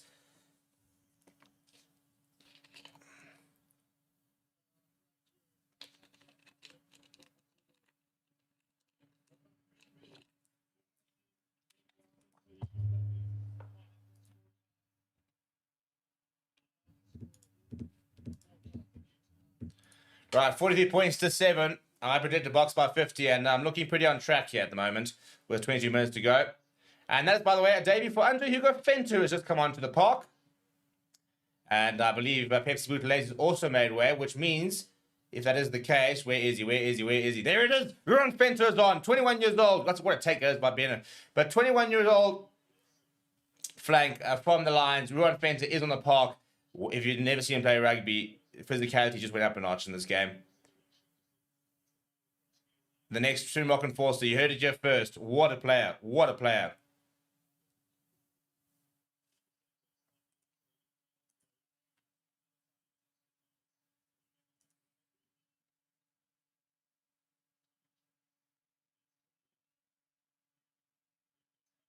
On the right-hand side there. Bit of space on the right. Ruan Venter comes up quickly. Now a bit of space on the right-hand side. Dos Santos has got some space ahead of him. Comes across. He doesn't make the tackle. Oh, my goodness. What a try that is from Dos Santos. Well, Portugal hit back. They're not going away.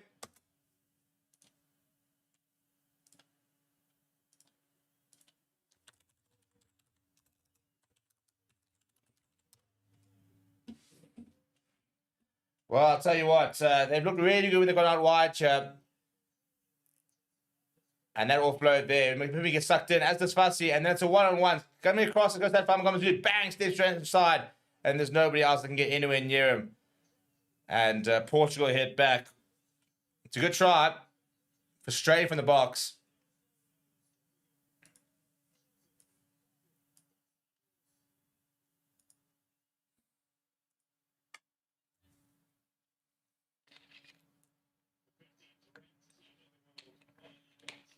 Right, and that is going to be up to Varsity's last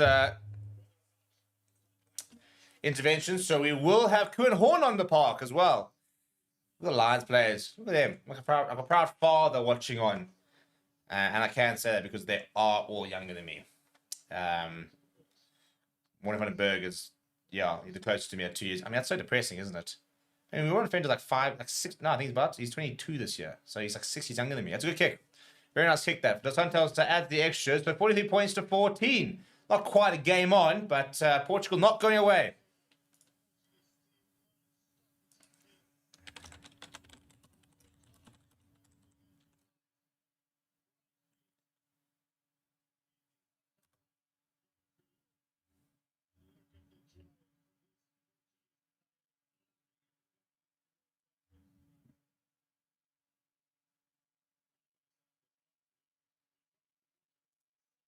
Right, Salmaan Moerat goes down the right-hand side. Less than 20 minutes on the clock to go. 43 points to 14.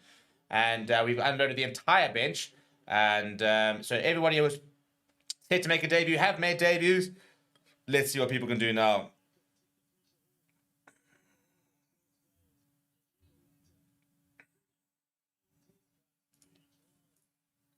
Andre Hugo Venter will have his first line-out call now.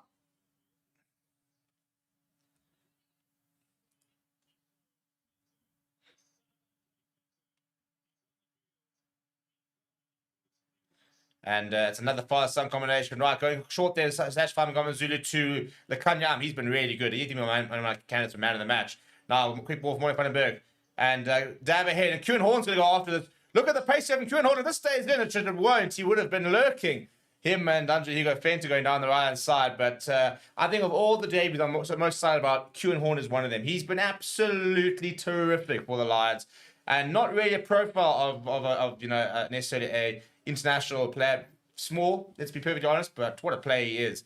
And very keen to see what he can do in the setup. Now they go short to Portugal. That's almost a bit of a knock-on. Well regathered in the end by Camacho.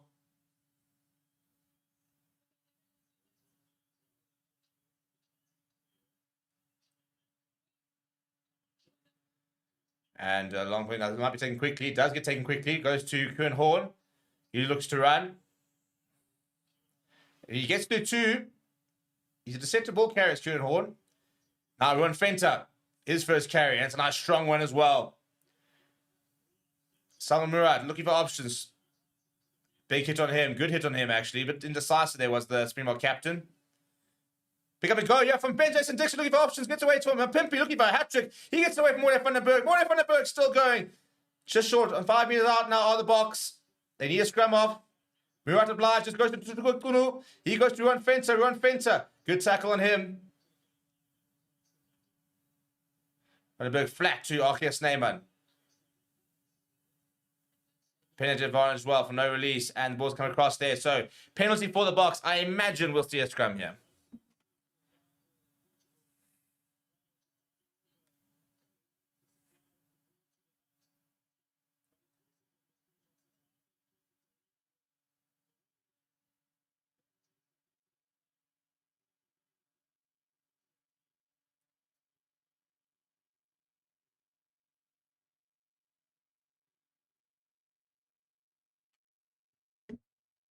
Right, 15 minutes to go. Release the Trevor.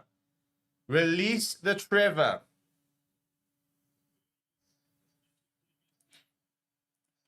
16 father-son combination to represent the Springboks in Andre Fenter and Andre Hugo Fenter. What a moment it is for the family. And now we're going to scrum here. 20 minutes on the park. Throwing around a bit of water. Getting the lads up for it.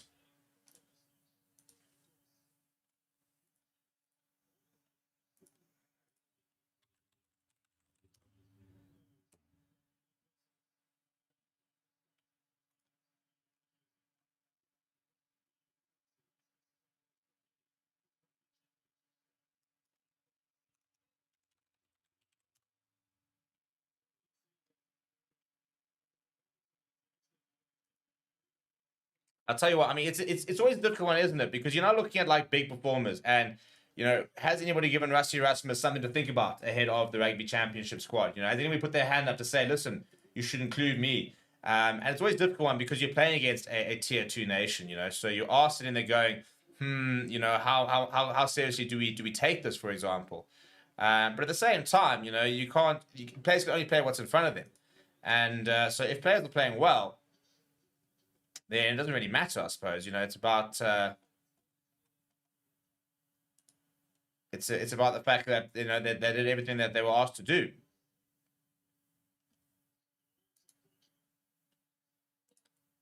But in terms of players who I think have really stood up, Jason Dixon, been very, very impressed with them. I think that Lekanya has looked close to his best. I mean, he was going to be involved in the squad anyway, so that's not massively important performance. But yeah, I think that Jason Dixon has seriously stood up, and I think he could very much be a candidate to start at 7 ahead of Peter Steph the Toy. I think that Mapimpia Shirley still got a lot of pace about him. I think that Evan Lewis, I think, for example, hasn't, I don't think, necessarily impressed that much. So I think that he might have missed an opportunity really to really, you know, put his spot in or put his name into the hat. What do you guys think? Who's really impressed you tonight? We're going to be putting on the player ratings list. In fact, I reckon we can probably throw it out now, to be honest. Start to rate the players.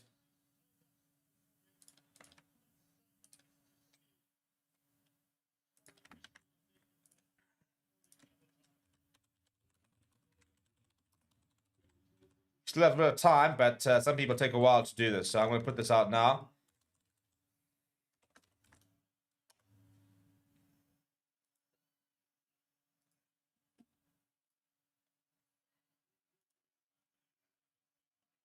Right, big scrum needed. And the ball is available. Penalty advantage. Ball available there for Vandenberg. Through his legs. Goes to Kieran. Go, Kieran! Yes, my boy Kieran on debut goes over. Linking up with Faf, the future Faf and Morne Vandenberg. My man.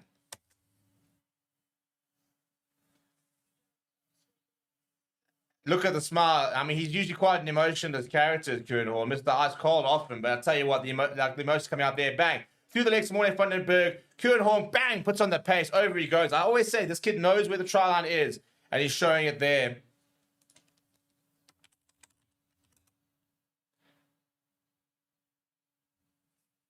Look at the Lions player celebrating. Where's Ruan Fenter? Big mates of his. You can see the smiles even there before he goes over.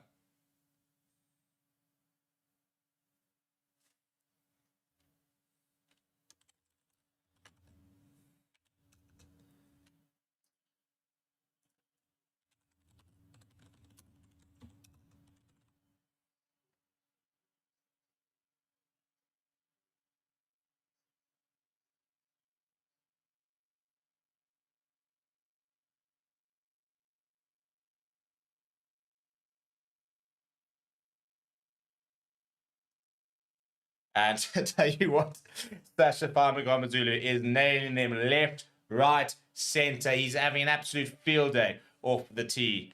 And he's absolutely nailed this one.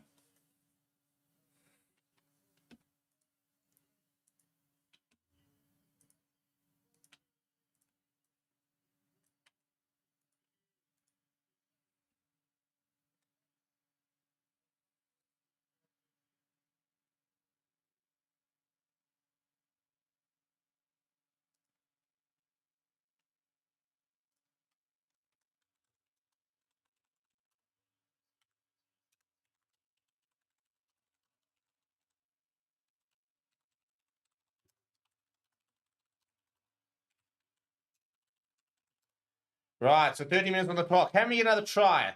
I said, I brought it to 50 points, so I could use another try. It'll be very useful. I need to try and up my my record in our podcast. Well, that's a cracking kick from Sash Famagomazulu. Holy smokes. That might just be the best 50-22 I have ever seen. He has just gone from inside on his 22. He has just put in the old school torpedo and he's found touch inside the opposition 22. That is sensational.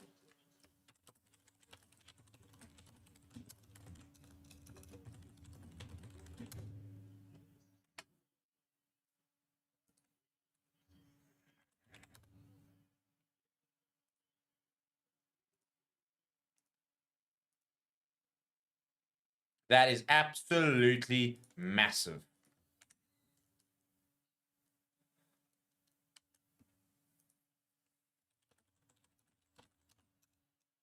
And in front of the lineup, they go to Salmaan Moerat.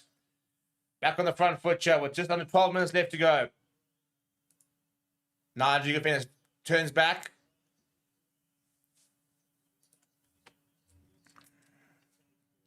Now there goes Albert Lowe.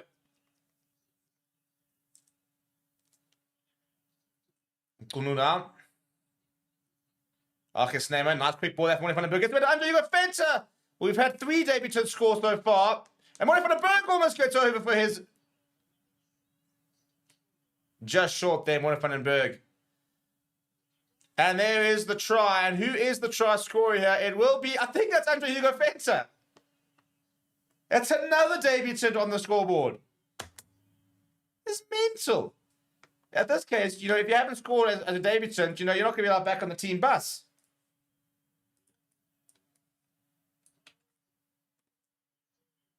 I mean, we've got Unmatched Vessels, debut, try. Pepsi Buthelezi, debut, try. Off the bench, Andre Fenter, debut, try. And Kieran Horn, debut, try. 4 debutants. 4 out of the 7 debutants have scored a try. The only people who have not yet, Jan Kobelaars missed his chance. Moerat van den Berg was inches away, and Ruan Venter. 55 points to 14. This is now just vibes on vibes.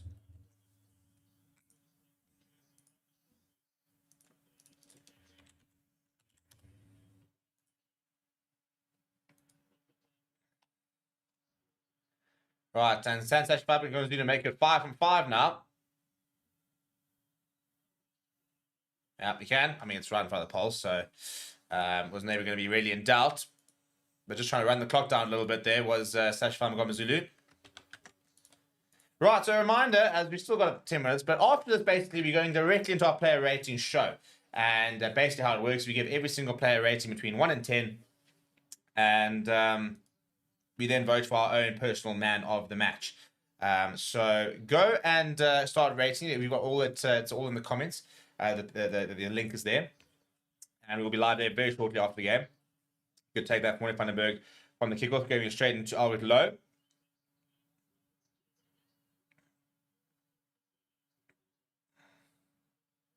Right, Moerat van den Berg lifts it high in the air. I tell you what, this man's really impressed me. I'm hoping there's a couple of teams who have been looking on the shopping list at the moment, because I think there's been some really impressive performance from the Portuguese players, and none more so than Samuel Bento. Now turnover boy of Currie Lawrence gives it to Ben Jason Dixon down the right hand side. Not the fastest player, comes back inside. Quick ball there from Moerat van den Berg, but knocked backwards. Now Moerat goes to Sash Famagomazulu. He goes to Lukanya Am has gone to the left boot. And he's looking for 50-22. He will not find Dos Santos, comes back inside. Kieran Horn is there. Long pass back inside. And now here comes Bento. And he's gotten away from one. Wrapped up by Currie Lawrence. So available Portugal just outside the 22. Now looking to run from the 22. I mean, I'm enjoying the ambition, to be fair.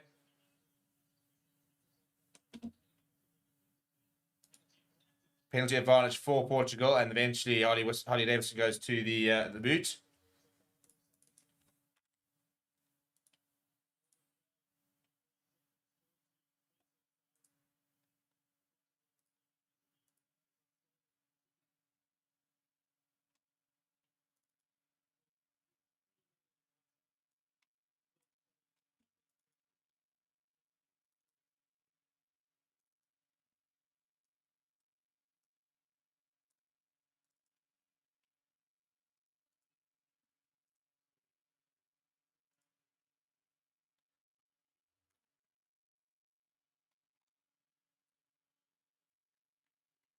The human chap says, I'm not sure what we'll take against playing against Portugal. I would prefer playing against Fiji or Samoa. Yeah, well, look, you don't always get the pick of your game. We did just play against Ireland, so you've got a proper 2-match series, and now we're going to play against Portugal. It's also important. I mean, World Rugby's got their mandate to try and grow the game. This will do so much for Portuguese rugby in terms of the exposure. I think apparently 10,000 Portuguese fans are there. I mean, how's that for a champion support? Here goes Epton. Oh, that's a big tackle coming from Fenter and Ben Jason Dixon. Big counter ruck coming as well, but hands beyond the ball there from Ben Jason Dixon. Quickly taken though. Going over a snipe here. Brought down was opposite number. But not on the mark there was Pedro Lucas. The replacement scrum off.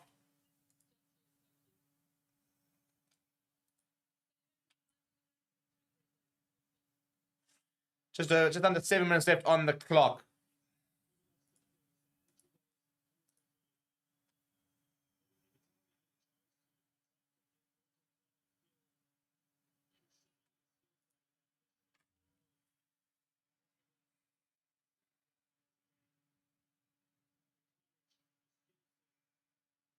And as I said, we actually need more games like this. At the end of the day, it's very easy for us to be the selfish and sit there saying, we are the best in the world. We deserve to play against better opposition. We need more better opposition. We need the top 20 teams to be competitive. So games like this are incredibly important in making sure that your Georgias, your Portugals, for example, the likes of that are competitive. Georgia, ran Australia pretty close today, and we need Portugal to start catching up to them. That's a nice little idea, a little cross kick, and it's pretty good for Dos Santos. But Kieran Horn is there, and I don't know if there's a penalty. There's a penalty advantage. There's nothing malicious there. Yep, he's good. Taking it quickly as Dos Santos gets away from Mapimpi, wrapped up by Moerat van den Berg, as was Kieran Horn, but offside was Mapimpi. On the left-hand side, once again going to that cross kick. There's two players out wide here. Surely this has to be a try. Says back inside. Currie Lawrence. Oh, they actually butchered it, really. He's been very good tonight, but that's actually really poor from Manuel Cardoso Pinto. But just on, and then the reach comes in, and there's a try. Portugal have responded once again.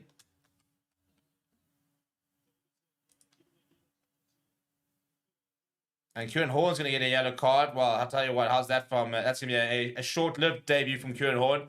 Offside at the on the other side there. And that's Jose Madeira, who I mentioned, one of the players to watch. It'll be his 6th international try. And the box will once again go down to 13 men.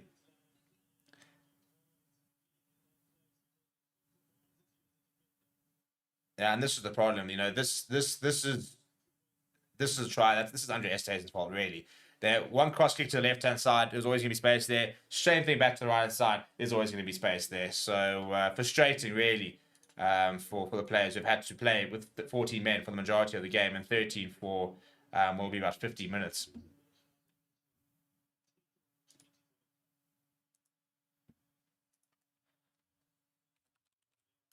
Apparently the coach is not agreeing with that yellow card, by the way.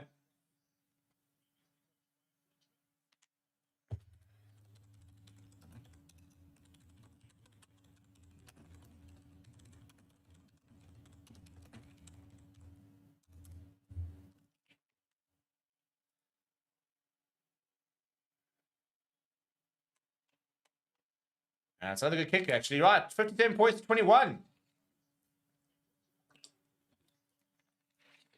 Well, there's scored 3 tries at Portugal.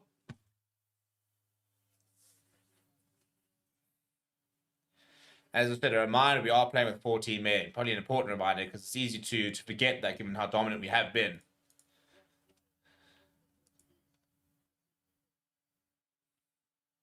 Right, the most points South Africa ever scored in a test match at the Toyota Stadium was 58 points against England in 2007. So let's see if we can break that.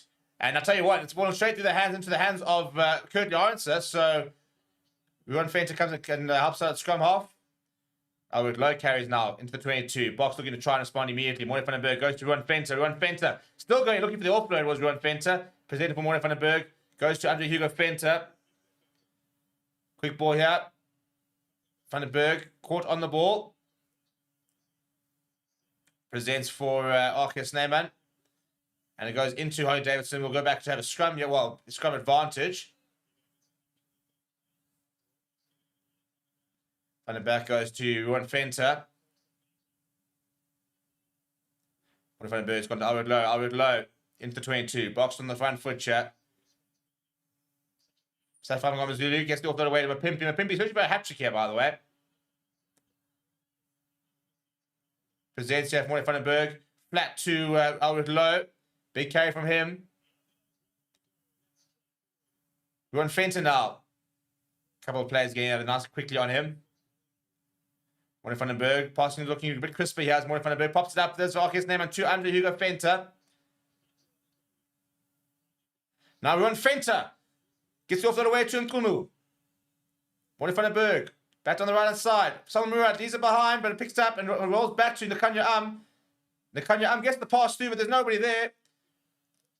And we have to go all the way back here. Sash Farming Gomez up towards the halfway line. A bit of pressure here. Moerat van den Berg is back. And does very, very well. BITDEFENDER picks it up and goes to Trevor Nyakani. Goes to Alred Low. Alred Low. Runs it up to the 10-meter line. All the way back to the 10-meter. Have to restart there. Pimping picks up and goes. Makes a few yards. Now, Sash Farming just chips it over the top. That's a bit of game management from him. I tell you what, though. And it's going to work out perfectly to Currie Lawrencer, who then leaves it behind, but he has been tackled out. I don't think that was actually really the plan from Sasha Farming. He basically just chipped it over the top, almost to just sort of put it into the corner, and it actually just slowed up right and perfectly for Currie Lawrencer. You can see by the type of kick there, that's not a kick to Currie Lawrencer, that's a kick towards the corner. And Currie Lawrencer is there, and unfortunately getting it wrong, gets bundled into touch.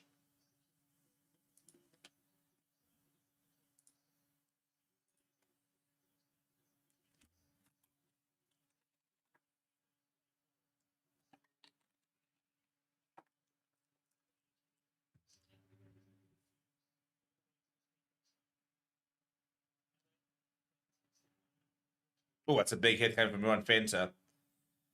Just over a minute left on the clock here. A long pass out wide. There was obviously that space. Dos Santos now wants to go the full length of the field. The Kanya and Sash Farming there to make the tackle. And the ball comes, bottles out, and Alred Low turned that over. Could the Boks yet have the last say? The Kanya goes to Trevor Nyakani, his first carry of the day, coming in the 80th minute. Now the Kanya goes to Moerat, pops it inside to Ruan Venter, who makes a yard or two. Van den Berg looking for options, decides to go down the left-hand side now. Still looking for options, goes himself to Moerat van den Berg, almost gets through a bit of a gap. BITDEFENDER pops up to Ruan Venter. Ruan Venter, still going as Ruan Venter. Within 5 meters, Moerat van den Berg looking for options, Pimpy for the hat-trick! And that's what we want to see. That's the perfect way to end the game. I think we might have a man of the match actually there in Marcus Mapimpi. Every time they doubt my man Drix, he pulls out the hat tricks. I mean, his try scoring record is mental.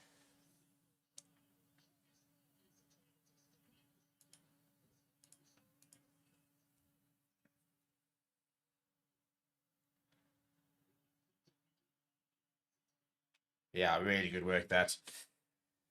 Yeah, so there's the hat trick from Mapimpi.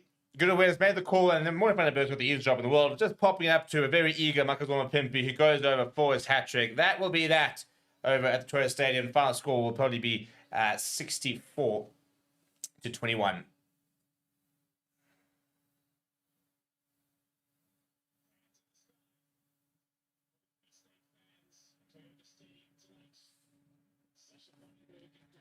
Right, Salmaan Moerat is going to kick the last points of the match here. Not particularly difficult, so should be pretty straightforward. It'll be our largest, most amount of points we ever scored at the Toyota Stadium.